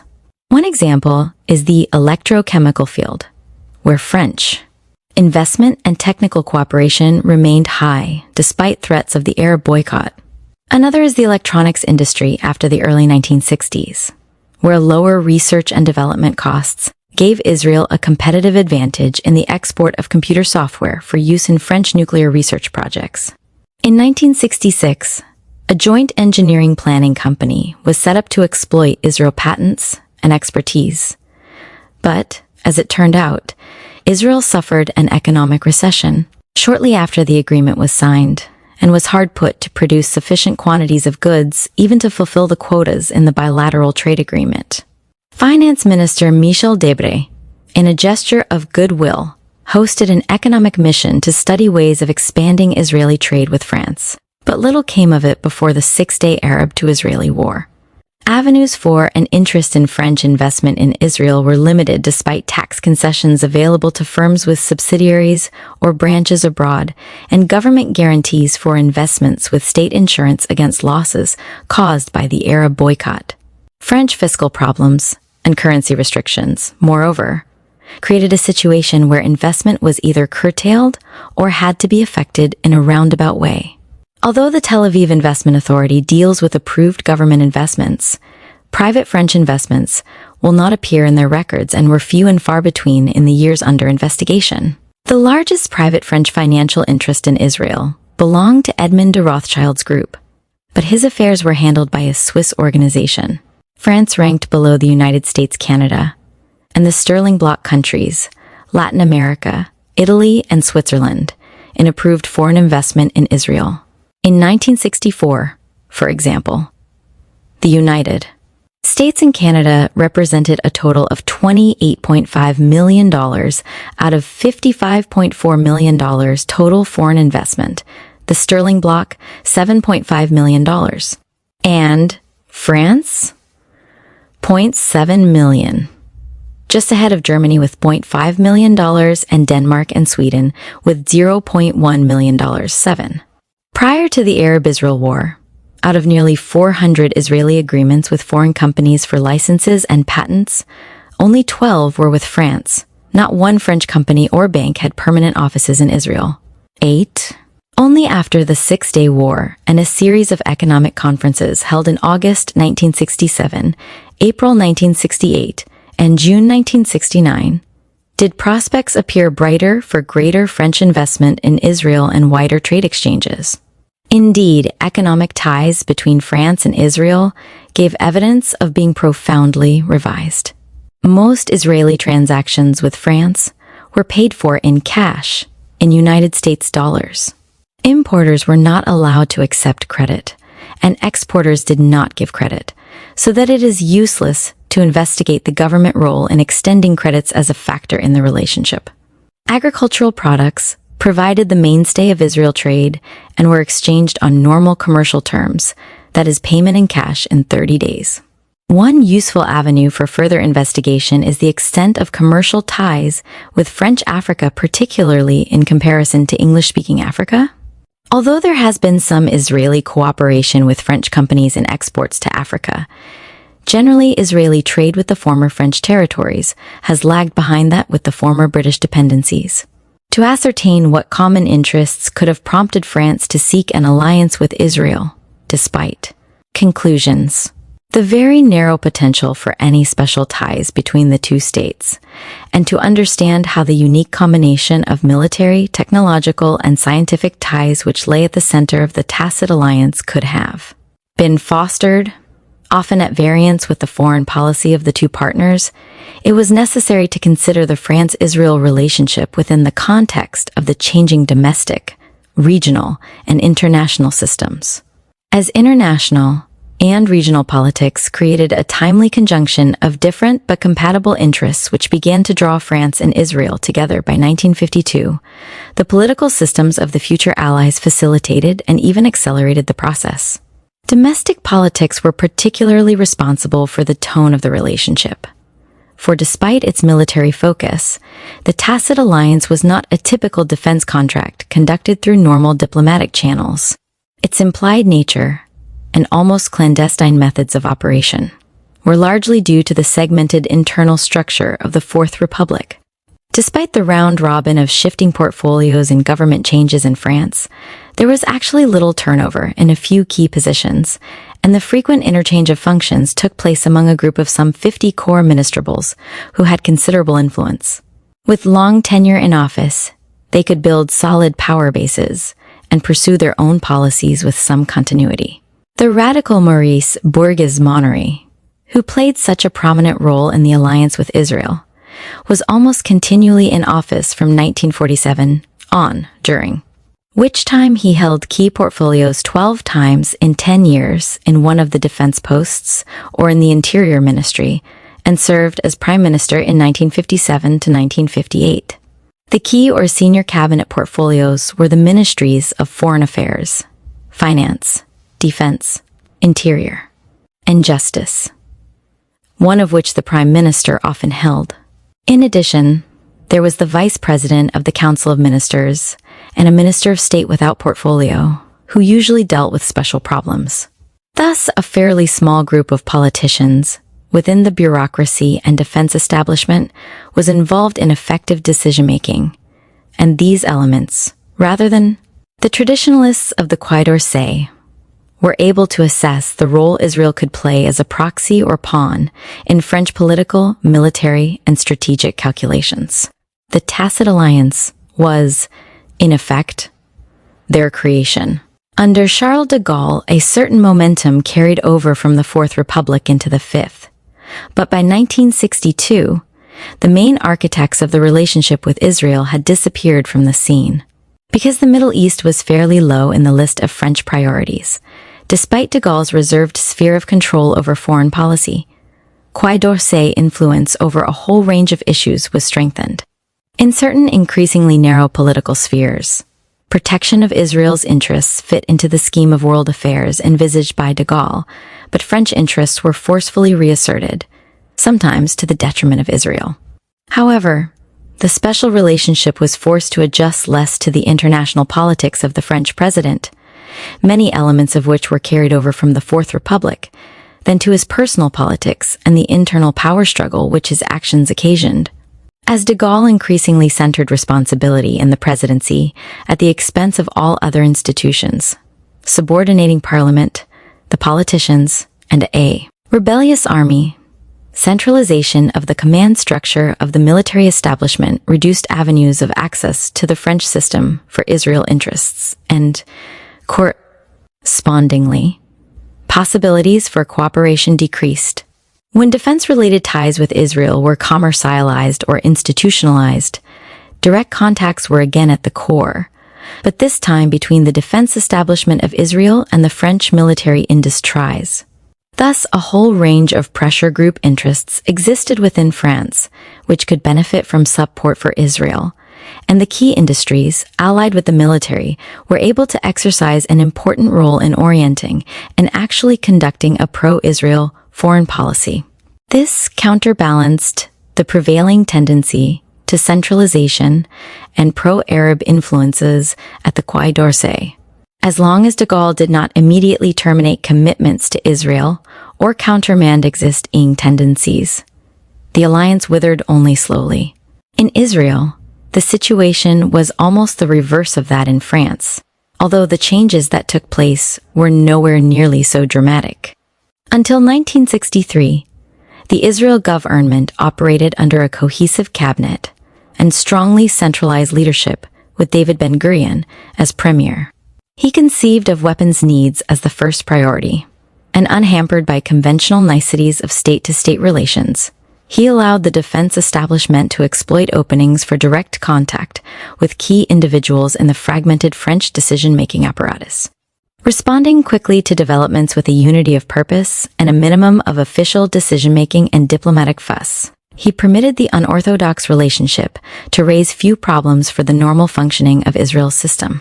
When Ben-Gurion held both portfolios as Premier and Minister of Defense, his interest in security received primary consideration. He was effectively able to insulate the defense establishment from coalition politics. Conclusions. Because of his leadership of Mapai, his acknowledged expertise in military matters, and his method of independent decision-making. Meanwhile, the influence of the defense complex extended into spheres normally reserved for civilian institutions, so that a crisis was probably inevitable once Eshkol took office. Eshkol not only lacked Ben-Gurion's charisma and close identification with the defense establishment, but he had different views of defense and foreign policy priorities. There is little doubt that the changes in Israel aggravated the strains already apparent in the alliance with France, as Israel suffered from indecisiveness and coalition politics, and as the guardians of a pro-French orientation revoked their support for Eshkol. However, to blame the Eshkol government for the erosion of ties with France would be far from warranted. Of the two domestic systems, French politics exercised the greater influence, for there was more continuity in the Israel system. France had already begun to move away from its ally as early as 1958, and by the time Eshkol succeeded to the premiership, the process had begun to accelerate. To a certain extent, Eshkol responded to the French disengagement by following Ben-Gurion's lead in seeking closer ties and weapons from the United States. Although this in turn caused further strains in the alliance, it is hard to see what alternatives were available. There was a very narrow range of agreement where Israel served French political purposes under the Fourth and Fifth Republics. It became apparent shortly after the Mollet government fell in 1957 that diverging regional interests would make a continuing complete identification of interests impossible. As the Israelis persistently sought reassurances, they confused Plati 225 Tudes with hard reality and seemed to be conducting diplomacy in the press, so far as the French were concerned. Whether they sought to ease their own sense of isolation or tried at the same time to exert pressure on the French, they undermined the very nature of the alliance. Publicity threatened to prejudice the reassertion of traditional French interests in the Arab world and opened a whole range of security questions and unorthodox procedures to public and government scrutiny. It would be particularly interesting to analyze information policies in this regard, especially with reference to Israel's apparent failure to distinguish between internally and externally oriented information. Where the alliance relationship became a controversial issue in domestic politics, in France in 1961 and after 1967, and in Israel after 1963, it aggravated internal civil-military tensions and added to strains in the accord. As overt political support from France disappeared, Israel tried to shift the emphasis in the relationship to broaden technological and scientific cooperation and cultural activities. However, this policy was ineptly executed, possibly because Israel had not yet reached a sufficiently high level of technology. Israel leaders also tended to ignore all signs of political disenchantment, as long as the supply of essential arms continued. The failure to recognize the dangers implicit in accepting short-sighted military goals as the barometer of the relationship was, in essence, the failure of tacit diplomacy. because the relationship with France was not conducted through the regular foreign affairs channels, but by military purchasing agents and defense strategists. There was less accuracy in assessing overall long-range policies. Once the centralizing tendency of the Fifth Republic and the loss of decisiveness of the Eshkol regime became 226. Conclusions. Apparent, the Tacit Alliance had to become a formal, orthodox, binding diplomatic understanding or decline. By relying on the strength of its existing technological and military ties with France-Israel, overstressed the influence of such factors in international relations, and ignored the fact that nations first and foremost act in accordance with their own political priorities. The international and regional systems did not remain stable in the period under review. First, post-war Anglo-French hegemony gave way to the formality of tripartite diplomacy. Then, as British power weakened and American responsibility grew, the entrance of the Soviet Union into the area brought about the period of four-power rivalry which preceded the Suez Crisis. With the end of Anglo-French illusions of influence in the region, American supremacy in the post-Suez period remained unchallenged until United States-Soviet competition in the 1960s dominated and polarized the Middle East. French efforts to erect a third force had not shown much success by 1967, for the superpowers remained unchallenged. Meanwhile, at the regional level, the Arab states were being split into revolutionary radical and conservative camps, each supported by a superpower. At the same time, the Arab-Israel dispute had become increasingly intractable. Despite a growing tendency for the Middle East to operate as an autonomous regional system in which the actions of the great powers were mutually paralyzing, there was constant interaction between international and regional politics in the evolution of the alliance. It thrived during multi-power competition and regional flexibility, disintegrating as regional politics became rigidly polarized and dominated by the superpower conflict. Generally, international rivalries aggravated. 227. The local problems, and were a catalyst for the major transformations that took place.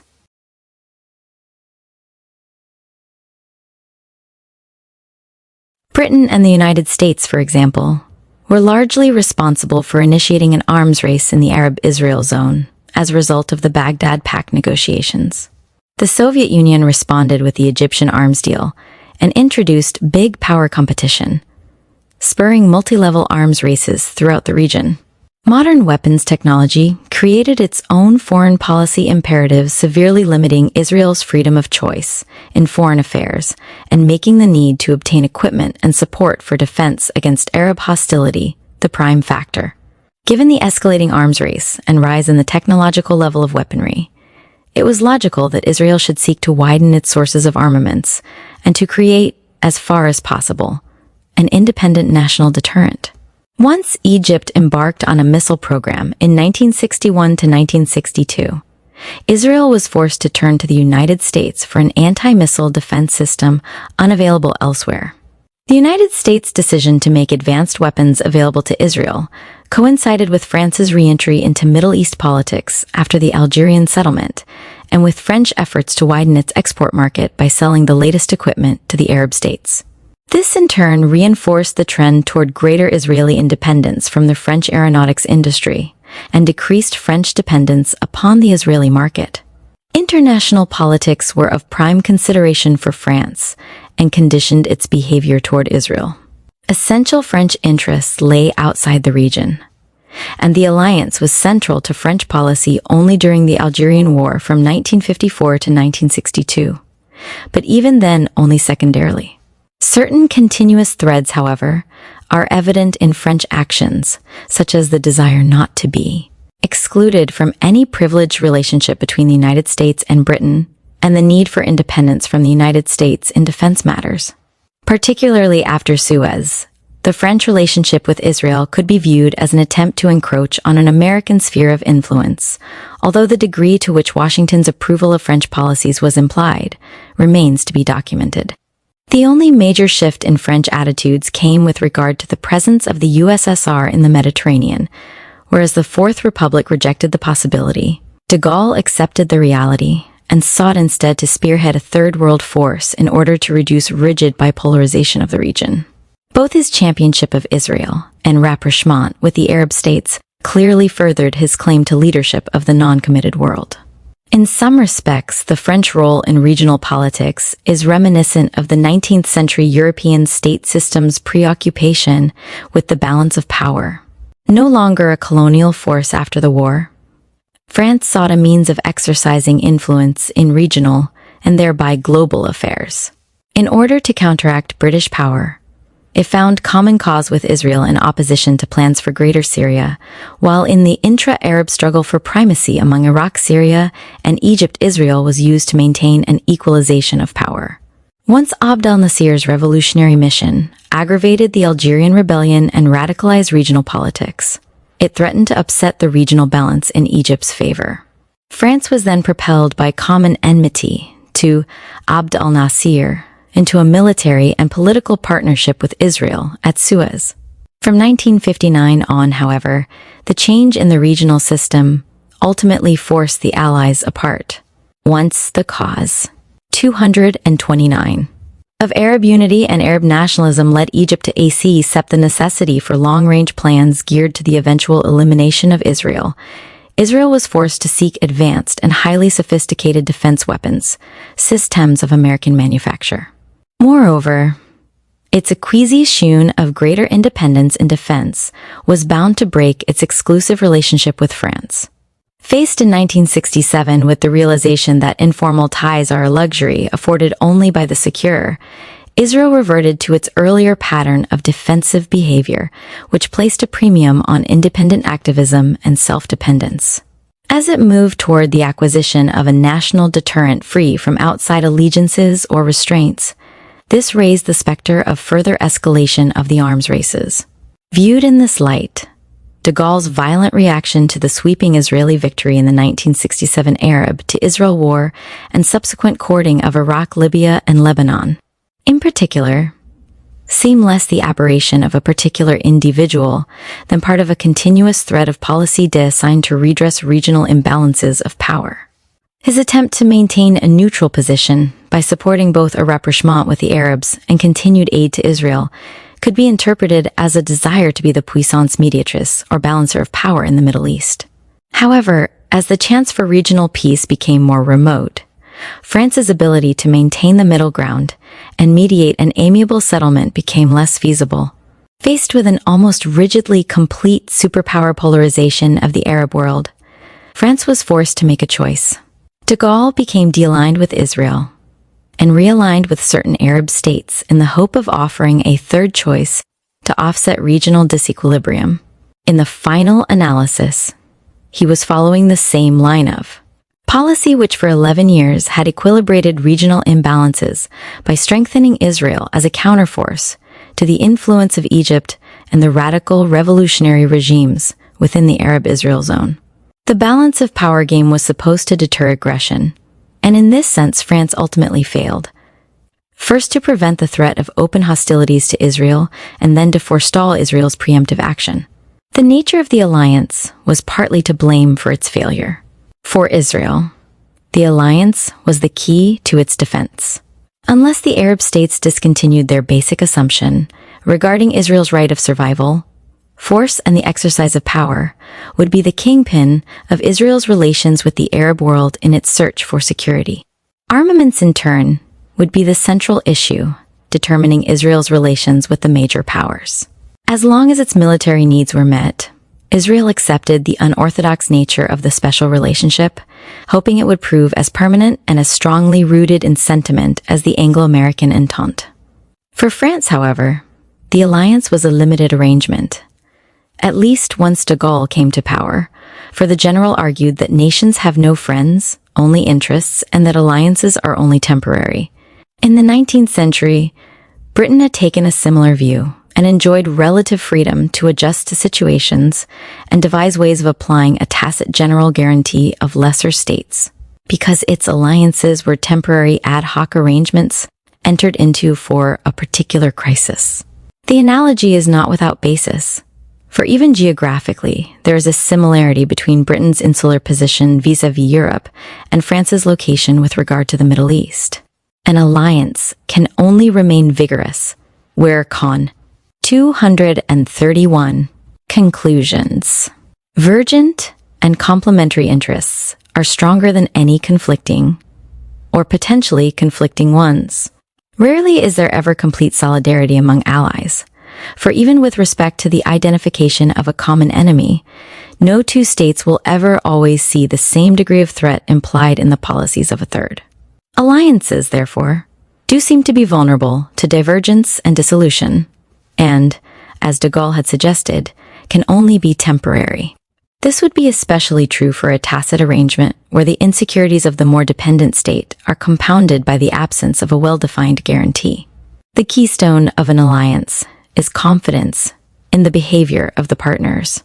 Once the feeling of solidarity is undermined, a threatened state might well lose its trust in the reliability of promises and commitments made by its ally, where they are not formalized by a written agreement. If Israel had had a written, formal alliance, instead of an amorphous, tacit arrangement, it might have felt less insecure and isolated in the face of the Egyptian blockade, the increasing Egyptian troop concentrations in Sinai, the threat of a Jordan-Syria alignment, and the entrance of Iraqi troops into Jordan, and ultimately averted a preemptive war. Yet the ties between Israel and France had never been formalized, even during the period when the Mullah government was in power. Bar Zohar has suggested that neither Israel nor France was anxious for a written engagement. Israel because it would have meant association with a colonial power. France because a treaty with Israel would have damaged the French image in the eyes of the Arabs. According to this view, the Quai d'Orsay was motivated by a desire for eventual rapprochement with the Arabs. Pierre Maillard of the Quai d'Orsay has argued, with cogency, that a formal pact would have added little to the relationship where France was concerned, since an alliance is only as good as the moral commitment behind it. Actually, an overt alliance would have provided both sides with some strange bedfellows. Although the two governments were profoundly reluctant to allow the relationship to become an issue in domestic politics, the strongest pressure for a formal pact came from the extreme right. In Israel from Menahem Begin and the Hurit Party, and in France from the Ultras and their supporters in the army. Moreover, Jacques Soustel's later role in domestic French politics and his involvement in the OAS no doubt embarrassed the movement for a formal alliance. From the Israeli point of view, the issue of a written alliance probably never took shape at the decision-making level, although Ben-Gurion did seek to have official assurances wherever possible. Ben-Gurion himself had resisted Knesset discussion of the issue for Ria Sons of State, denying that negotiations were being or ever had been conducted toward a written treaty. The government position was that we are content with the effective cooperation and mutual friendship between Israel and France, while officials repeated Ambassador Pierre Gilbert's quip that an affair for a Frenchman is. 1947 to 1963, Tel Aviv, Am HaSefer, 1964, pp. 183 to 184, 210th. Actually, the Suez invasion, and not the Algerian War, most severely damaged French interests in the Arab world. Relations were normalized by the 1958 accords between France and Egypt. Economically, France never regained its privileged position in Egypt and Syria, however, because trade was diverted primarily to the communist bloc. Tacit, interviewed in Paris, June 24, 1969. Conclusions. Better than marriage. X1. As long as Israel needs were met, there seems to have been a general feeling that there was no harm to the alliance remaining tacit and implied, instead of formal and written. When cooperation later broadened into an almost symbiotic relationship in military and scientific fields, many Israelis were convinced such cooperation was sufficient to preclude any need for an orthodox treaty. Yet, despite repeated French assurances that ties with Israel belonged in the realm of ethics more than interests, and that an unwritten alliance would last longer. There can be little doubt that Israel would have responded positively had a formal pact actually been offered. 12. A written alliance would not only have had a beneficial psychological effect by easing Israel's fear of isolation, but by stating specific commitments and intentions, it could have ultimately stabilized the relationship and avoided the kind of unrealistic expectations by both parties which contributed to its breach and the subsequent bitterness which characterized France-Israel relations after 1967. Ben Gurion,